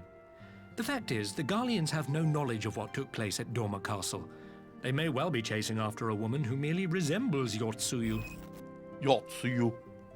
Yotsuyu. But a woman who resembles Yotsuyu in the company of a grizzled Rogadan samurai? I dare say that thickens the plot. Pulse Booby. Thank you for the 2 months up. Really appreciate that. 6 months in a row. Thank you, thank you, thank you. Can't wait till Shadowbringers. Top tier content lately, as always. Storm salute. Thank you very much, bro. Really appreciate that. Gosetsu! He's alive! Brosetsu is alive. Me and Yoshi P have an While understanding. I've no conclusive proof, I thought that such a possibility warranted your attention. Uh-huh. Have you informed Lord Hien? Well, I think we'd all like to believe the old bear survived. Dude, how exactly he survived is the interesting bit. Indeed. While I dare not give myself wholly to hope, I will not deny that I have prayed for such a miracle ever since that fateful day. But regardless of my personal feelings, if the Empire has seen fit to pursue these rumors so vigorously, we can scarce afford to ignore them. I am bound by duty to ascertain the truth of the matter. Will you join me in this quest? It will be an honor. I will find Gosetsu together. Since when am I a pirate? I am not sure what I'd do if I saw Yotsuyu again. I am pretty sure what I would do if I saw Yotsuyu again. Even pull that bullet out? Obviously, it would be 6 o'clock in this game if I saw Yotsu again. You got some sturdy ass bones?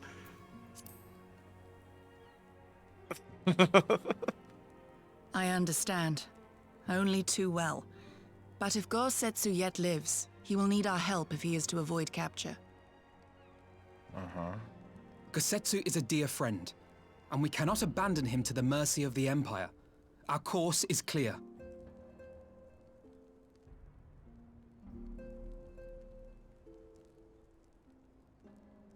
Hancock, is there aught else you can tell us? Alas not. But I have taken the liberty of employing one of the finest informants money can buy. You shall have the latest intelligence on the Garleans' movements, and more besides. Oh my god, that smile. Why must they always give the people that help us a smile that makes me think I'm about to get fucked, and not in the fun way? The informant awaits your pleasure in the back streets of Sanju Hanamachi? From its shining facade to its dark underbelly, few know Kugani as intimately as he. One of the finest informants money can buy. Why do I have a bad feeling about this? Permit me to assist you in your quest, my friends. The sooner your business is concluded, the sooner we may speak of mine. Should your search take you away from Kugani, my boat is at your disposal. I shall see that she is ready to sail. I'll give Soroban a hand. If he's providing us a ship, at least the least we can do is supply the provisions. We'll be at the pier if you need us. A welcome offer and an excellent plan.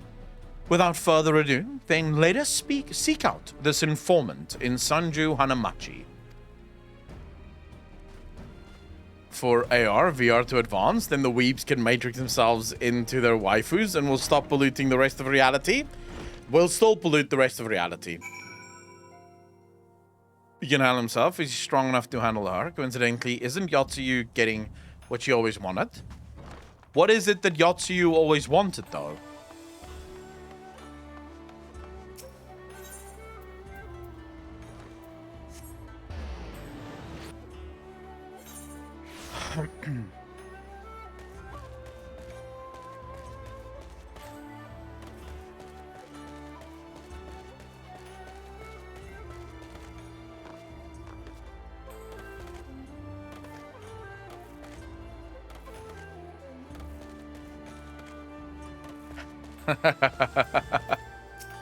You guys caught that, eh? Hey, if playing Final Fantasy makes me a weeb, then I told you before. Then I am a weeb. I fucking love this game. This should be the place. Now we wait and see who comes. It has been a while, my friends. Yes, yes. A long while indeed. Who the hell is this? Must be a... Oh, for...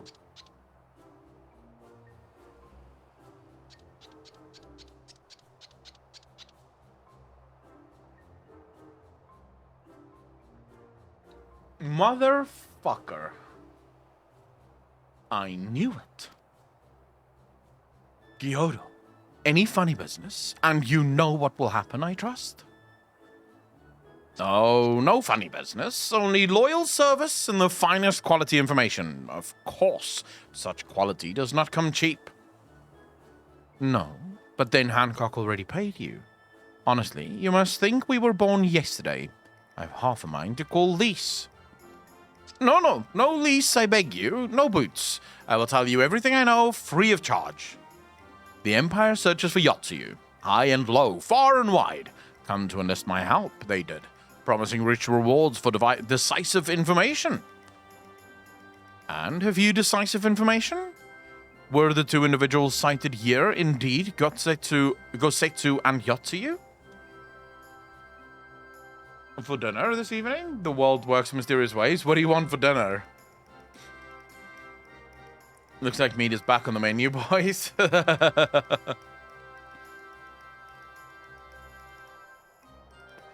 Brace the weep with your waifus and your simping. Dude, if you're not simping for Yotsuyu, you must be a fucking eunuch.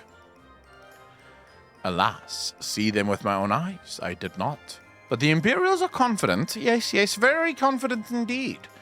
Look at the size of their contingent. But here is something they do not know. A rumor which you will find most interesting, I think. They say an elderly Rugadan samurai appeared on Kogani Dori with a beauteous maiden, and sold his katana to a pawnbroker. 'Twas no common katana either, but one of surpassing craftsmanship. Does this happen? Huh?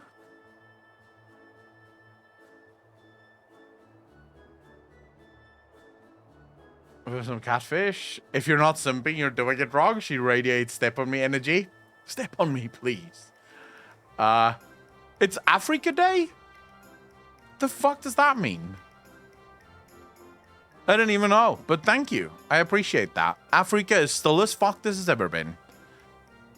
Ironic, since I get IRL pussy and don't have to rely on pixel pussy. Do you get Yotsuyu? No, you don't. I rest my case. I did not know that it was Africa Day. Lotus Alpin. In my life, every day is Africa Day, and I'm fucked daily as a result of it. Well, that is interesting, assuming it's true. Did you corroborate the rumor with the pawnbroker in question? No.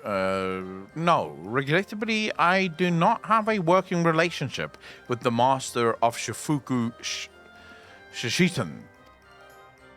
Now, why would that be, I wonder? If I didn't know better, I think he'd lent you money. He will help you, I am certain. While you speak with him, I will make contact with my Galilean connections and learn what I can of their progress. A glimpse of the blade is all I need to be sure. But is it wise to let the Namazu out of our sight? No, he'll betray us.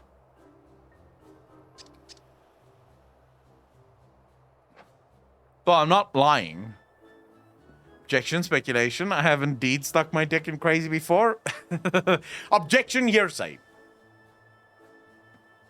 No more betrayals. No more boots. To divide our forces is simply more efficient. I'm not into the step on me thing. I'm more interested in being the one doing the stepping, especially with someone like Yotsuyu. So you would get off sexually by stepping on Yotsuyu. Yeah, he will soon have a relapse. He's right. Given the urgency, we would do well to split up. And so I will go with our friend here. Nothing improves efficiency like a little supervision. Thank you, Alice. You? But, yes, we will go together. And there will be no boots. Let's be about it then. Good luck with the katana. Shall we reconvene at the pier later on? Fragrant, as the Ruby Bazaar offices are, I prefer the fresh air.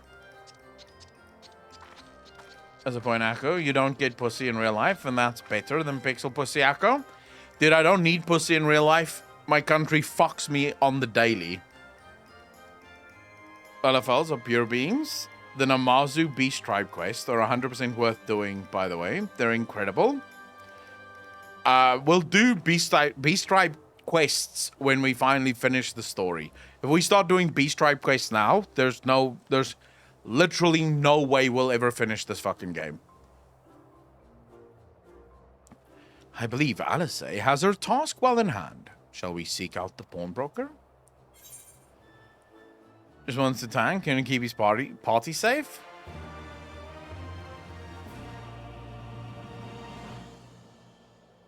I mean, I still want to do crafting. At some point.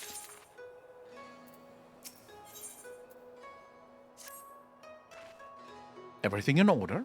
Then let us proceed to Kagani Dori and find the master of Shofuku Shishitan. Gonna do 12 a day, it's no big deal. Dude, how fast are we questing as things stand? Imagine if we started throwing 12 separate quests into the mix as well. Then you guys would, like, literally as soon as I start doing Beast Tribe quests, the entire chat would be like, oh my god, he's fucking stalling again, guys. He's fucking stalling again. Alright, I need to look for that dude. There we go. Perky pawnbroker. Oh, she's perky, is she? Is she perky, though? I mean, she wears way too much clothes to know whether or not she's perky. But I'll believe them. We might have had customers like those you describe. So many people come through, it's difficult to remember. Perhaps you could jog my memory by making a purchase. No? Well, you can't blame a woman for trying. Hee. To be fair, there's only like 40 quests post Stormblood. 12 quests a day, but I suggest MSQ first. This doesn't seem to be the pawnbroker you seek. Oh? Pushy pawnbroker. A Rugadan samurai and a maiden. Never seen him. Now, if you don't have any business with me, make way for someone who does. Oh, you're an asshole. Peasant. Oh, peasant pawnbroker. Lol. Pleasant pawnbroker. Welcome, good sir. Welcome. Will you be buying or... Ah, so you have heard tell of the Rugadan samurai katana. Small wonder. It is a fine example of its kind. One moment.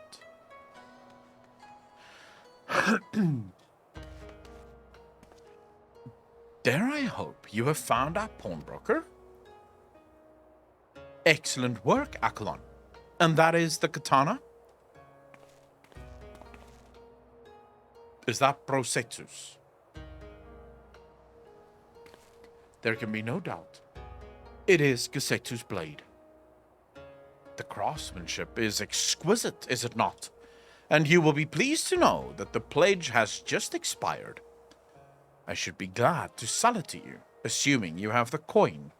This is no ordinary weapon, you understand, and it is priced accordingly.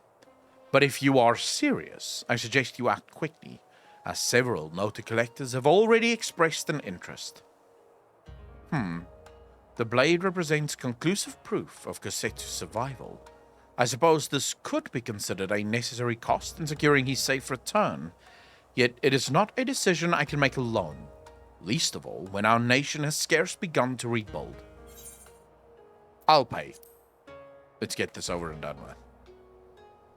Nay, my friend, grateful though I am for the offer, I cannot ask this of you. It is enough to know that Kusetsu is alive and well. Yugiri, wait. The scions will buy the katana. Pray consider it a gift. Master Alphino, your kindness is touching, truly. Yet in matters of coin, would Mistress Tataru not expect to be consulted? Come now. Our friend would never have relinquished his blade, were the need not great. And are we not bound by honor to help a friend in need? I say we are, and I am sure Tataru will wholeheartedly agree. Wait for Echo. Wait for what? Number of quests mean very little. Some are long cutscenes, some are dungeons, and some are just a few lines of dialogue. By the way, you guys should know, the entirety of Stormblood questing could be 10 quests. And it would probably still take us about 4 weeks to 2 months to finish Stormblood. I would say this is probably the fastest that we've ever quested through Final Fantasy. Most of the time, we're discussing things and talking about things, and sometimes also talking about things that has fuck all to do with the actual game that we're playing, but we are playing. So there's definitely no rush here. It's because you were staring at Lisa's backside. Can you blame me?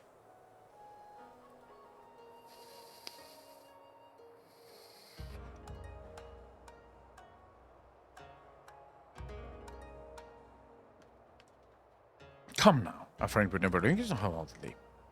It's settled then. You have made a wise choice, my friend. Such pieces are few and far between. Now, if you would be so good as to come this way, I shall prepare the necessary papers. Well, to be honest, might have a 15-minute break. May we approach, Your Honor? If I may ask, sir, after we visited your establishment, do you perchance know where the old samurai went? He is our friend, and we would return his weapon to him. A friend of yours, you say? I see. Well then, I suppose there can be no harm in telling you. No sooner had I provided him with the requested sum than his pretty young companion began clamoring for dango. I dearly recommended those served at the Umeniku tea house, and thither did they set off. Pretty sure you have to talk about things after 4.3? Why is that, Naomi? Objection? Stalling? Can you object to stalling? I don't know. Objection foundation.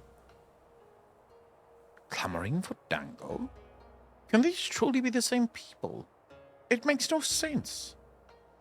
Some manner of code, perhaps. But it avails us not to speculate. Let us go to this tea house and see if we can pick up their trail.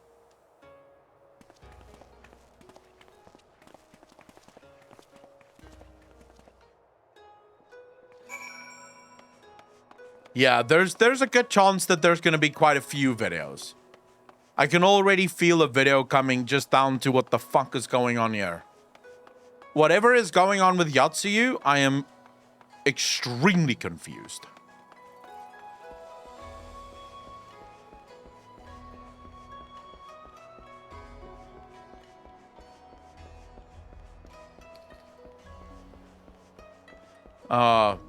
We meet again, old friend. We meet again. How you doing, my friend? This fucking tower.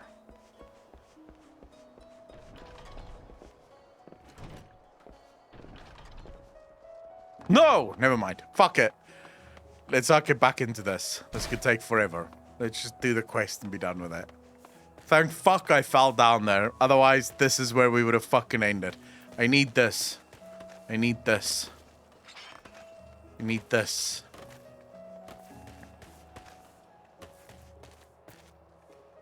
Does that make Naomi a foreshadow bringer? Wow, gentle fucking comedy. Now that would be stalling. Dude, I still need to get that fucking lookout. One of these days. The next glam contest. It would have been this month if it wasn't for all my power fucking outages. So hopefully next month gets a little better so we can plan it for next month.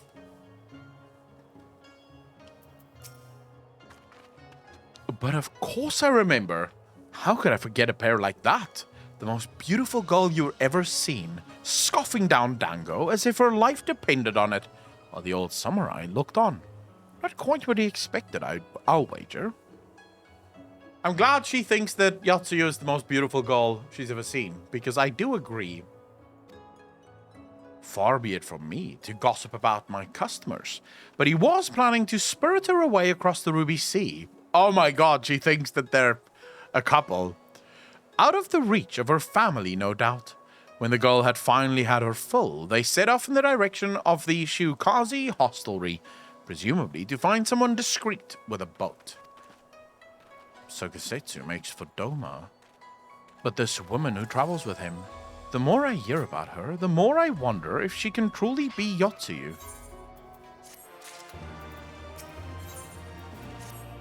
I am so confused. While doubts remain over the identity of Gosetsu's traveling companion, for now we can but follow the trail. Come, let us away to the pier and make ready to sail.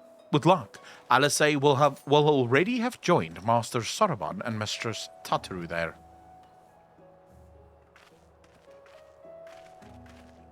Yep. Okay.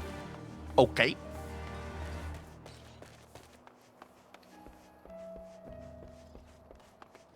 I don't think we'll be in Shadowbringers next month, King Julian. That's way too much pressure. Stop pressuring me to be fast. Maybe, like, November? December? For Shadowbringers? Feels like good.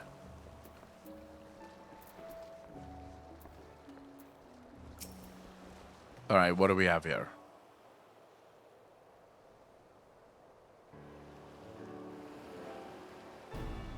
Oh my god, have they forgotten that there's voice acting that can happen? Jesus. Excellent timing, my friends. Mistress Alice arrived mere moments ago. All went well on my end. Gyodu met with an Imperial officer and wheedled his way to some new information. It seems the troops who recently arrived in Kugani came directly from Gollum. The Imperials based here have been kept in the dark. And that's not all. A contingent of the aforementioned troops are preparing for deployment to the Ruby Sea. If I didn't know better, I'd say they'd picked up Gosetsu's trail. Then your information matches ours. We are quite certain that Gosetsu seeks to cross to the mainland. Tataru will be over her hangover by the time Akko reaches Shadowbringers. Dude, I'm pretty sure next expansion Tataru goes to drink somewhere else again. Look at those red cheeks. You want to tell me she's not drunk off her fucking skull right now? You have started to stream Final Fantasy around last year, June, and that means you will have your first anniversary in Final Fantasy as it will be mine as well. Jesus, I've been playing Final Fantasy for a year? And I'm still not done? Holy fuck. I'm sorry, did I hear that right? You use Scion funds to buy Gosetsu's katana? At the asking price? Well, we were in some haste, and it seemed a worthwhile gesture. Speaking of which, here is the contract of sale. Pray see that the man is paid. Tataru is not happy. He's wasting her alcohol money. Paul's beard! You agreed to this? Give me strength. Well, it's not like the search can wait. You'd best be on your way. Dude, Tataru is so depressed right now. But Alphino, we need to talk. I want you to come straight to the offices as soon as you get back. Promise me. Oof.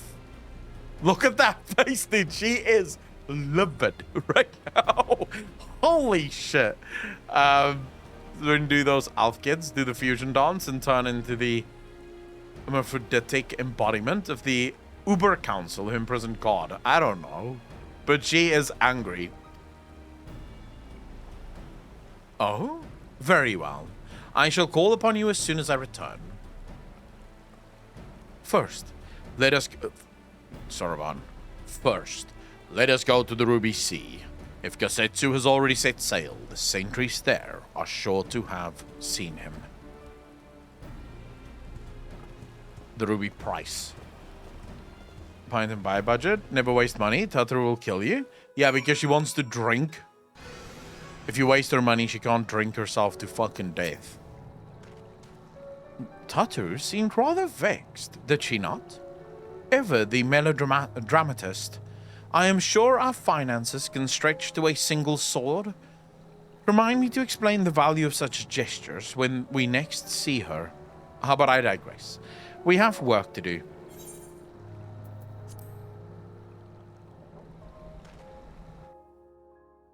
But we don't spend her money on teleports, do we?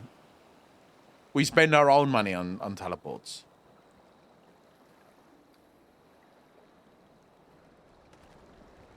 Right.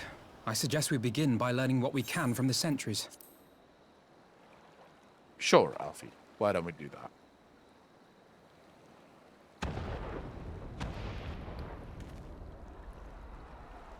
What the...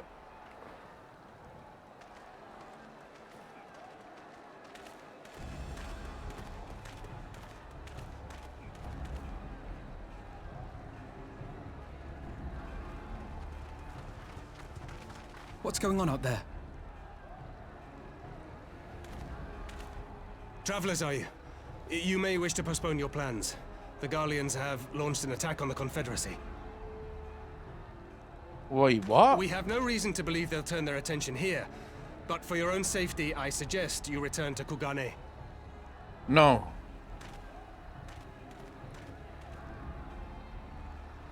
Dude, the Garleans do not give up.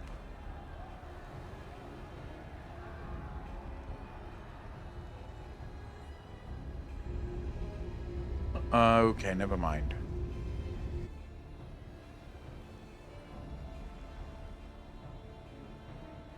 The Garleans bear no love for the Confederacy.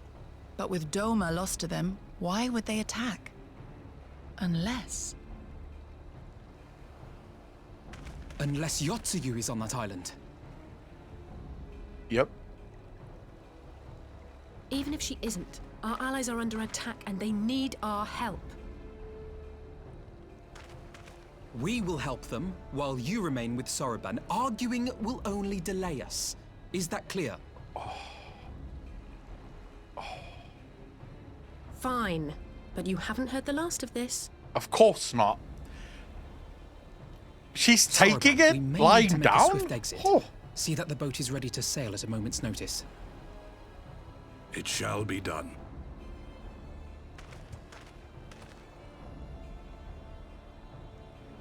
What, and you're going to swim there, are you?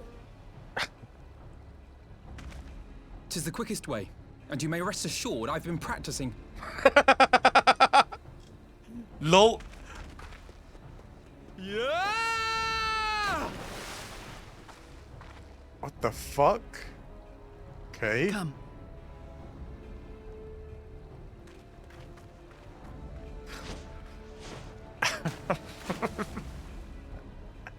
Oh, that scream. I've been practicing. An opening. Your defense is lacking. Leave this to me. Oof. Okay, get that fucking big ass. Let's kill the big guy first.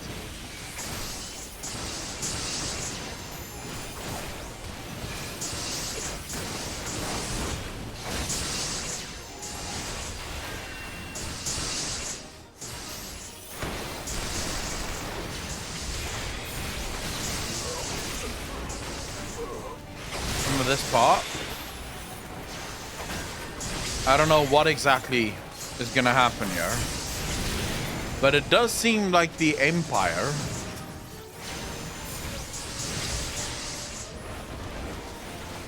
truly believes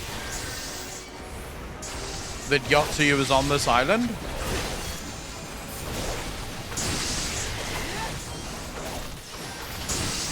Unless, of course, this isn't their full force.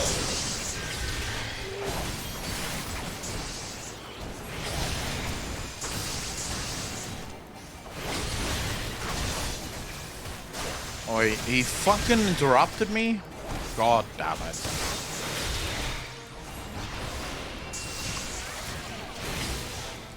Dude, what the fuck? Just die already, Jesus.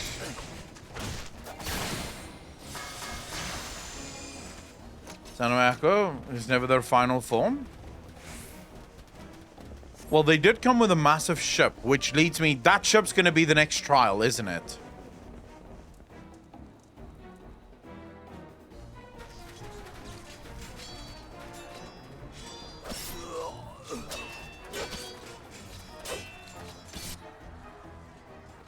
Oh my god, they're here.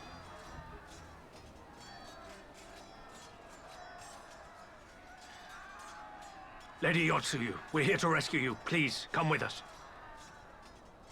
Rescue her from what? Stay back, Tsuyu.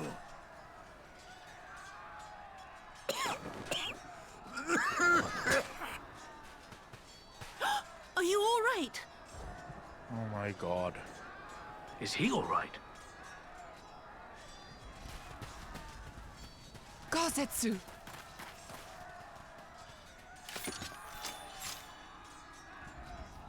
What up, bitches?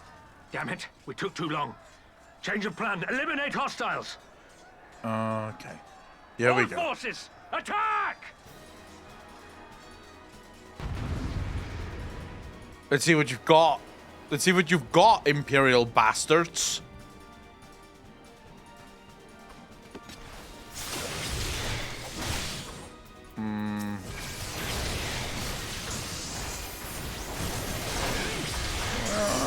Probably do some AoE. Why not?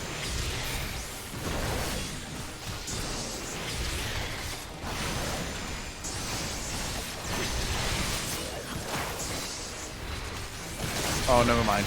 Big guy on the horizon here.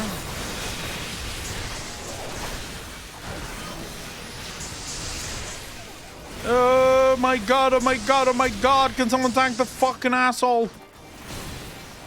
I'm guessing I'm gonna be interrupted forever. Wow. Yep. Stun after stun after stun after stun. Let's do a flare just to kill off the small little ones here. Now we can single target this bitch.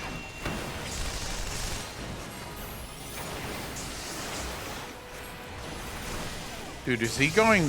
What's he doing? He seems like he's going apeshit. Oh, he's casting self-detonate. Well, this isn't good.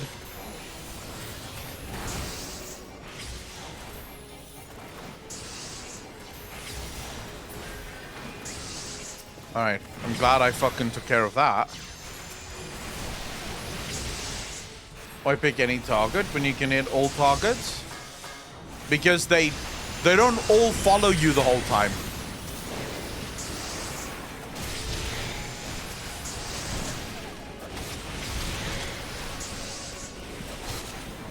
It would be nice if all of them would follow you the whole time, but they fucking don't.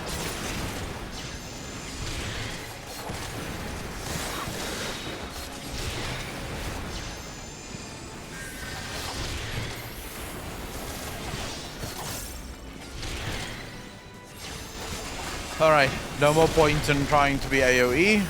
Just be, I don't know, not AoE, I guess. Okay, this is a... Okay, I think I just fucked up, by the way. I may have just fucked up. I'm not saying I did exactly, but I have two of them that wants to self-detonate here.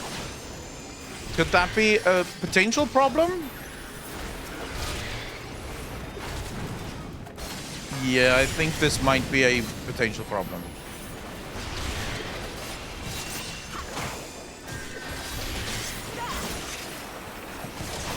Frankly, that's a skill issue. Fuck you, bro. Jesus. Calling me unskilled?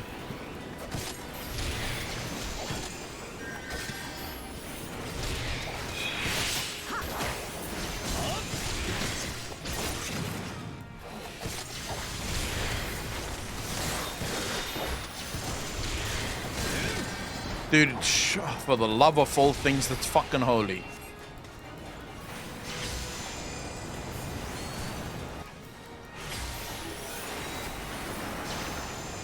Of course.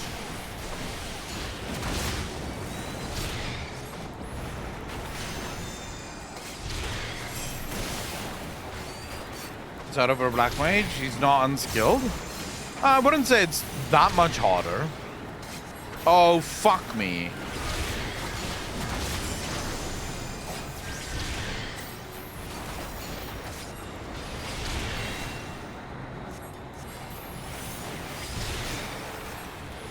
What the actual fuck?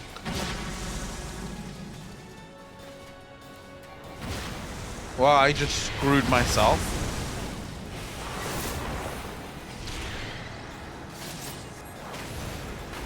That's gonna hit me. Yep.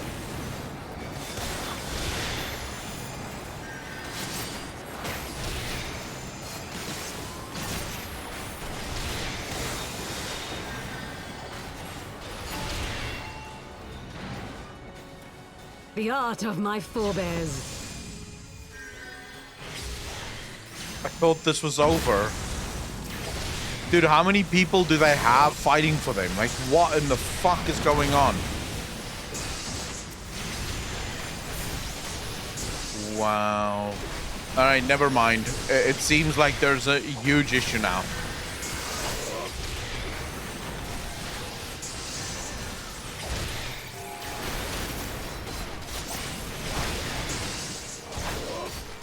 I hate you so much. All of you. Oh my fucking god.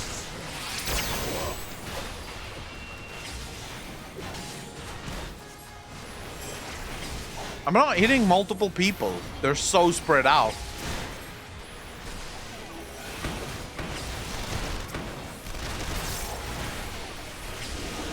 Oh my fucking god. Focus. Release. Yeah, I'm not going to be able to AoE this at all.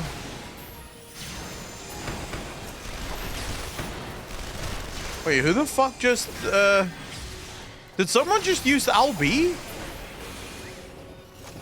The Empire did? You got the whole country coming for your cheeks? Well, the Empire technically should be on the brink of collapse soon. I'll explain why in a minute. The fact that Yotsuyu is this weak, pathetic little thing. Rosetsu, thank the heavens. Yugiri, my friends, the Kami were kind to guide your steps this way.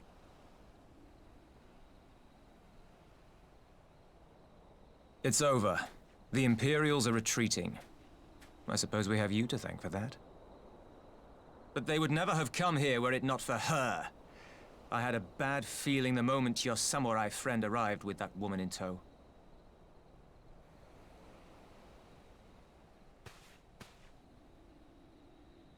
Do not be afraid, Suyu. These people are my friends. Does he know that she... Friends.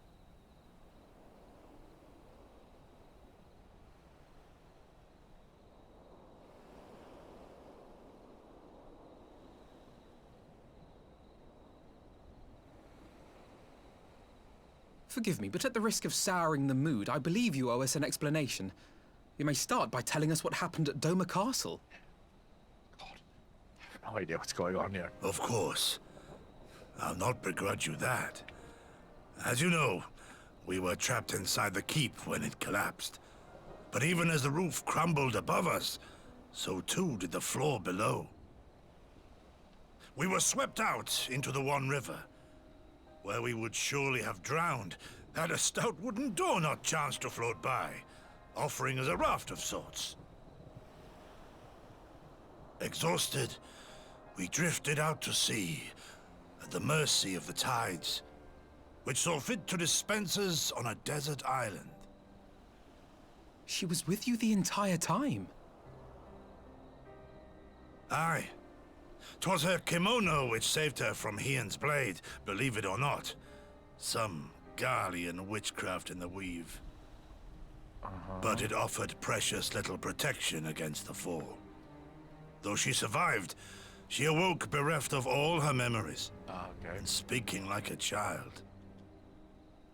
Okay. A trick, surely. So she's no longer That all was my gutsy. first thought, and I contemplated cutting her down and being done with it. Contemplated it long and hard. Yet the Kami saw fit to deliver us from certain death. 'Twas their will that we survive, both of us, together. And together we shall go before our master. He shall be the one to judge. Fuck, this is a tough one. What? She's your prisoner, old man. Do with her as you will. Call her Tsuyu, or whatever else tickles your fancy. Yep. Two. 'Twas a name given out of necessity whilst on the road. Nothing more. As you say. But He also remember thinks this, they're... Our people suffered much at that woman's hands. When the time comes, I trust you won't let emotion blind you to what needs to be done.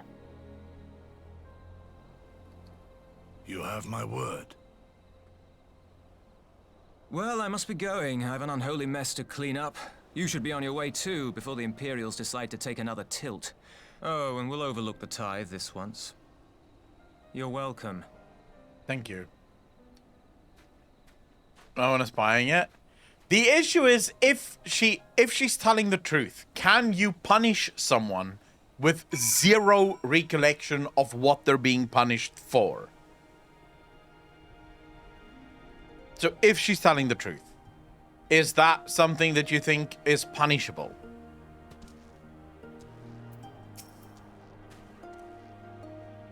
It's a very interesting question.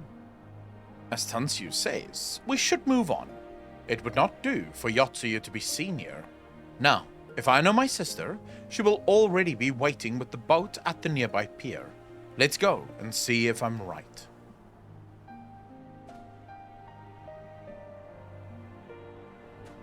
That is the big question. This whole arc is about that question, really. Yes, punishment is not just for the person, but also to show everyone that laws must be upheld. But Evans, we don't even do this in modern day. Like, there have been trials where people were put on trial after suffering memory loss, like severe head trauma that leads to like no memory of what they had done, and the courts do not punish them the same as they would if you're like if you remember everything. Yeah, because we have to ask ourselves what is the purpose of punishment. Now in the US, the purpose of punishment is money, obviously. But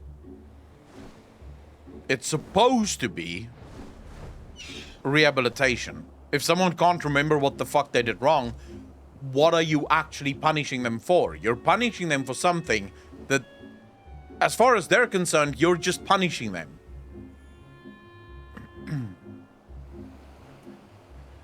The punishment can be lowered, but still, she must be punished. You can. It's just kind of fucked up to do so. It's kind of inhumane. It's justice versus retribution versus vengeance. I would say, for myself, if someone can't remember the crime that they had committed, so let's say in real life, you murder someone, but right after you murder them, you fall out a window straight on your fucking noggin, and now you can remember nothing about who you were before. Like, nothing.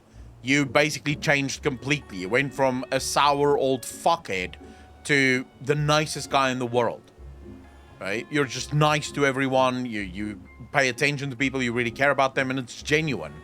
I would say punishment there would be completely and utterly wrong. Same person at that point? User, I would say no. I guess it depends on what we think punishment is for. So, in your mind, if you think punishment is about, how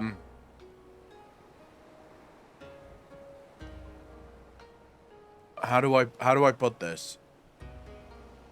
If you think punishment is about sort of relaying the pain of victims, then most likely you would look at the person being punished and simply punish them, because whether they can remember or not doesn't really matter. The things that they have done to the victims that survive it must still be punished, right? But if you think that punishment is actually not about punishment, but rather about rehabilitation, then punishing such a person that can't remember what the fuck they've done would just be like, what the fuck are you punishing them for? They don't know what they're being punished for. It's like,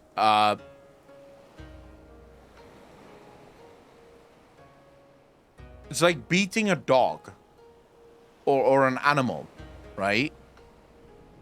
What exactly, like, they don't understand why they're being beaten right now. You're beating them, and they understand that they're feeling pain. They just have no idea why. What is the purpose of being beaten here? They don't know. They just know that you're hitting them. So it would be weird. The alternative to lawful process is just blood vengeance, when family takes it up as a blood feud. Even those cultures were given financial punishments instead of huge family bloodshed. Yeah, I would say this is going to be a difficult one, though, right? It is about money partially in the US, since we have prisons run by corporations. If they don't have enough people in the prisons, they fine the local governments. I would say, like, there's a lot of things I don't agree with people from the rest of the world on how they view America. There's a lot of things in America that I actually think is really well organized and really well done. But when it comes to prisons, when you have a society that is, like, the US locks up more people than any other country in the fucking world. I believe the US locks up more people than almost all of the other countries in the world combined, at least the free nations of the world combined. Like, the US locks up a lot of people. And especially if you have things like the 3-strike rule. So 3 strikes and you're out. That does not seem like a criminal justice system that is meant to rehabilitate people. Since you have people that's life in prison for, like, drug crimes, just because it was their 3rd time and now they get life in prison. So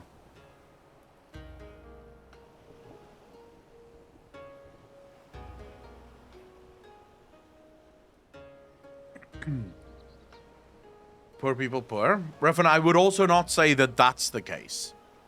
I don't like to attribute bad intentions to bad systems automatically, because I do think that the idea was noble. I think their idea was noble. So I think the original idea of 3 strikes and you're out, for example, was to deter criminals from actually committing crimes consistently, because they knew that the 3rd time they commit a crime, it's going to receive the maximum penalty. So it was to deter people from actually committing crimes. The issue is, we already know that punishment doesn't really deter people. We know this. This has been proven the world over. A criminal justice system does not deter people from committing crimes. It literally just serves to punish people who do commit crimes. The rehabilitation needs to happen in prison. You need to teach people skills. You need to teach people... what's the English word?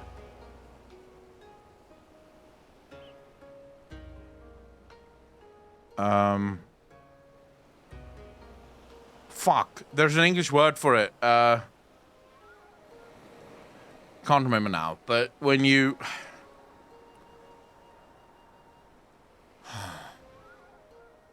Anyways. we're not going to solve the world's problems here. So no point in even trying to argue. But yeah. Gosetsu, thank the gods you're safe. It was all I could do to watch the battle from afar. And it was all I could do to restrain her. Can you blame me for worrying?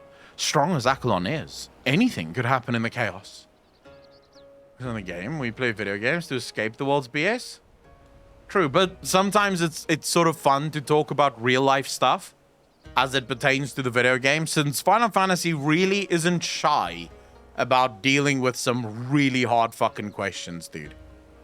Like, some really dark sort of fantasy nodes, but also, like, political nodes and stuff. They do not shy away from that. But enough about me. We need to talk about her.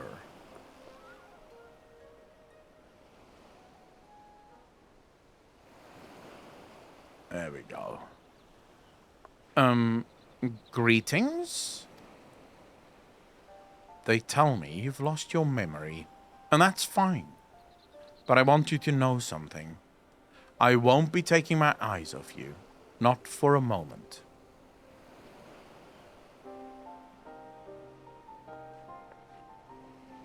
These people are strange. Are you sure they're your friends? I am. They may behave strangely, but I trust them with my life. You have naught to fear. Dude, something weird is going on here. All right, if you say so. This is mind-fucking me right now. Right. 'Tis past time we set sail. I, for one, would not keep Lord Hien waiting without due cause. Aye, and the longer we tarry, the more we risk inviting trouble. Lest you forget, the Red Kojin bear no love for Yachiyu either. I shall deliver you to familiar shores, near Isari, but out of the villager's sight. Some people like Lee, some hate her. Same with Tsuo.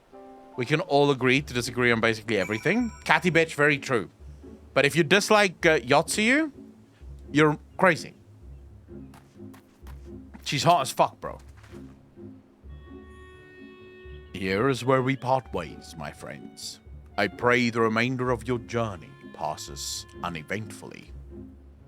Akalon, when you are not otherwise occupied, I would speak with you about my next business venture. It promises to be extremely lucrative, and I do not say so lightly. After this prodigious sum spent acquiring a certain sword, it would present a fine opportunity to refill the Scion's coffers and restore the smile to Mistress Tataru's face. Sure. So much sympathy? Always, bro. Always. You know me. I'm a proper empath. Can't really argue against hotness in this game. Truth. No sympathy for ex-dictators for me. Off with their heads. Evans, you shut your fucking mouth. Oh, come along. Tataru is overreacting. How much could a single katana possibly cost? Far more than you think, plainly. A blade like Gosetsu's is worth a fortune. Enough to buy a house and furnish it. Which you would know had you bothered to check the price. What? I had no idea. This business venture of Sorobon's, you will give it a fair hearing, I trust. He has been good to us, after all. As for me, I think I shall look into drawing upon my personal funds. Do the first quest and 4 lords at this point? The fuck is 4 lords?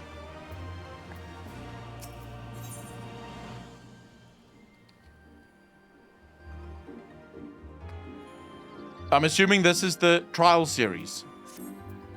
Alright, we're not going to touch this one because we usually do the trial at the 0.3 patch.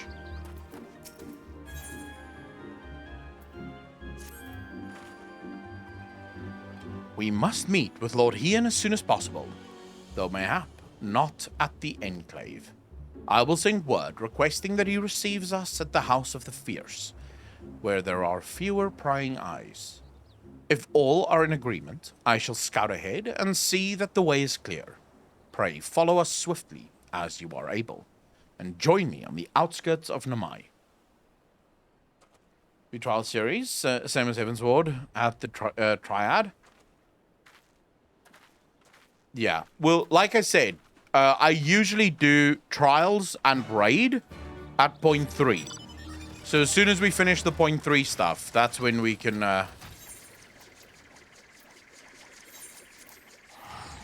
like, that's when we can jump into the trial and the raid and all that shit. It was at this point that Alphinaud realized he had fucked up. It was at this point that Alphinaud realized he had fucked up. Let's see. Let's see. Dude, I haven't been back here in a while. Fucking hell. I had forgotten how much I liked this place.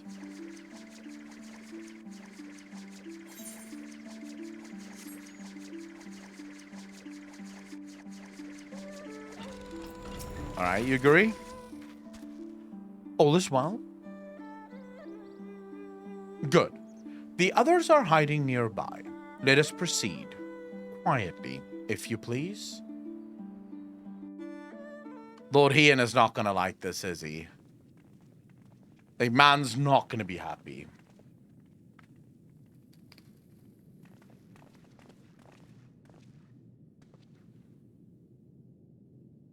My lord Hien, I am returned. Uh-huh. Save your tears for the morrow. For we who yet walk the path should not think too much on the destination. What? When the hour arrives, we shall welcome what comes with open arms.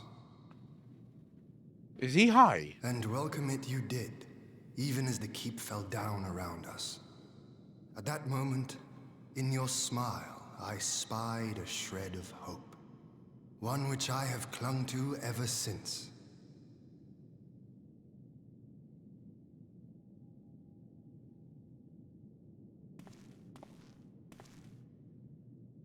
Gosetsu, full glad am I to see you alive and well. Good job, bro. We have played this scene before, have we not? Though this time our roles are reversed. That they are. Meaning you know how I feel. Wholly at a loss for words. Welcome back, old friend.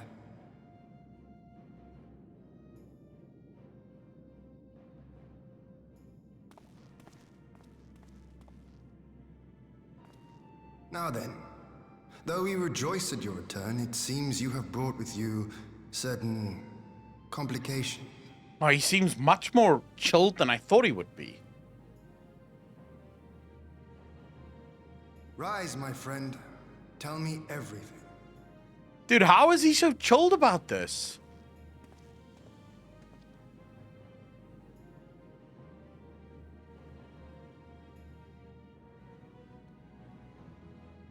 The Empire is bold indeed to send a token force to engage the Confederacy. As acting Viceroy, Yotsuyu would have been privy to Imperial secrets. The Garleans will not soon give up the chase. Nay, it will end with her capture, or her death.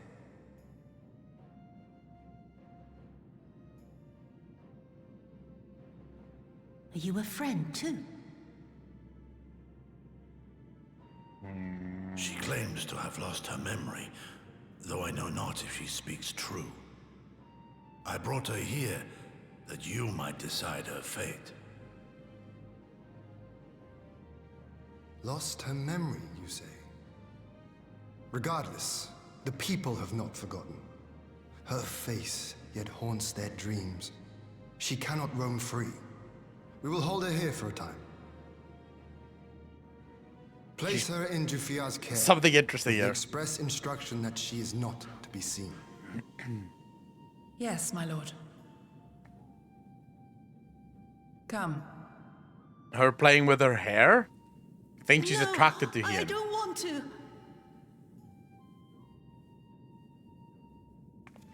Don't let her take me away! Dude, this is so weird. It's all right, Suyu. I will come with you. Be a good girl and listen to Yugiri. This is so mindfucky, dude. What the fuck am I seeing?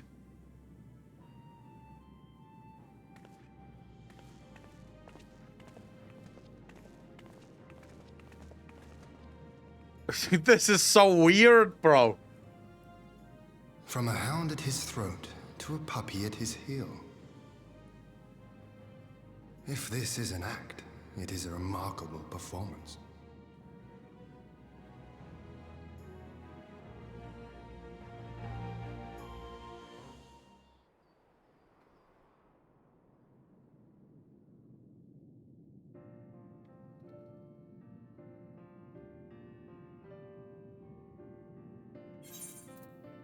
Thank you for delivering Gusetsu back to us in one piece. We are lucky indeed to have friends who would journey to the other side of the world to help us, and repeatedly at that. We have much and more to think upon, but as regards the Empire, we can but watch and wait. Now then, seeing as you've come all this way, you must allow me to show you around the Enclave. I would not have you thinking we've been idle in your absence. The rebuilding effort proceeds apace. I'm pleased to say we are now ready to welcome home our countrymen who were displaced by the war. Should they desire it, there is a place here for those who fled to Eorzea. We should be delighted to accept your invitation, Lord Hien, and I have no doubt that your subjects at Revenant's Toll will be heartened to hear that their lord has not forgotten them.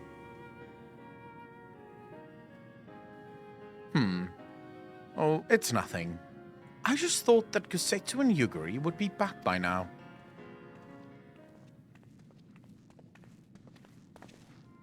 Forgive me, my lord, but Captain Jafia is nowhere to be found. Oh? He was here when I arrived.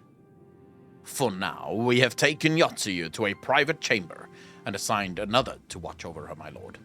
But I find it passing strange that the captain should leave his post with nary a word. That does seem most unusual. If you mean to look for the man, we would be happy to assist you.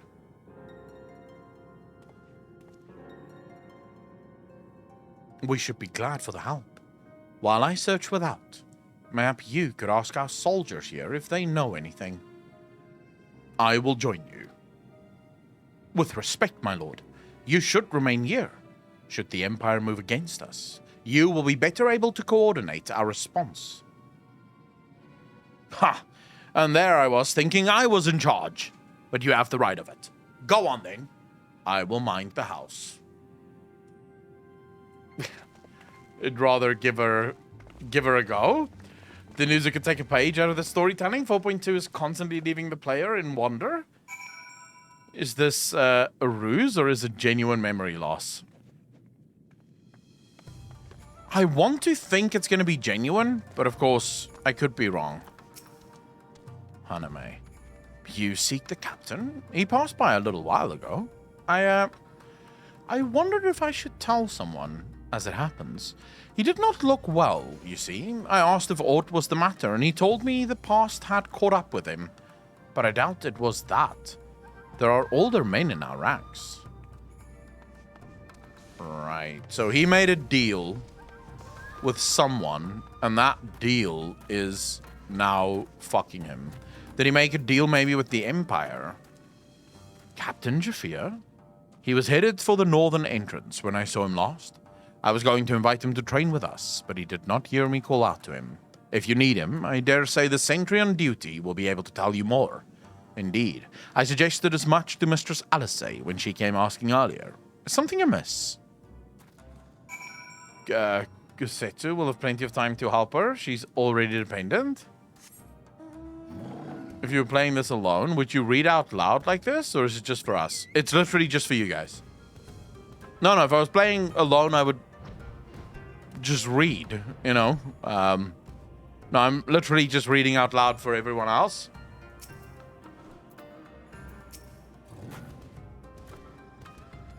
Aye, the captain went outside some few hours ago, and looking quite unwell. I am sorry to say. This I mentioned to Lord Gosetsu, who straightways struck out after him. I hope they will be all right. Gosetsu too? It seems everyone is bent on joining the search. That's all well and good, but someone has to stay behind. There's no telling what the Empire is plotting. You go on, Akamon. Alphano and I shall hold the fort. Knows we can't reach chat. He's helping us. No, but what would be... So, how much fun would it actually be if I sat here in absolute fucking silence? Just reading the quests. I'm pretty sure, like, people would not enjoy that. Jazz, I was asked the question and I answered the question. What do you want from me, bro? How you doing, bro? Oh my god, what the fuck are you up to, bro?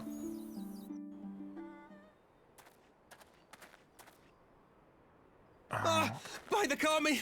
Your Lord Ian! Leave me! Leave me, I beg of you. Say nothing of this. I was never here. What the hell is wrong with you, bro? Why are you so afraid? There you are. Lady Yugiri, Lord Gosetsu, forgive me my abrupt disappearance. You have your reasons, I am sure. Will you not share them? He seems to not be in the mood. I was her master when she was yet a courtesan. Oh. By the Kami. She worked in my establishment. Her father was a regular client of mine. One day, quite without preamble, he offered to sell her to me. Yeah, she may be no maiden, he said, but she has some use left in her. God damn it. Her story is so fucking sad though, dude. He sold her short. When I first beheld her, I was struck by her beauty. And yet, behind her eyes there was an emptiness. It was as if she had given up on life. She seemed more a doll than a woman. It was no profession for her, but I knew she would be popular, and so it proved. Men flocked to drown themselves in that cold, bottomless gaze. There you go. This is Maine. The rest you know. She became an Imperial informant, and for her loyal service won the office of Acting Viceroy. While you came to serve the Liberation Front. 'Tis said that the atrocities Yotsuyu committed were driven by vengeance. If so, I bear part of the blame for creating the monster she became. Yep. Joining the front was meant to be my atonement. But the truth is, I am a coward, whose only thought was to escape her wrath. Then as now. I see. Then I shall recommend that you be assigned to a new post. Erickson, how you doing, bro? I trust you have no objections, Yugiri? None. It would not do to leave Yotsuyu in his care. I am in your debt.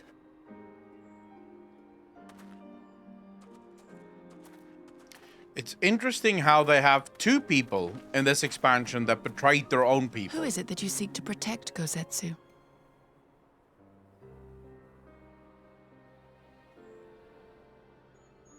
Idle musings. Pray, pay me no mind.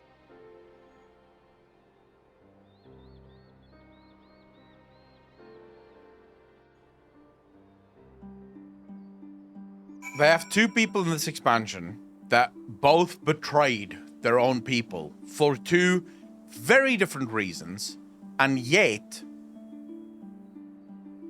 both of them make sense. Like, you listen or look at their stories and you can't help but go, I hate the fact that you did this, so I hate the fact that you betrayed your own people.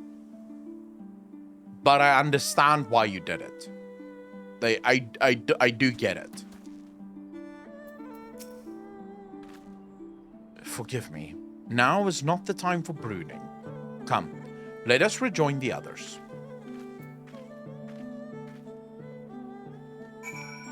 I mean, it doesn't happen as often these days, though. I hate you, but I get it. Toshikan, exactly, yeah. Exactly that. Just needs to focus on protecting Hien. Blades have no need for hate. 14 is great at villains, who you can understand without necessarily agreeing with them. I mean, it's literally why I've said multiple times, I think Final Fantasy is one of the best written stories I've ever played, is their dealings with villains. Villains are normally quite difficult to write, because the natural idea that most people have, like the natural inclination for most people, is to write a bad guy, right? Just write someone that's really bad, really evil, and that everyone can sort of agree on to hate immediately. The far less prevalent, but in my opinion, much better, is when you can write one of those bad guys where the audience almost consistently lives in a space of almost distortion. Just consistently live in the space of, I get it, I hate it, but I get it. I don't know how to feel about this bad guy. I don't just instantly hate the bad guy. I can understand why the bad guy is doing what they're doing. That takes fucking skill to write. I thank you for your help in the search. Kasetsu has told me all that transpired. I would not presume to defend the life Jafia led before he joined the front, nor will I condemn it. Frankly, it is not my place to judge. I will only say this. The Jafia I know has ever been a man of courage. That he should feel driven to flee bespeaks the depth of his terror. Even now, Yatsu casts a shadow over the realm. But the question of what is to be done with her must wait. The Empire is on the move once more. See themselves as the hero of their own story? Evans, I would actually say the best heroes, the best villains, are the heroes in someone else's story. If you can pull that off, you've created a proper good fucking villain.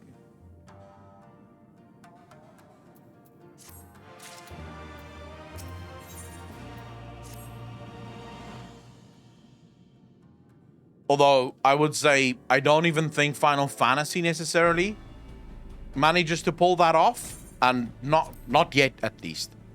All of their villains have reason and rationality behind what they do, which is why we so often find ourselves thinking, I hate it, but I get it. Although none of their villains have yet crossed over into that. If I was on the other side, I would absolutely agree with what you're doing now. I would say the Empire actually comes the closest to that. So I can definitely look at, for example, what was his name? Van Balzar? You guys remember Van Balzar? Like the first bad guy we dealt with from the Empire? Gaius, that's the one. So Gaius was actually the first villain that I looked at, and I was sort of like, if I was of the Empire, I understand exactly what he's trying to do here. It makes sense to me, what he's trying to do here. With Yotsuyu and with Fordola, even though they may have been heroes to the Empire, their actions were still wholly selfish in nature. Right? It was still, like, extremely selfish what they had done or what they had tried to do. So I would actually argue at least in that sense, I don't know if it necessarily counts as you are the hero in someone else's story. Xenos would also be very selfish in his actions. So while Xenos may have been a hero to the Garleans, his decisions were purely selfish, right? So we'll have to see. Based on the smiles in chat, I'm assuming you guys have a villain in mind that you already think is going to break my brain, right?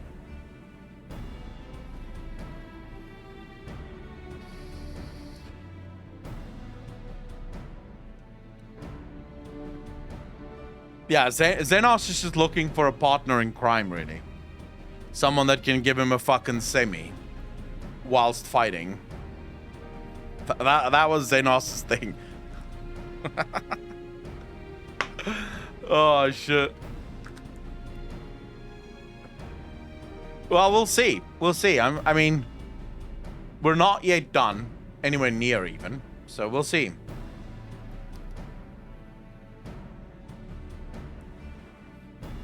While you were out searching for Jafire, we received word from our shinobi allies.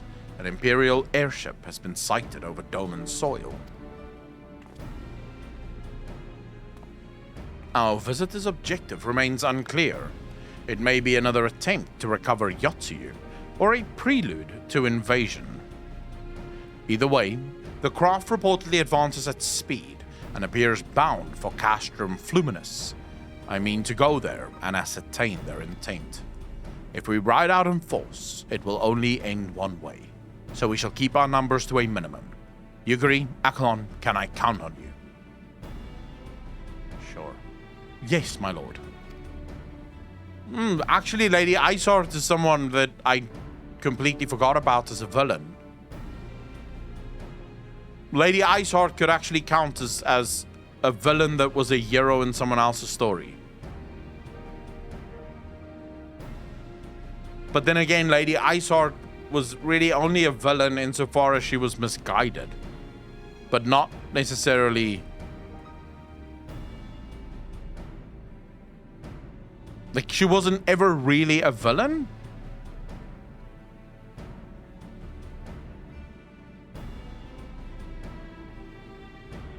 Yeah, to the heretics, but also to the dragons. Even though the dragons did not revere her as a hero, she was trying to get peace between the dragons and the Ishgardians, right? So Ysayle, I would say, but Ysayle does count as someone who is a villain to the Ishgardians, but a hero to the heretics. So yeah, I can agree with Ysayle being probably the first villain that was written really well. What about the Pope in Heaven's Word? He believed he was fighting for the greater good. Gaming Coward, again, he was really fighting for himself, which is the point that I'm trying to make. So you can have brilliant villains, right? And Final Fantasy does this. They write villains that you understand their reasoning. Even the Pope, you do understand their reasoning. The issue is, what is the motivation? So for Ysayle, for example, the motivation was never her. What Ysayle was doing was never about her. It was about what she viewed as the injustice of the Asgardians and the Holy Seal in general. Right? That's why she acted the way that she acted. Yeah, the Pope literally just wanted to maintain the power. That's it. That's all he cared about, was maintaining his grip on power. Alice and I would fain play our part as well. We will not stand idly by while a common foe threatens the lands of our friends and allies. We would be glad of the help. You are acquainted with the Hakuru, I believe? Then I bid you seek him out and assist in maintaining order in the Enclave. When the people see an Imperial airship, they are liable to panic. I would have you reassure them, and should it come to it, aid in their evacuation. Very well. We shall depart at once. Do take care.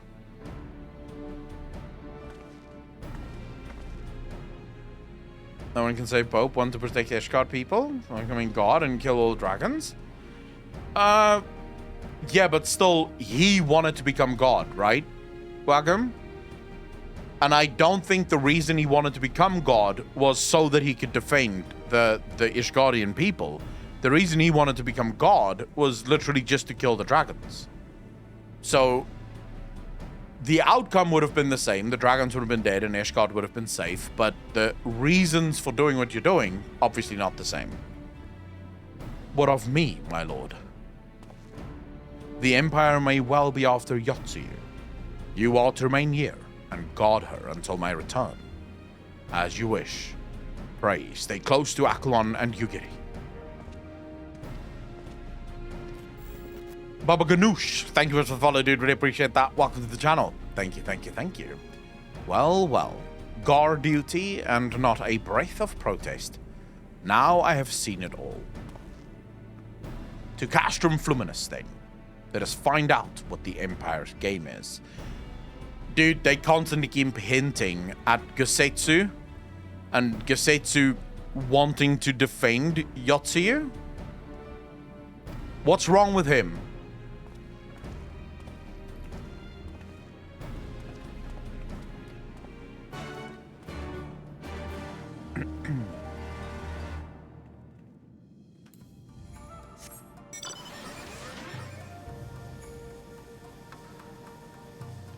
Something is so fucking wrong with Gosetsu, dude. Maybe it's not the real Gosetsu?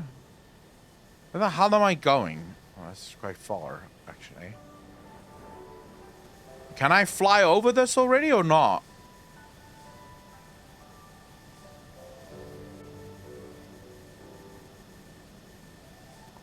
Fucking eye up. Detected. Dispatching faction logic bot. Can you not fly over this? Then how the fuck do you get to the other side? Do I have to take the crystal? Is there no way of flying to the other side? Baba Ganoush, thanks for the first time chat, dude. Really appreciate it. I agree with you.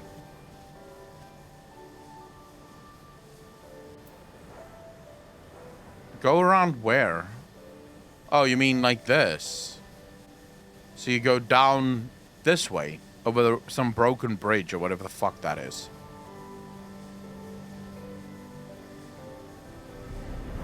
I have things to discover here anyway, so may as well.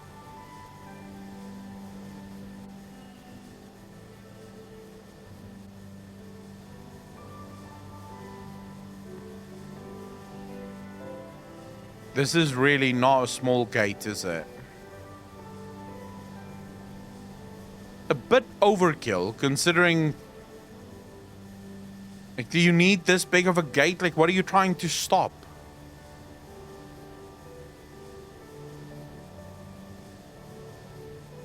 Yeah, I know which gate it is, Falver. My question is... What are you trying to keep out with a gate like this?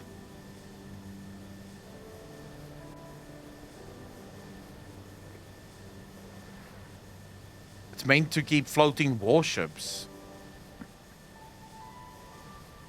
I mean, to be fair, though, I don't think the Empire built this. The Empire seems to have built that top bit there, maybe. Although the Empire builds with metal. And the Empire definitely built these sort of, like, the things that kept the light gate open. But if you look at the bottom part, that seems Doma-inspired. Does it not?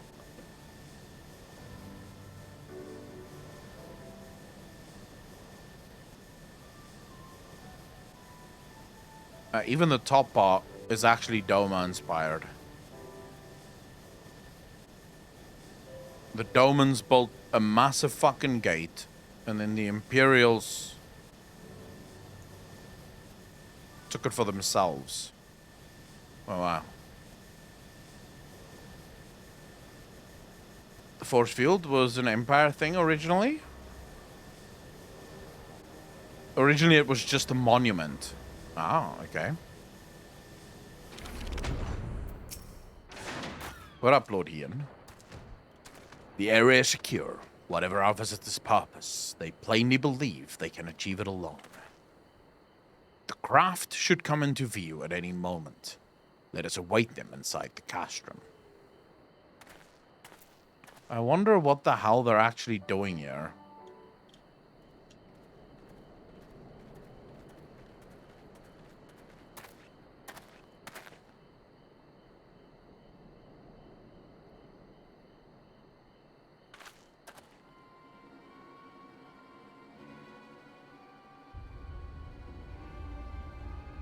I also don't think a small group of us was the right move here.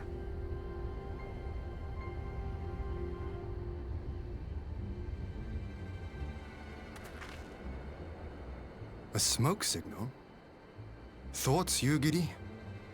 Yeah, that is a good question. In former times, such signals were used to announce the coming of an emissary of peace. In Doma, at least.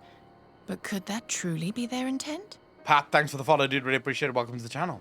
Thank you, thank you, thank you. Who can say?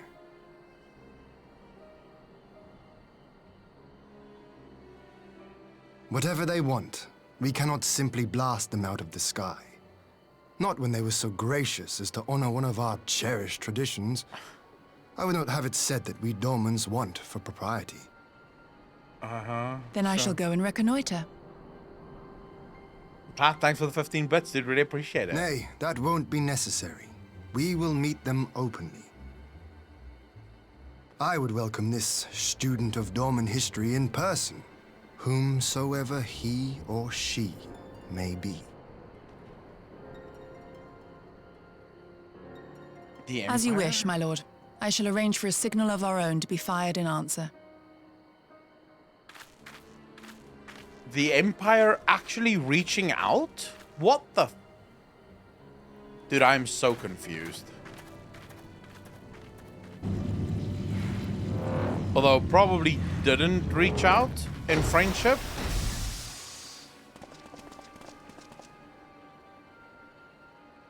Who the fuck are you?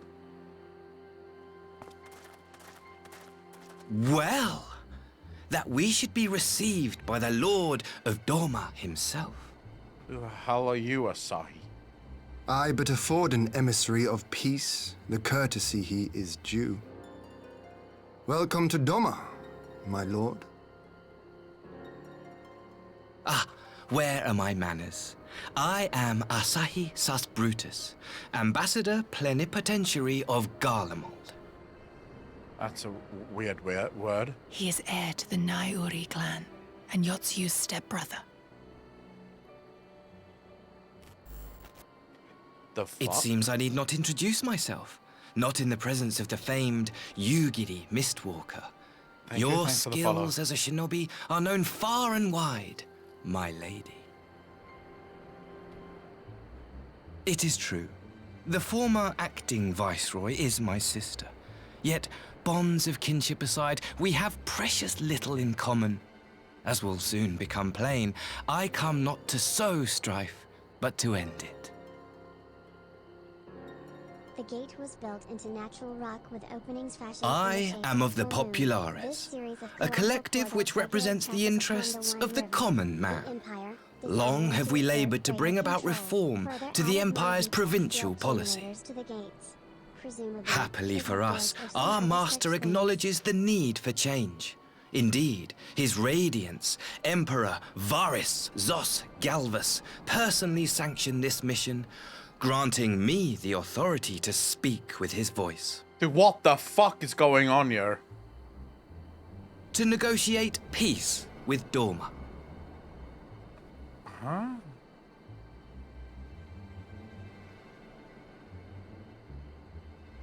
Well then, we have much to discuss. Will you accompany me to my hall? Gladly, my lord.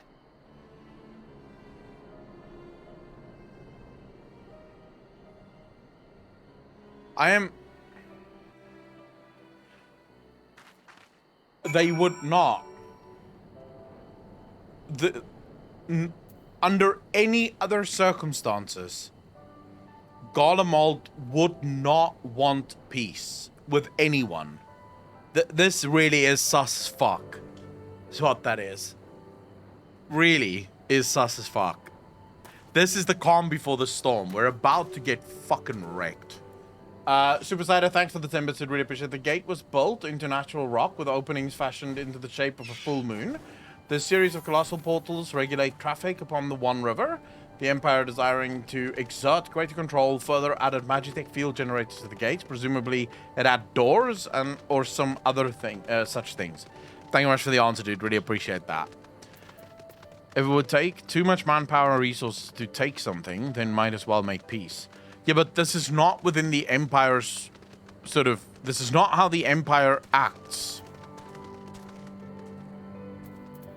Something... This is the prelude to something even greater. We should escort our guests across the river to the Enclave. Yuguri, pray go on ahead to the Yozuku Manor docks and see that the ferries are ready.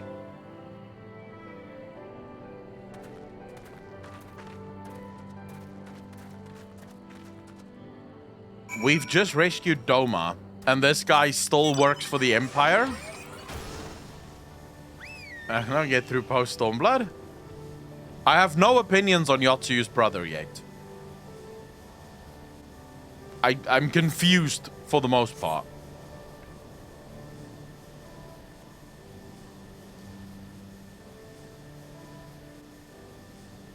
That's my thinking. So, here's why I think Gollum is sending someone right now.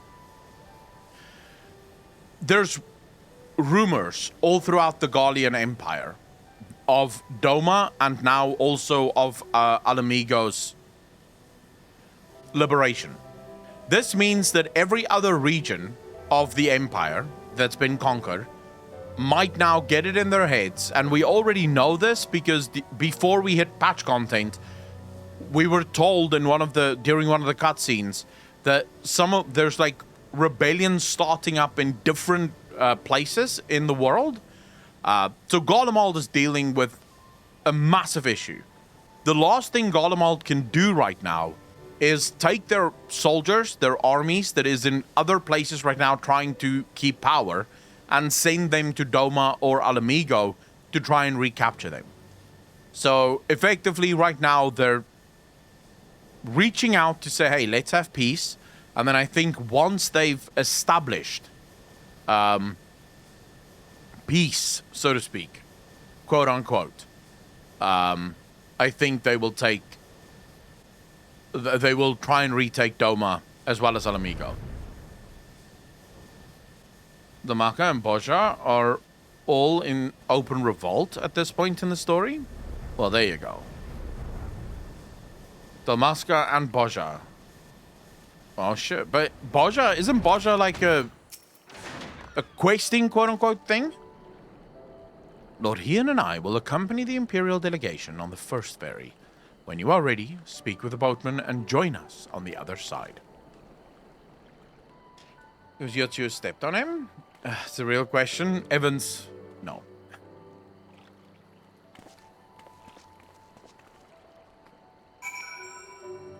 I wouldn't say Boja is spoilers. I mean, Boja is just the name, right? I know we have Boja and Eureka as two potential places.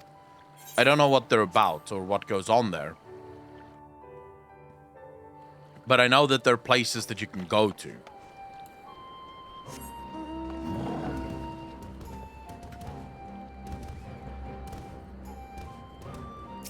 Shit, have I been in this city before?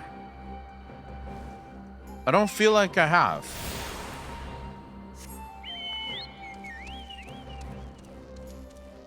I'm almost certain I've not been in this city before.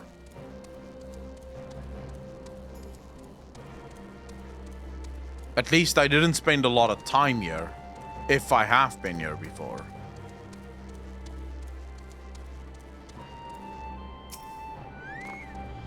There's a theme to one of my favorite characters in FF6 named Xian.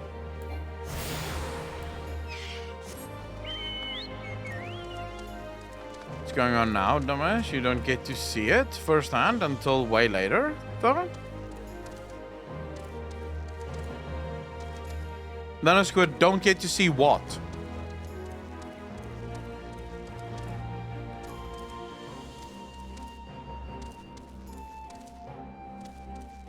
Is an enclave acting as a replacement for the Doma castle you destroyed? Ah. Well, technically, they made me do it. Not really my fault. I did nothing.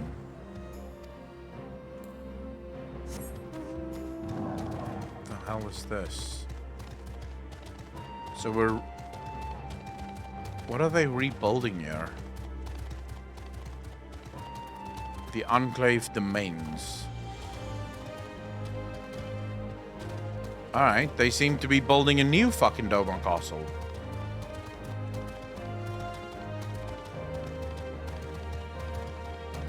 I could react to the preacher's video about Boja already? No, I didn't. Kenna Kaiser, we never reacted to Preach's video about Boja or Eureka. The only video we've reacted to about Preach was the people doing that play for him. That's the only Final Fantasy video that I've reacted to of Preach. To rebuild this place. But isn't it already rebuilt? Like the other places in... Because there's like... You can... Revenant's Toll can be rebuilt.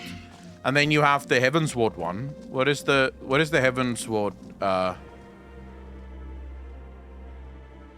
There was one in Heavensward as well.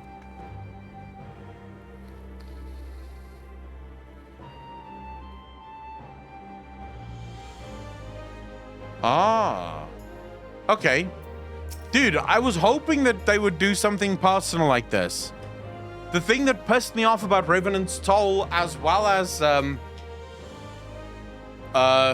Heavensward one, whatever the fuck, the Firmament, that's the one. The thing that pissed me off about this is sort of like when you arrive late, you don't get to see the upgrade of the place. You don't get to see any contribution to the place. It's just already built.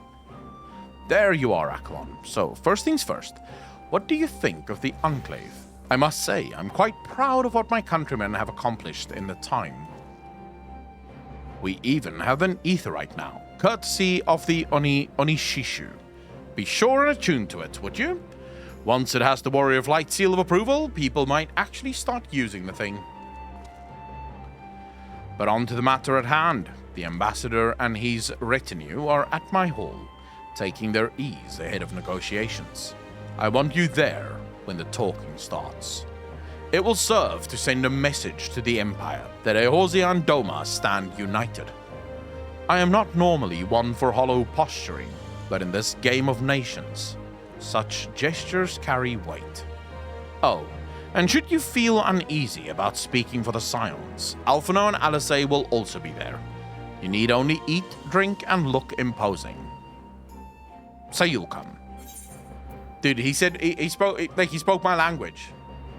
I don't have to say a word, I just have to have a stupid expression on my face. Let's fucking go. I can do that. I'll be there.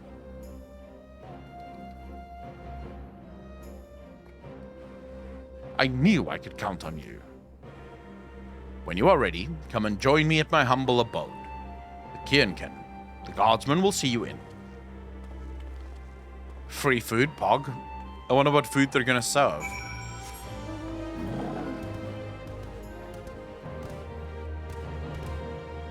I would say... I don't even think, Nanosquid, that it's a matter of collision. I think it would be a matter of coding. So, was the upgrades to Revenant's Toll, as well as the Firmament, were these upgrades hard-coded? Or were they just always phased-coded? And I think the answer is, whenever you go to Revenant's Toll, or when you go to the Firmament, it is already rebuilt. Right? It doesn't sort of have this moment where you maybe fly into it and it takes a second or two to actually phase. So if it's hard-coded, it's really not something that they can just undo. Because they would have to physically go back and recode the whole thing to upgrade. So yeah, I would say it's not worth the time, even though it would be cool. I don't think it's really worth the effort. Lord Ian is expecting you. May I show you in? Of course you can.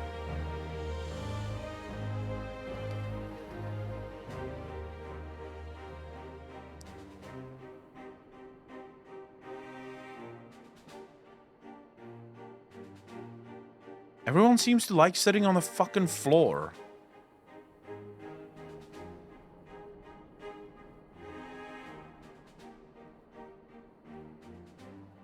On behalf of my delegation, I offer you my humblest thanks.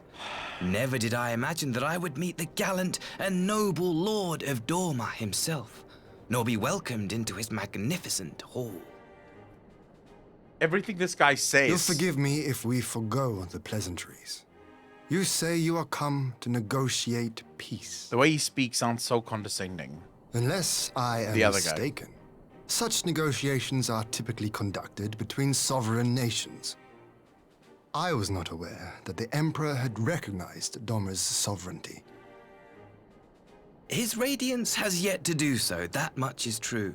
Know, however, that he has expressed willingness to cede Dorma to her ancestral masters and treat with her as a friend. This does not... Fuck that. No, he does not sound sincere. Since the days of Emperor Solus, the Empire has aggressively expanded its territory.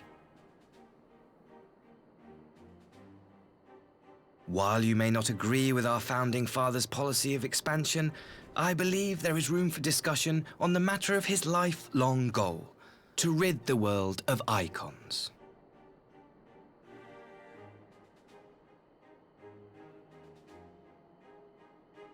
Icons are a blight upon this star.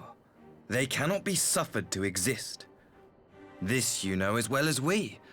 In his wisdom, Emperor Varus wishes to explore the possibility of an alliance to combat this common threat. On the condition that Dorma renounces summoning and pledges to police the Korgin's practice of it, his Radiance would extend the hand of friendship.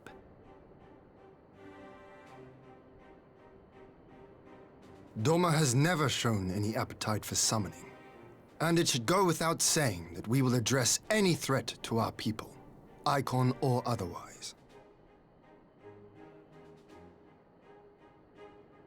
With regard to the Korjin, I must stress that they only resorted to summoning under extreme provocation.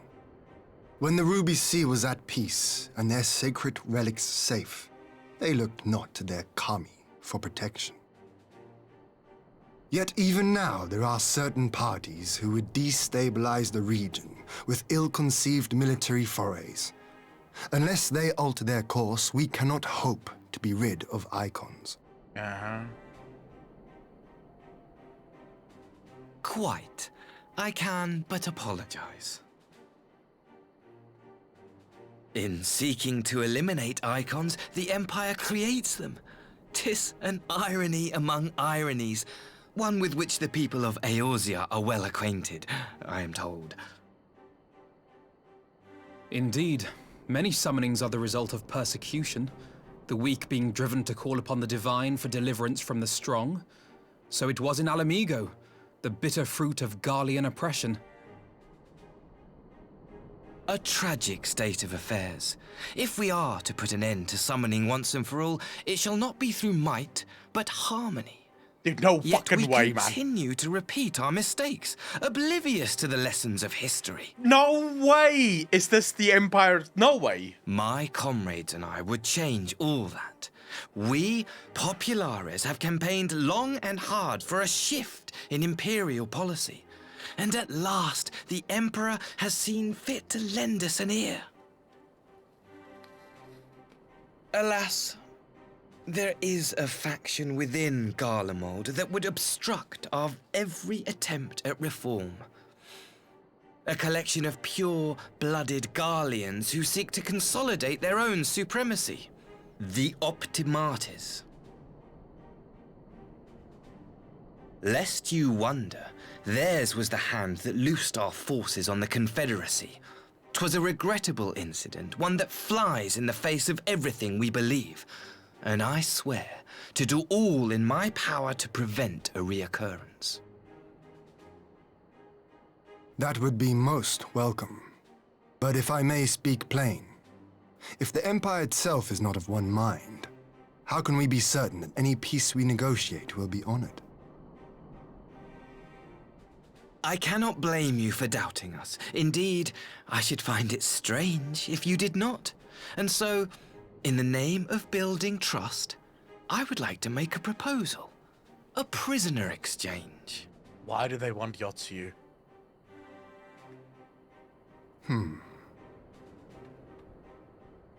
Under Garlean rule, no few Dormans were conscripted into the Imperial Army. We would repatriate them in return for those of ours you captured in the recent conflict. Naturally, any exchange would include the acting Viceroy. Yotsu? What makes you think we have her?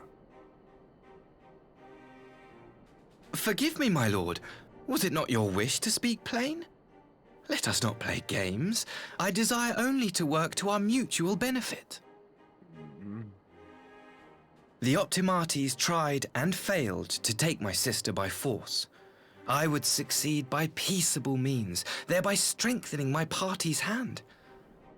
'Twould be a lie to say I would not also be glad of my sister's safe return. Bullshit. You hated your sister. Fucking bullshit. A fellow plain speaker. How refreshing. Very well. Your proposal has merit, but I will need time to consider it. Of course, my lord. May we remain in Dorma until you have come to a decision?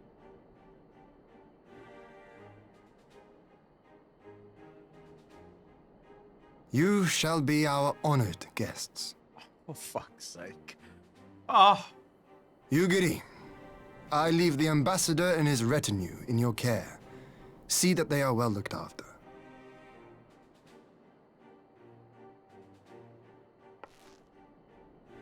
You have our gratitude, Lord Hien. We shall look forward to your answer. Bad choice after bad choice after bad choice, bro.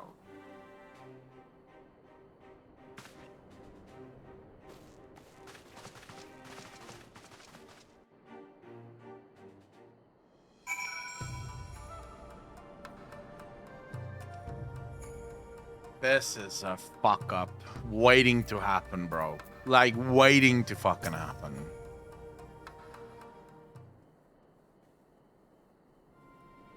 He does not care about his sister. Are you fucking high, King Julian? Dude, have you not paid attention to her literal origins? While she was living, because first of all, I don't think it's his actual sister. I think it's his half-sister. Because if I'm not mistaken, her parents either died or something happened to her parents, and then she was taken in by her aunt and uncle. Her aunt and uncle had wanted nothing to fucking do with her. But they did want their boy to be part of the Garlean sort of hierarchy, or the Garlean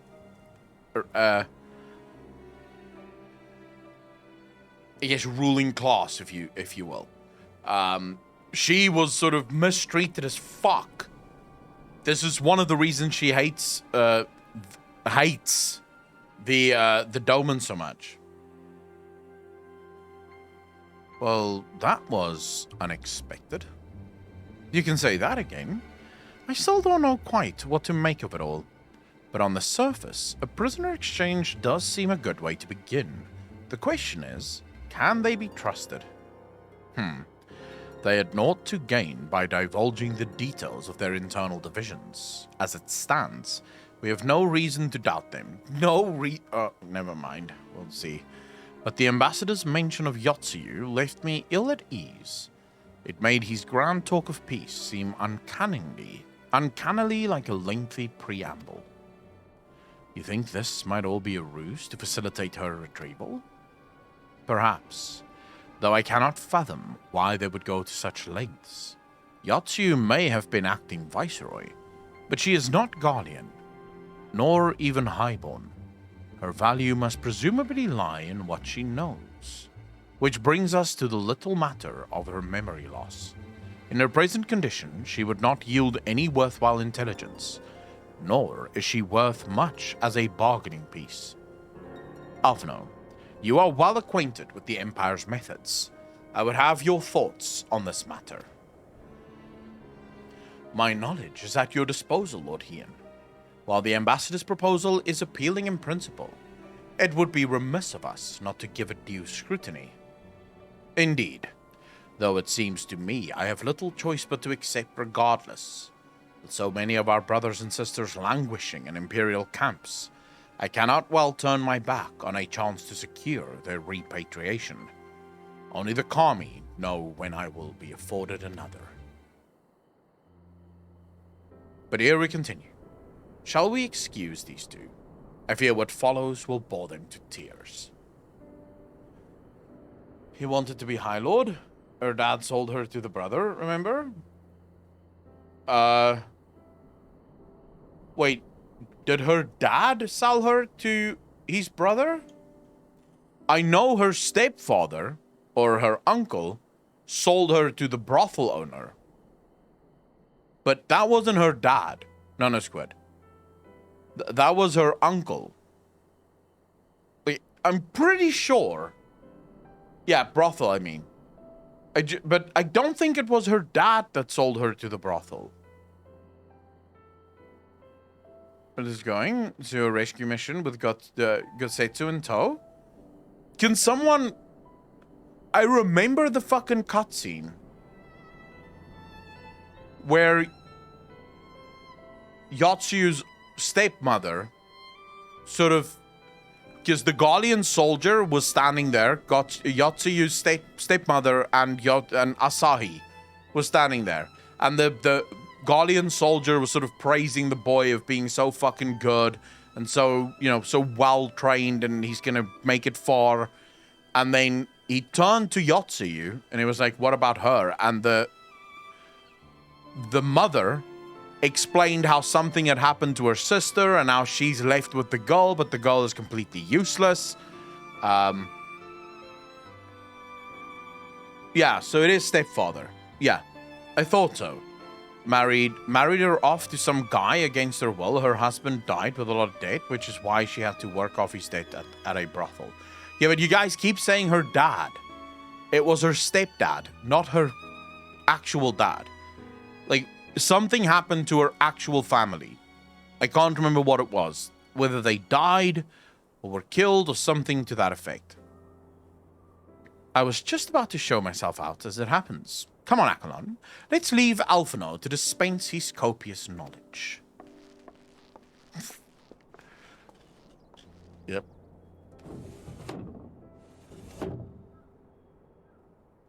Someone is still sore from being made to watch at the Sakazuki.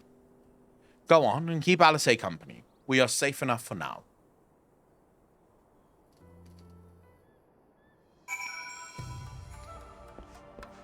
Right.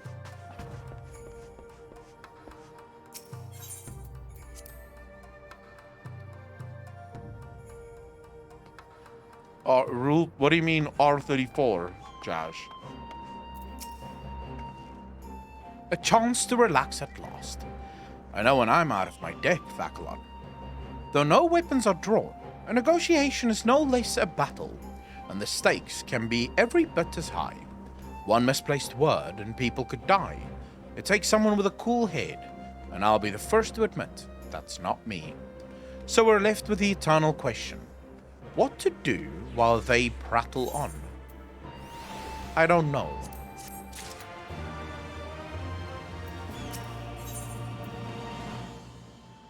Who's Rule 34 in here, and should I be excited for what I'm about to see?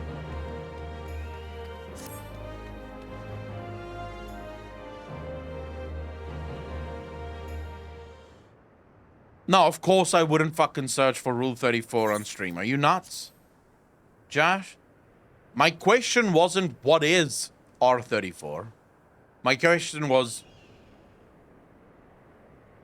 like, who am I about to meet that's R34? All right. For want of a better suggestion, what say you to a brief tour of the newly liberated Doma? I'd be interested to hear how the people are faring in their own words. And it's not as if we'll be missed here. Or will we? Akalon, a moment, if you would. Ah, Yuguri and Asahi, was it? You have some business with Akalon? Business? No. Pleasure, my lady. I merely wish to exchange a few words with the famed slayer of gods and champion of Eorzea. It is truly an honor. Such heartfelt admiration. One could almost forget that you're an envoy of the Empire. Oh? Is that so strange? We may have stood on opposing sides in the past, but I see no contradiction in lauding the man who would do battle with our common enemy. Unless you forget, this is my homeland. It would be remiss of me not to at least thank him for containing the threat posed by the Kojin's vile icon. Now, if I may continue, as we speak, Lord Hien deliberates over my proposal, and I would take this time to see the land I once called home. Though Lady Yuguri is certain to be a jovial escort, the excursion would be all the more enjoyable for your company, and safer besides. The ambassador has the right of it. He is not like to come to harm with you at his side. Will you join us?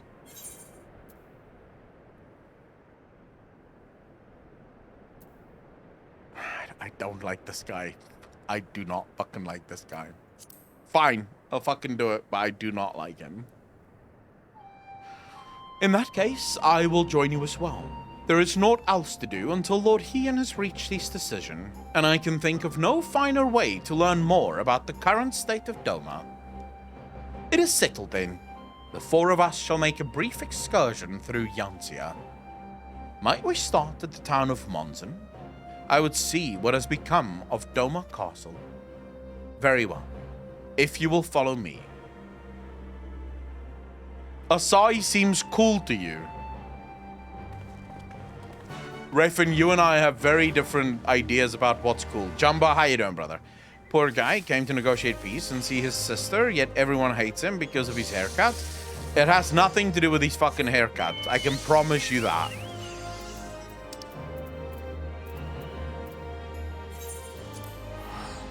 My issues with him is goes much deeper than his fucking haircut.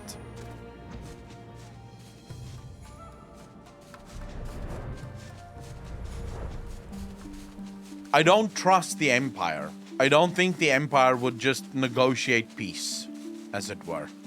Plus, the fact that they're so interested in Yotsuyu.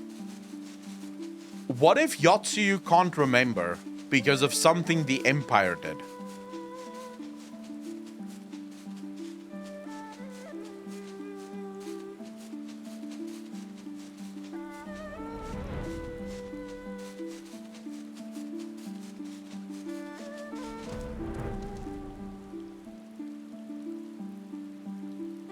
I don't know if that makes sense, but I can see the Empire doing some, like...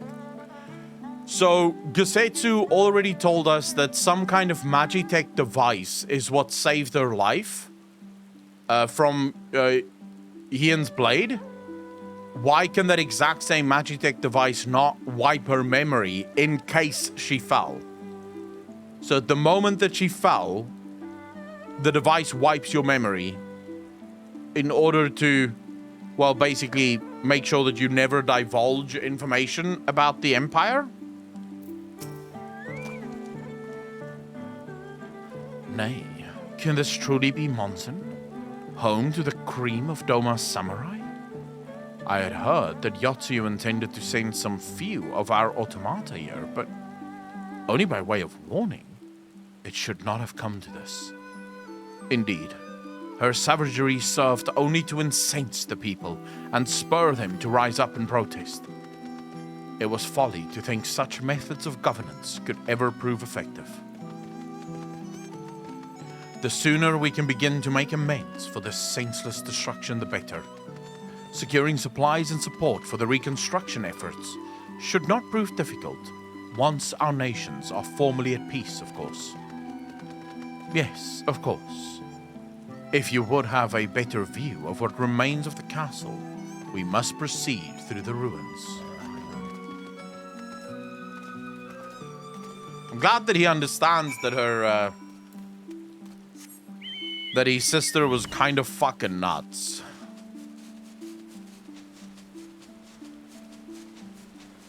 Dude, this castle being fucked is actually kind of sad.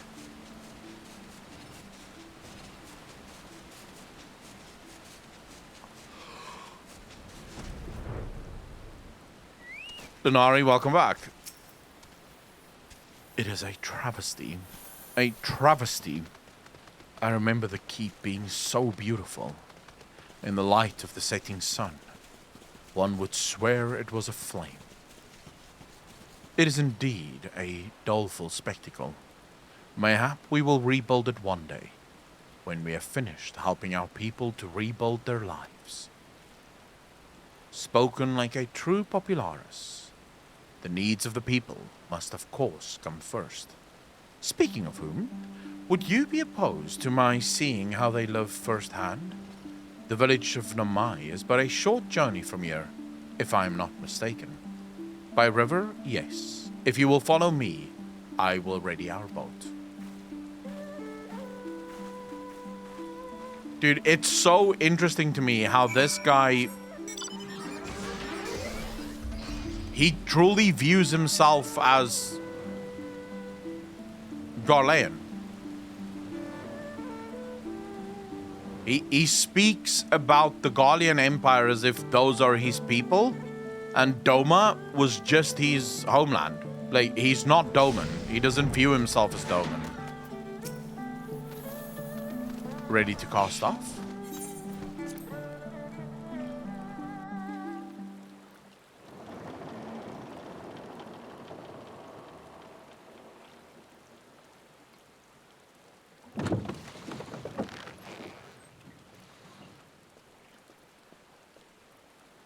Get back!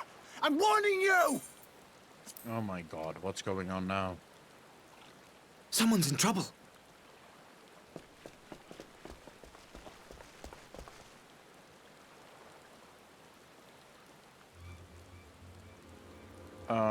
Oh shit. The Kojin. Why are the Kojin of the raid here? Are you all right? Hi.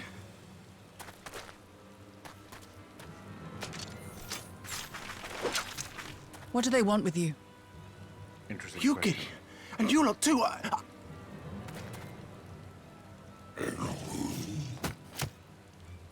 I don't know. We were returning from the Enclave when they came at us.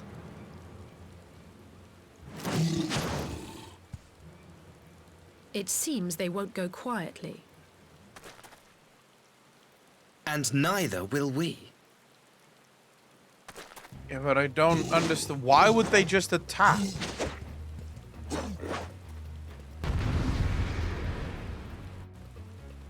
I mean, this makes no sense. They wouldn't just attack.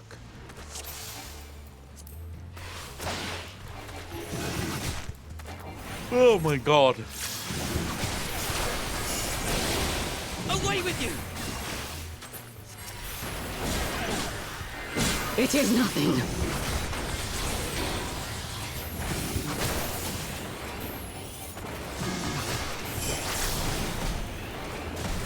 I hate you so much, dude. Like, fuck me.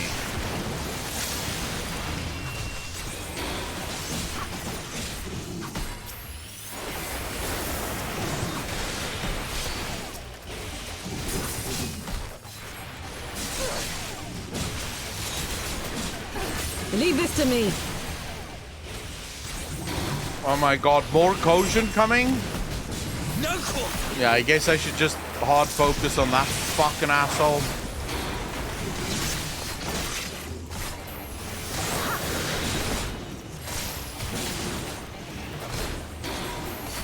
An opening.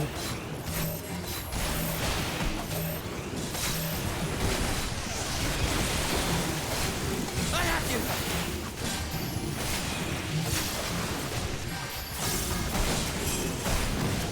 All right.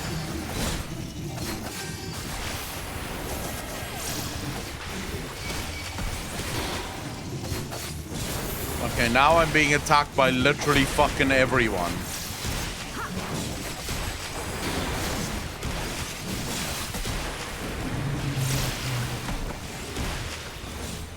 The art of my forebears.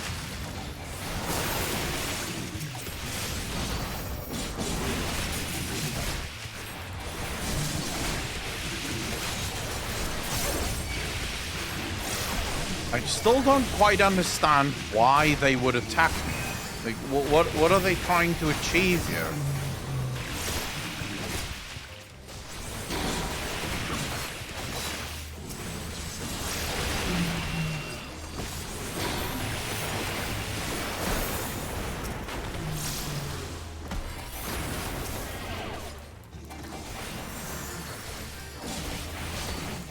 You think they're trying to get pizza? Oh my god, dude. Really? Are we doing this the whole fucking time?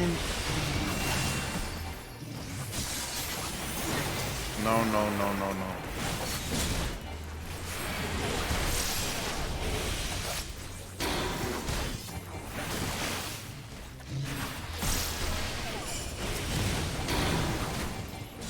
They're hungry and the local sushi place won't serve them, I guess? I mean, they want to summon their icons. That's basically all they really care about, is protecting their treasures and summoning their icons. So the only thing I can think of is this is a ploy by the Empire. Like, this guy planned this.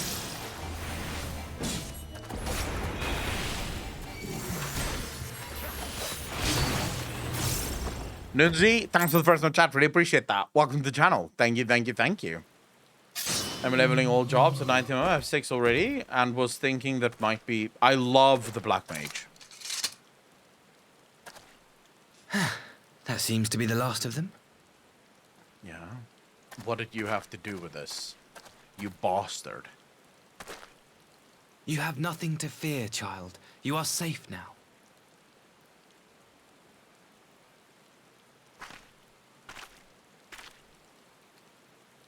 Thank you, sir.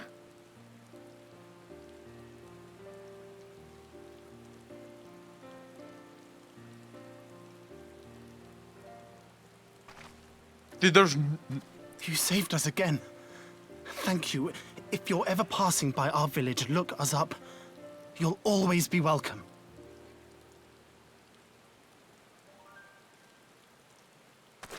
Dude, he planned this. He put the Kojin there so that he could defeat them, so that he could convince us. We arrived when we did. Yeah. Quite a coincidence. Indeed. But what could have prompted the Red Kojin to stray so far from the Ruby Sea? I wonder. I presume these are the sellswords hired by Yotsu. If so, the answer is simple. Desperation. Bereft of imperial employment, they seek other means to line their coin purses. Another sad legacy of the Empire's mismanagement. Sorry, shut the fuck up. We all know it's you. The Empire to which you have sworn allegiance. Must you always be so pointed? If we are to bring about lasting change, we must look beyond narrow allegiances. Oh my god, bro. This guy makes me want to puke. You have every right to doubt me. But in time, I hope you will come to see that we share a common goal. No dice. You and yours have fought fiercely to change the Empire from without. But if we are to end the cycle of conflict, the Empire must change from within. Am I wrong? No, but you won't do that.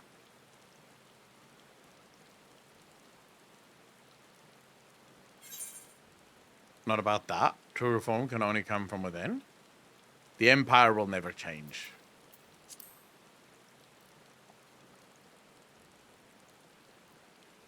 Never? I wonder, would you have said the same of Ishgard? Believe what you will, but I assure you, the Empire can change. Fucking bollocks, dude. Oh my god. Oh my god. Oh my god. Things are going wrong. I'm the only one that can see it.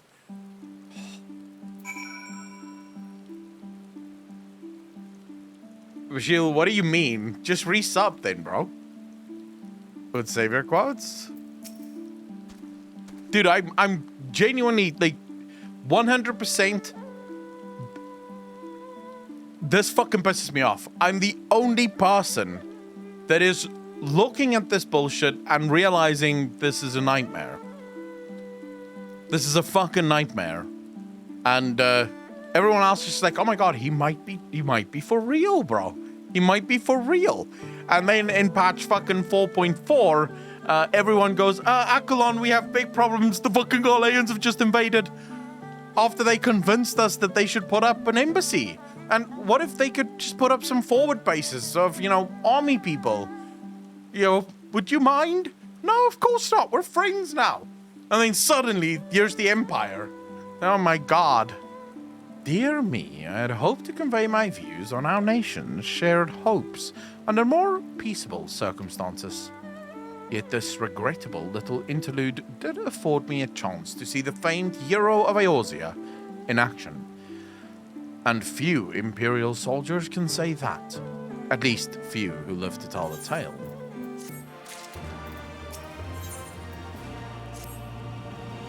Well, after that little ordeal, I believe it may be time for us to return to the Enclave.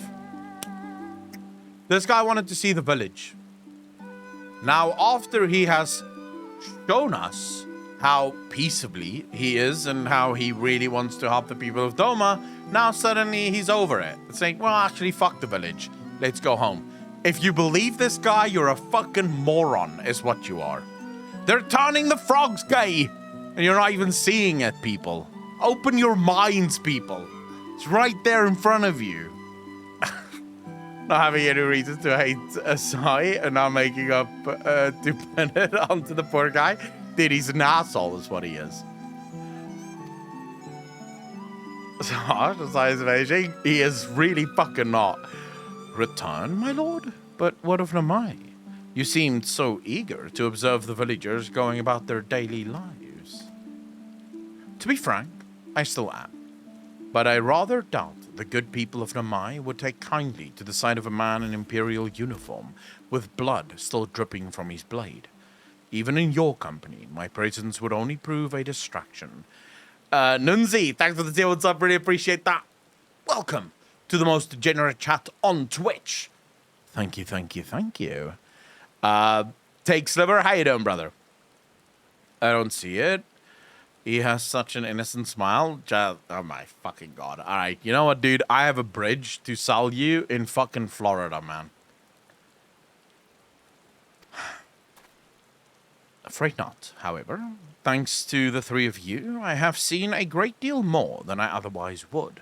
And with any luck, Lord Ian will have finished considering my proposal by the time we return. You know what? Okay, chat. For $1 million, I have the venture of a lifetime for you. All you need to do is wire me through PayPal $1 million, and I promise I'll give it back plus tenfold. Take Sliver, thanks for the prize. I did really appreciate that. Welcome to the most degenerate chat on Twitch. Thank you, thank you, thank you. Love Bridges. Where is it and how much? $1 million in Florida, bro. It's prime real estate. That bridge for $1 million? That bridge is gonna be... Dude, I don't even know what to tell you. Like, it's gonna skyrocket. Within the next 5 years, that bridge will be worth 10 times the amount. 10 times the amount. I do have, like, there is one thing, you know, with how with how the construction and stuff of the bridge is going, you can't actually go see the bridge because that will disrupt the construction. But other than that, you know, it's your bridge. I'll show you a picture and everything. I will take 3. Deal, bro. Deal. The fucking... Oh my god. You guys should absolutely never be anywhere near money. You guys believing Asahi? Oh my... how many Nigerian princes have you guys donated to?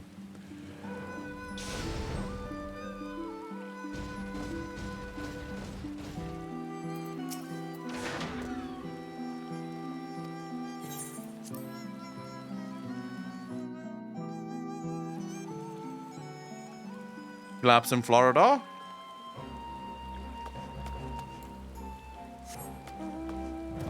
Would you not have a lot of problems building a bridge in Florida, considering most of it is fucking swampland and shit? 3 Nigerian princesses, but the 4th one will surely work. That's the spirit, bro. That can give us... I will not give him a chance, dude. I don't care how far into the game this is. I will never trust Asahi. Never. Thank you again for agreeing to join me. If not for your aid, the Kojin may well have overwhelmed us. Pray go on ahead. Lord Hian is expecting you. I will remain without and keep watch over our guest. Well, we had best not keep him waiting. There are tons of bridges here, man. How do you think we cross the swamps and waterways? Jet ski. Of course.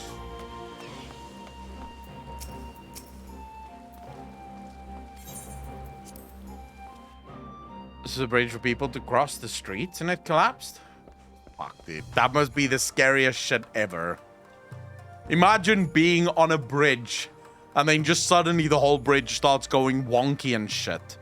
Like, I will shit myself right there. Just, like, immediately shit myself. Well, Echo, he seems pretty genuine to me. Yeah, but you're high as fuck, King Julian. Blaze it, bro. Just fucking blaze it.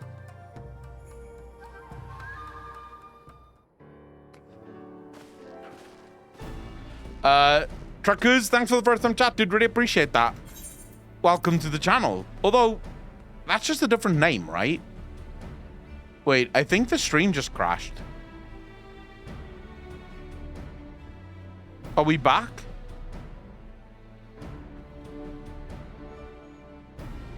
I hope we're back. Can you guys see the stream again, or is it still pretty fucked? Come right back after refreshing. All right, you guys should just refresh. If your stream is down, just write to people to refresh, please, because... yeah, it all just dropped to 0 and then shot back up to normal. So yeah, I do apologize for that. I thought so, truckers. And yes, you missed 4.1 already. I think we're in 4.2 now. I think we literally finished 4.1 today, just earlier. Welcome back, my friend. Yuguri tells me you accompanied her and Asahi on a tour of Yangxia. I had hoped you might take the opportunity to recover from your excursions at the Sakazuki. But I gather your time was well spent. Until the ambassador affords Yuguri a chance to make a full report, however, I must rely on you to supply the details. So please, tell us how it all unfolded.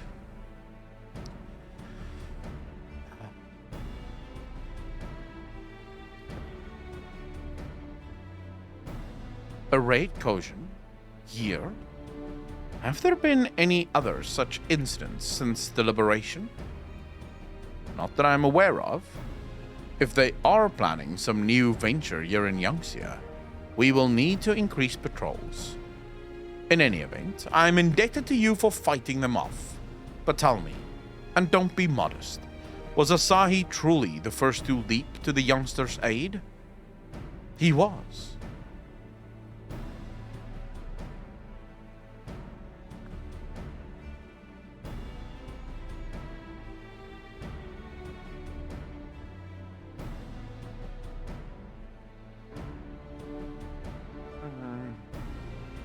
Alright, let's see this fucking train smash going. Let's just see this play out. I was quick to doubt him when we first met, but his desire to save them seemed quite genuine. It's possible he truly believes what he's saying. Oh, for the love of all things that's fucking good and holy in this world. In the time I've known you, you have always been an excellent judge of character. What do you make of the ambassador? Please tell me I can answer right. May very well be an honor man. I still don't think he can be trusted. Yep. Then the question of what his true intentions may be remains. Indeed, regardless of his aim, I am resigned to playing his game. For now, at least. Well, forswearing summoning should be simple enough, considering you never dabbled in it in the first place. Which just leaves the somewhat thornier question of how to police the Red Kojin.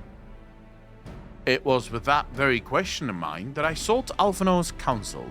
Thanks to his knowledge of the Acons and the rituals used to invoke them, I believe we've identified a workable solution. As you will recall, Susanoo was summoned forth using the power of relics locked away in the Kojin's treasure vaults on the Isle of Zeki. Those said relics remain there to this day. It is all but certain that the act of summoning exhausted their stores of ether, making subsequent summonings impossible. Assuming that this is the case, preventing the Primal's return rests on denying the Red Kojin the means to amass new stores of ether, either via the acquisition of crystals or the relics they are wont to collect.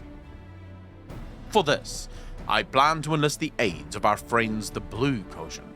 Since Doma's liberation, we have forged closer bonds with Bunchen and his people, and with their support, I am quite confident we can keep the Red from obtaining what they require to call upon this Susanoo.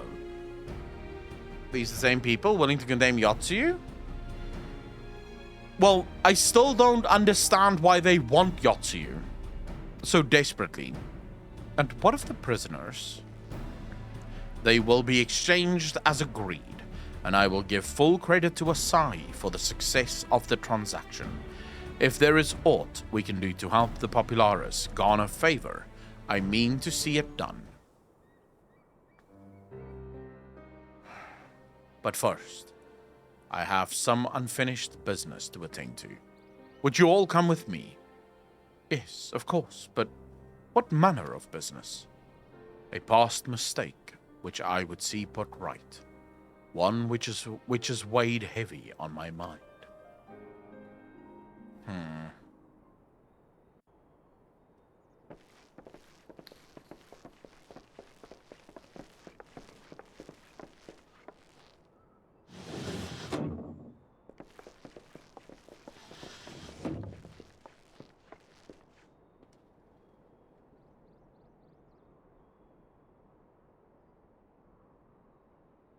I had her brought here in secret while the three of you kept our guest company.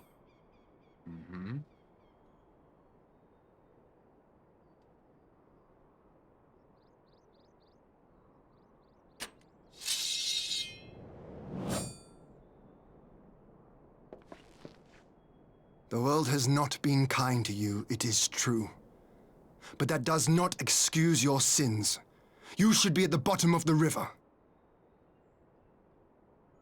Yet here you are, the living, breathing proof of my failure. A failure for which I would now make amends. What did I do? I don't remember. Leave her, but Was it really so terrible? Tell me, please! What did I do?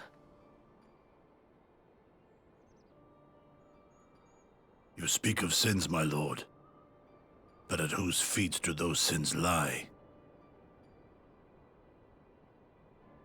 With the soldiers who committed the crimes, or those who commanded them to do so? With both, I would say. For all have a conscience, and all must choose. But with no memory of who she is, or what she has done, what sin remains to be cleansed? You ask that I show mercy? I ask why the heavens saw fit to deny me my rest. Why Yotsuyu was spared not only death, but the bitter memories of her life.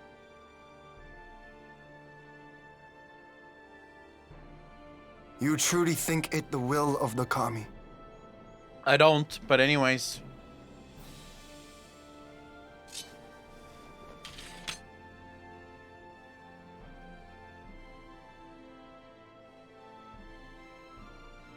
If so, her life is not mine to take. It is yours to safeguard. Come the hour of the exchange, if her memories have not returned, she may remain here in Doma to live out her days as Tsuyu. But if they do, the Guardians shall have their viceroy. Though the people will protest, they will come to accept my decision when they have been reunited with their loved ones. Is she gonna remember? Thank you, my lord. Now then, I believe we have kept our guest waiting long enough. Uh-huh.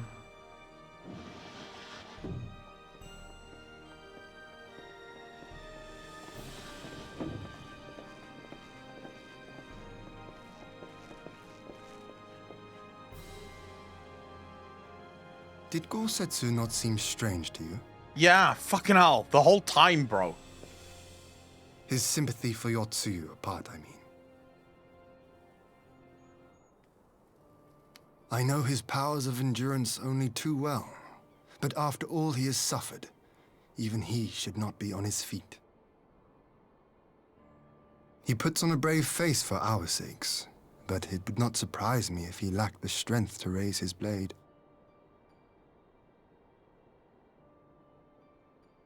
Though I suppose if he and Yotsuyu are to enjoy a life of peace and quiet, he will have little use for it. It falls to us to shape that future, one in which he need never again set foot on the battlefield. There's something else going on, bro. There's something else going on. Something much deeper.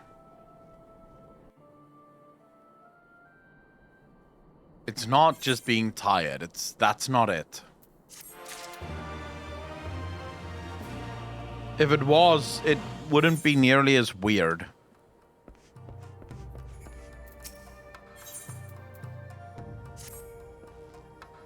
With Yotsuyu safely in Gosetsu's care, all that remains is to answer Asahi's proposal. I realize other matters demand your attention, but I would ask that you stay a while longer to see this business through. This is not tinfoil hat. This is like, it's so obvious, dude.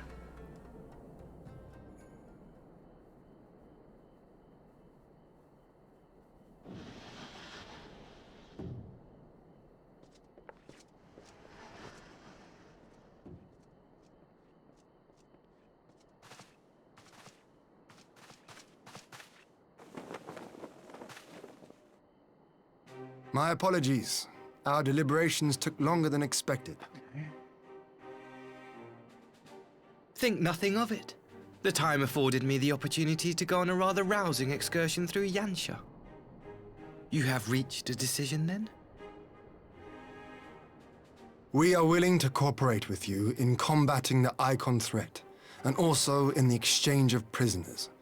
Assuming you accept our conditions, of course. As you know, your sister is in our care. Due to certain complications, however, we are hesitant to release her into your custody. Uh-huh.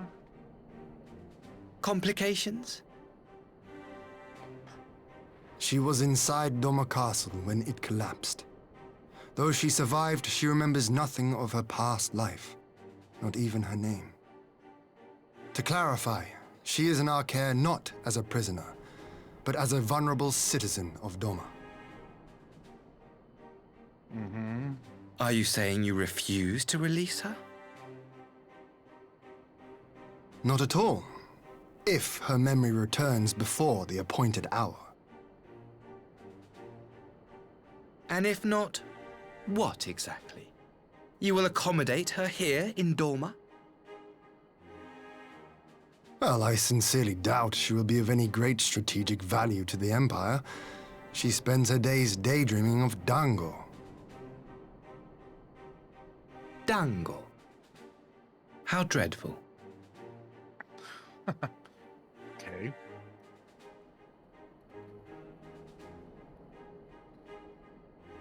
Very well.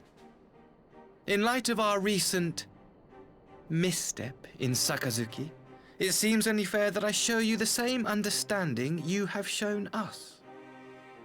Though I do have one small request. Regardless of Yotsuyu's value to the Empire, she is yet my sister. Before I leave, might you permit me to speak with her in private? He's gonna kill her. Of course. Perhaps you could even bring her a plate of dango. She would be most pleased. Yugiri will see you to her chambers. He's gonna kill her. Infra, how you doing?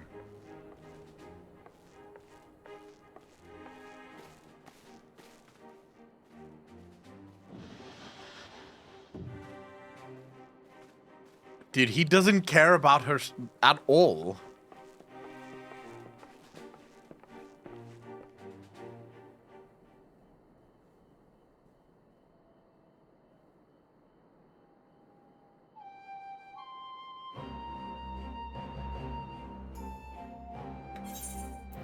Forgive me, my lord, but has he not been gone overlong? Perhaps I should. Calm yourself, Kosetsu. I understand your concern, but we have to wait. He deserves that much.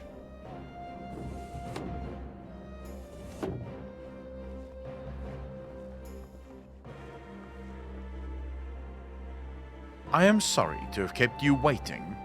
Thank you for your understanding. Long did I dream of this reunion, but never did I imagine it would be so joyless. A part of me hoped your stories of her condition were just that, but alas, it is as you say. Jewel, do you remember anything of this man? Anything at all?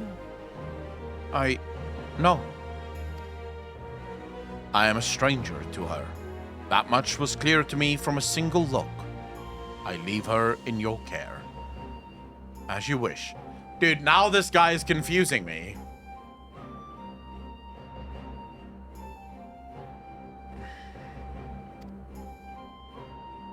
Now, if you will excuse me, my superiors are long overdue a report. They will be elated to hear of our agreement. Of that, I have no doubt. As for the exchange itself, once I have obtained the relevant permissions, I will arrange for your people to be relieved of their various duties and sent here to Yanxia. This will take time, of course. Of course, you may rest assured your soldiers will be well cared for until you return. We will also begin taking steps to better counter the threat of the Kojin and their icon. Before you take your leave, there is one other matter. I am informed it was you who took the lead in rescuing 2 young domans from a band of Kojin sellswords. I have not yet had the time to thank you properly. Please, there is no need to thank me. I only did what anyone would do under the circumstances. Fortunately, I was in good company at the time. The blight of the Red Kojin is of the Empire's making. Were it not for our transgressions, those children would not have needed saving. The people of Doma have suffered enough, my lord, and I promise to do all in my power to spare them further pain, be it at the hands of the Kojin, or indeed the Empire. I pray the Emperor will see things as you do. There may yet be hope for us all.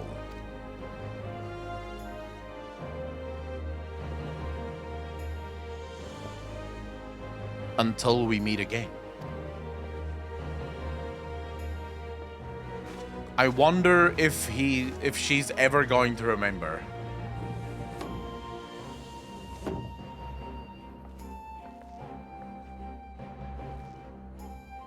discuss it. As before, I leave Yotsuyu to you.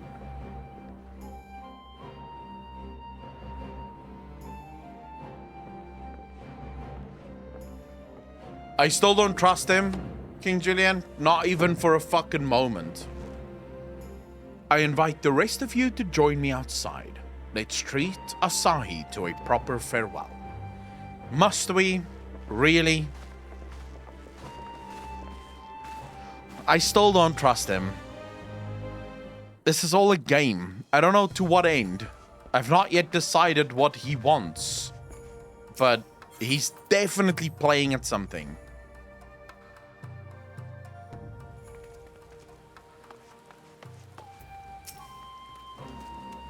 The ambassador's airship awaits at Castrum Fluminus.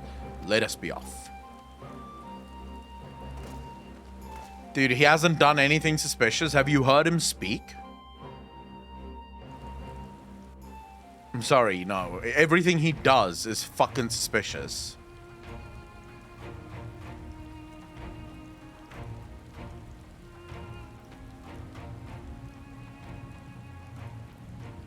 I wish you a safe journey. This has been a most enjoyable visit. I look forward to our next meeting. Maxima, would you take the others and see that all is ready for our departure?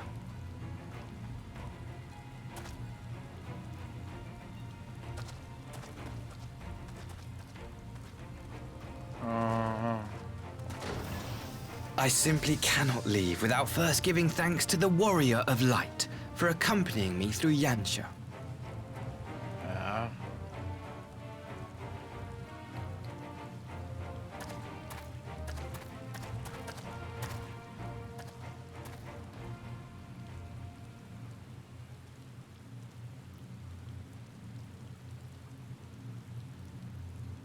Mark me, savior of the savages.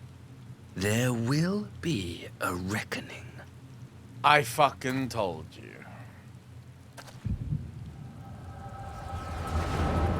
I fucking told you. Bastards.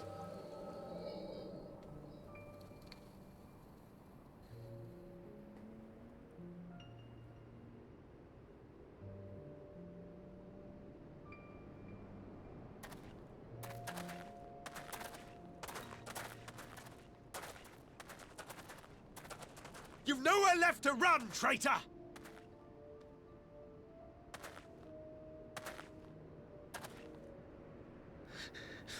Ignorant savages! Killing us will avail you naught. For every Imperial you cut down, 1,000 more will come. Abandon this foolish endeavor and surrender. You may yet serve our righteous cause.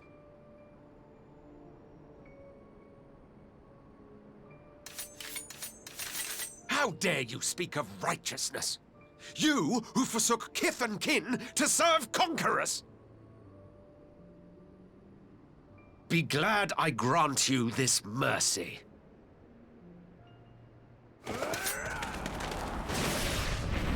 Whoa.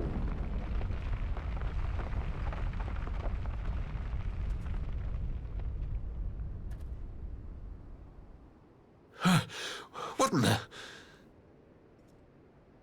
Oh shit. It's fucking Xenos.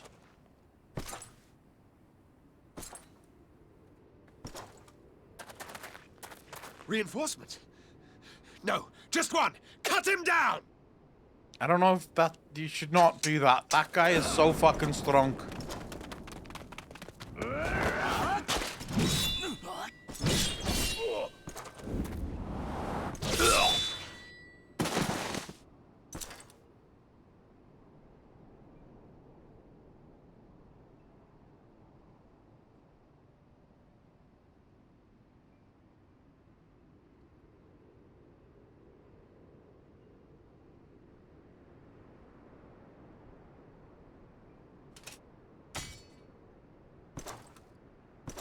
Oh, first time he swapped to a samurai blade, I think.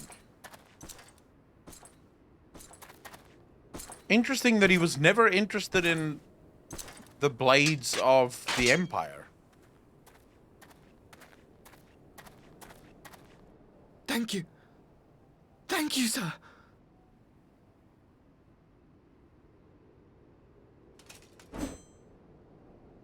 This one is promising.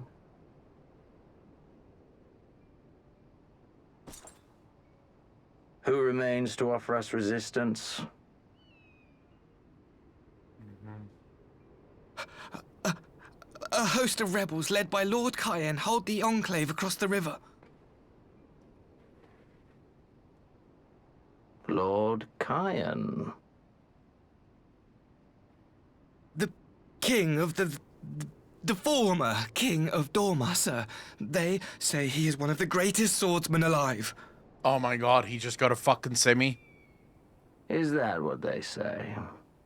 Xenos is hard as fuck right now, bro. It's like, here we go. I've got this. Oh, me, thank you for the props. I did really appreciate that. 15 months in a row. What's that? Thank you, thank you, thank you.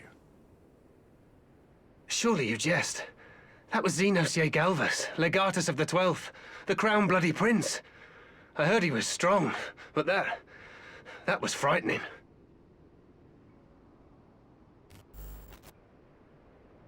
Gerard, thanks for the follow, dude. Really Lord appreciate it. Xenos. Welcome to the channel. I killed your lord, you fucking asshole.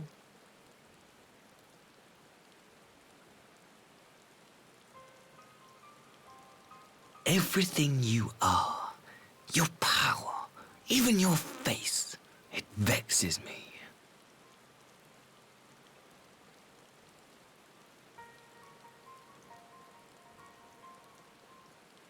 Go on.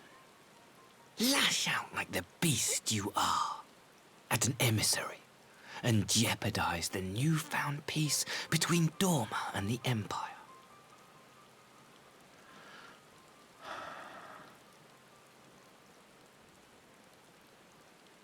My lord was destined to lead us unto a glorious new age. Your light is nothing to his radiance. I killed him. Did I not?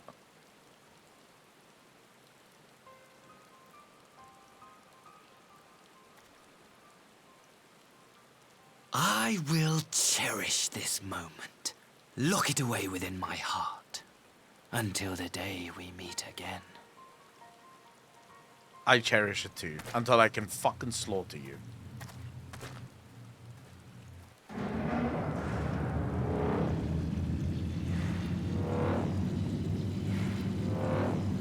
Well, what gave you that idea, faint sir?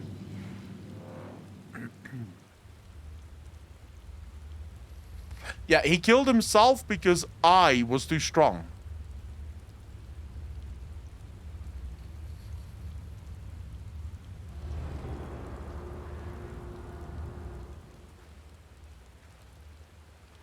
I'm assuming my character is not going to say a fucking word, right?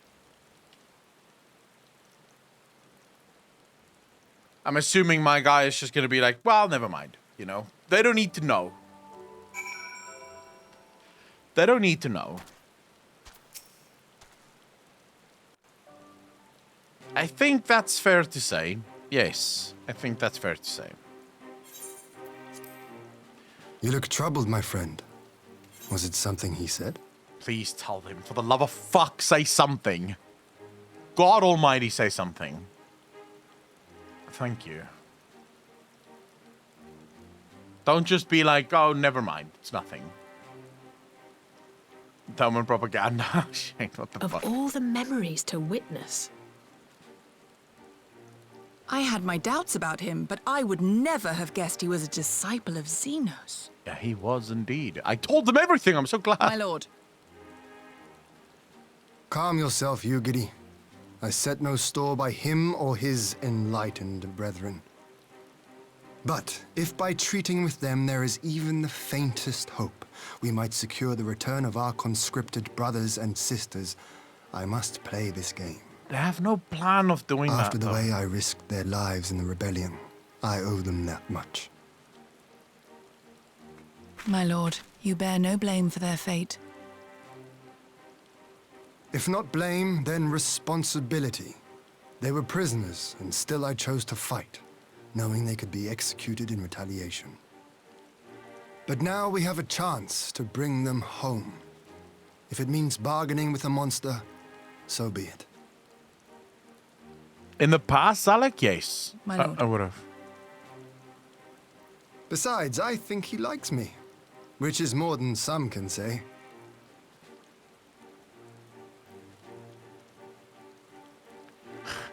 He just gave me shit because the guy doesn't like me at all.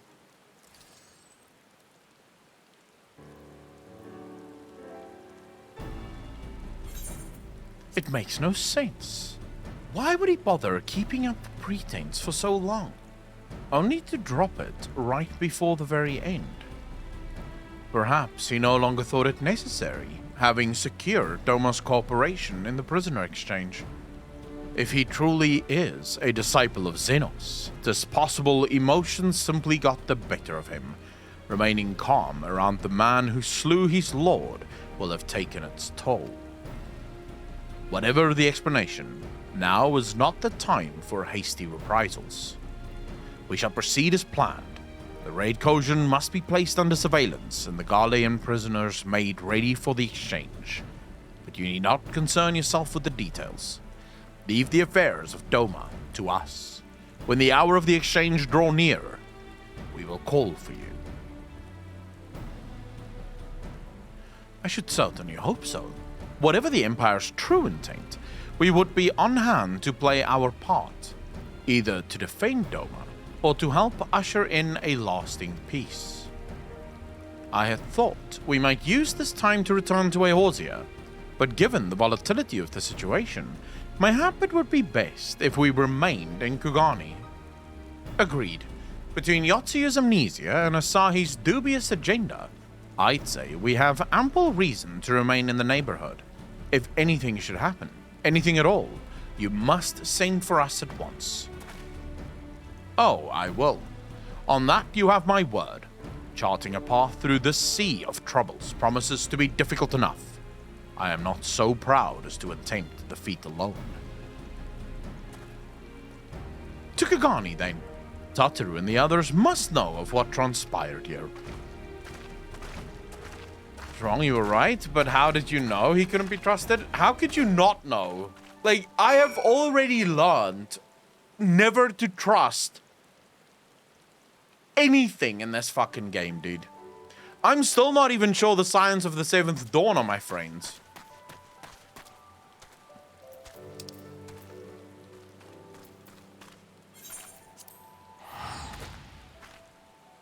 I still distrust everyone in this game. Because if Yoshi P have taught me anything, is that as soon as I trust people, I get let down. So it's almost always easier to just not trust anyone. Trust yourself.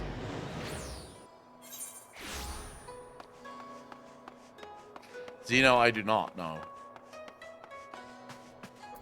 There's only one person in this game I trust, and that's Minfilia.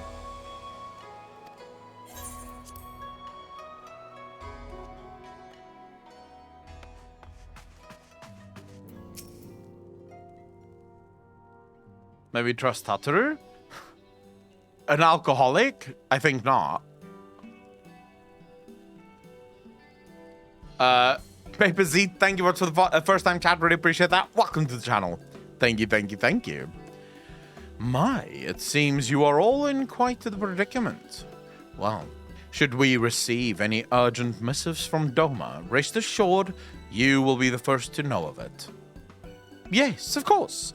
We're discussing ideas to replenish our coffers, but I suppose that all can wait if any urgent news comes through the office. About that, I wish to apologize, Tataru. It was reckless of me to make such a purchase without first consulting you. You may be certain, however, that I mean to reimburse the Scions, even if it means drawing upon my personal funds. That's very thoughtful of you, but I'm sure it won't come to that. Soon as she... Like, look at that smile, dude. How do you trust her? Look at that potato smile. If Soroban's business proposition is as promising as it sounds, Akalon should have no difficulty wiping the red from our ledger. Barback, how you doing, bro? Thanks for the follow, really appreciate that. Welcome to the channel. Thank you, thank you, thank you. Forgive me, Akalon. It would seem I have unwittingly heaped my financial troubles upon you. I swear I will pay you back. Though I fear I will struggle to cobble together anything of monetary value. Knowledge I can gather in abundance. To start, I plan to investigate the divisions forming within the Empire. Mayhap Riol and his associates have heard something on the subject. Regardless, the more we know about the politics of Gollum, the better our chances of predicting the Imperial's next move, which might yet yield you an advantage on the day of the prisoner exchange. Knowing what we do of Asahi's apparent resentment towards you, I cannot say what he hopes to gain from it. But if there is even the faintest chance that a lasting peace could be forged between Doma and the Empire, what choice have we but to try? Lord Ian had the right of it. Asahi may very well be a monster, but we must play his game. For now. Dude, Uber Danger have already betrayed us once. I would not be so quick as to, wait. Striking is the DPS one, right? It doesn't even matter. It's item level 370. I already have item level 400. The fuck am I thinking about? We've already been betrayed by Uber Danger before. Here we go. Some answers.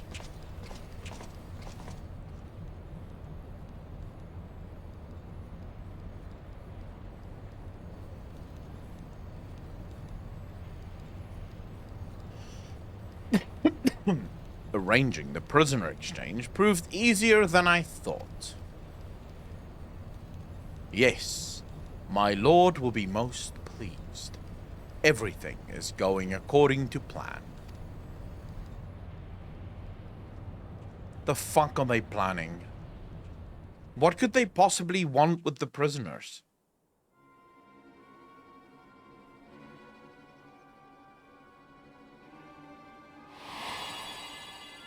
Oh shit, she's remembering. Or isn't she? Can you truly remember nothing? Nothing at all?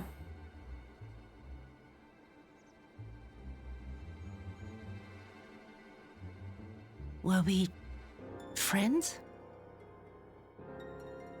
Yes. We were good friends, you and I. In fact, I've brought you a gift.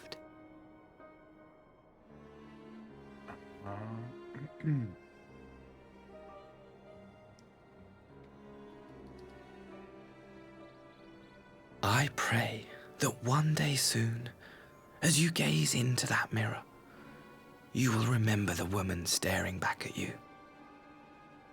It is Magitech that made her forget. It is fucking Magitech that made her forget.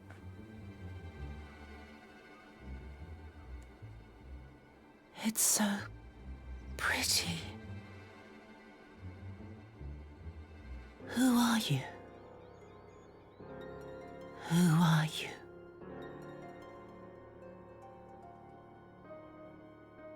Oh my god, dude. In the Imperial capital.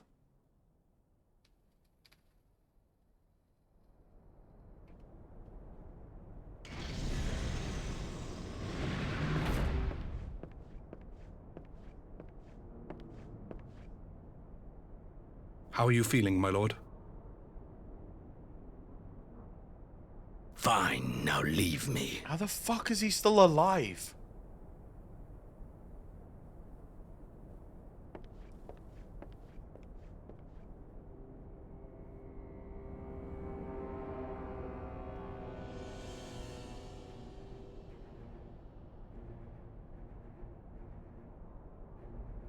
Dude, how is he alive?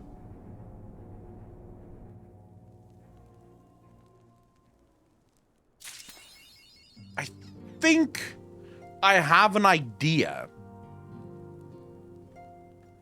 It would be... Congratulations on clearing both 4.1 and 4.2. Thank you. I really appreciate that, Supersider. Thanks for the bets. I have an idea as to how he's doing it.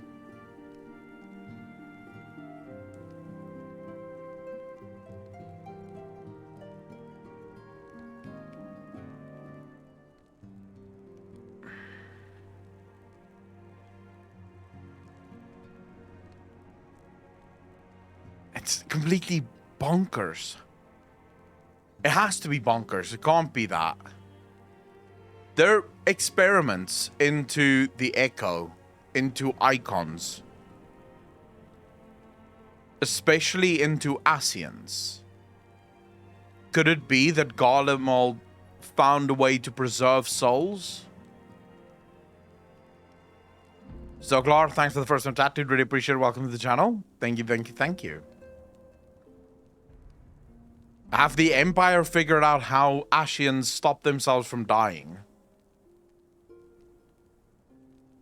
His body is a whole different fucking discussion, of course. Clones, maybe? Well, that would be too fucking mainstream. Zoglar, thanks for the follow, dude. Really appreciate it. Oh my god. I'm very confused as to how the fuck this guy lives, bro. Like, I'm very confused as to how this guy lives.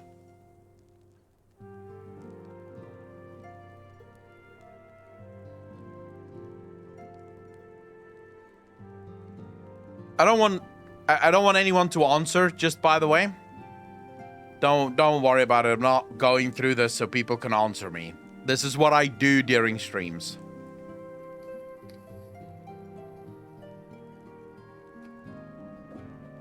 I'm confused, dude. I'm super confused. So, who are we raiding, chat? Do you guys have anyone that you want to raid?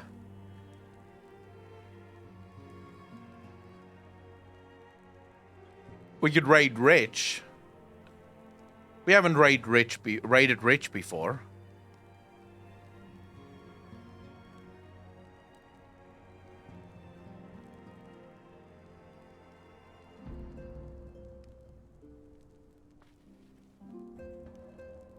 You guys be confused? Again, that's knowledge the character isn't supposed to have. Who the hell's Thornton? I don't know who Thornton is. Was literally answered like 1 or 2 patches later. For those of you that is interested, we are going to continue tomorrow, by the way. So this isn't over. We'll be live again tomorrow. To continue the story, because now I need to fucking see what the next story is. And where the story is going.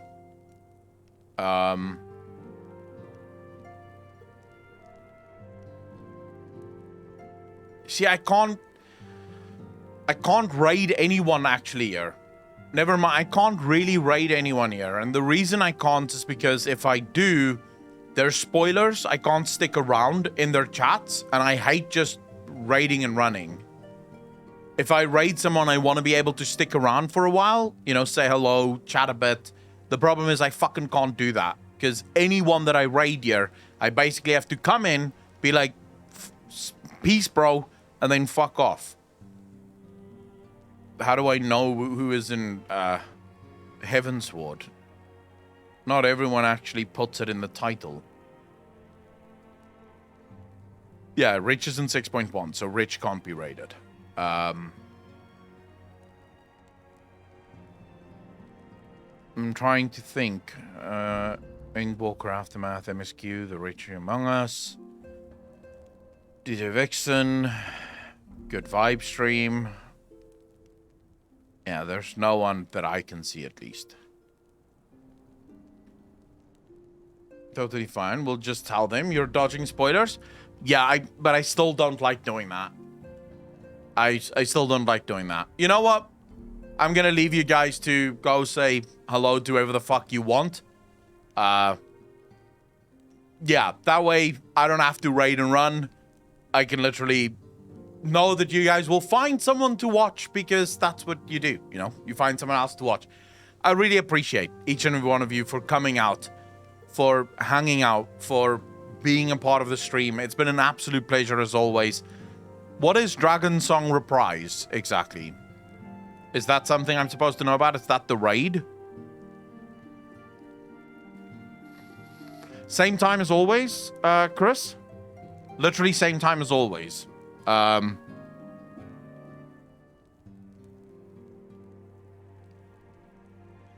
the new ultimate. Yeah, but I don't want to see that. Fuck. I don't want to see that. I'm still working my way towards it. We'll get there one day. Hopefully before the next ultimate launches. So, yeah, I don't want to spoil that for myself. I know it's not really a spoiler, but you know, Run, you bastard! Thanks for the deal. What's up? Really appreciate that. Welcome to the most degenerate chat on Twitch, even though you literally arrived at the tail end of the stream. I still really very much appreciate it. Can't really host Rich because he's in 6.1 shit, and I'm not in 6.1 shit, so it would make it weird.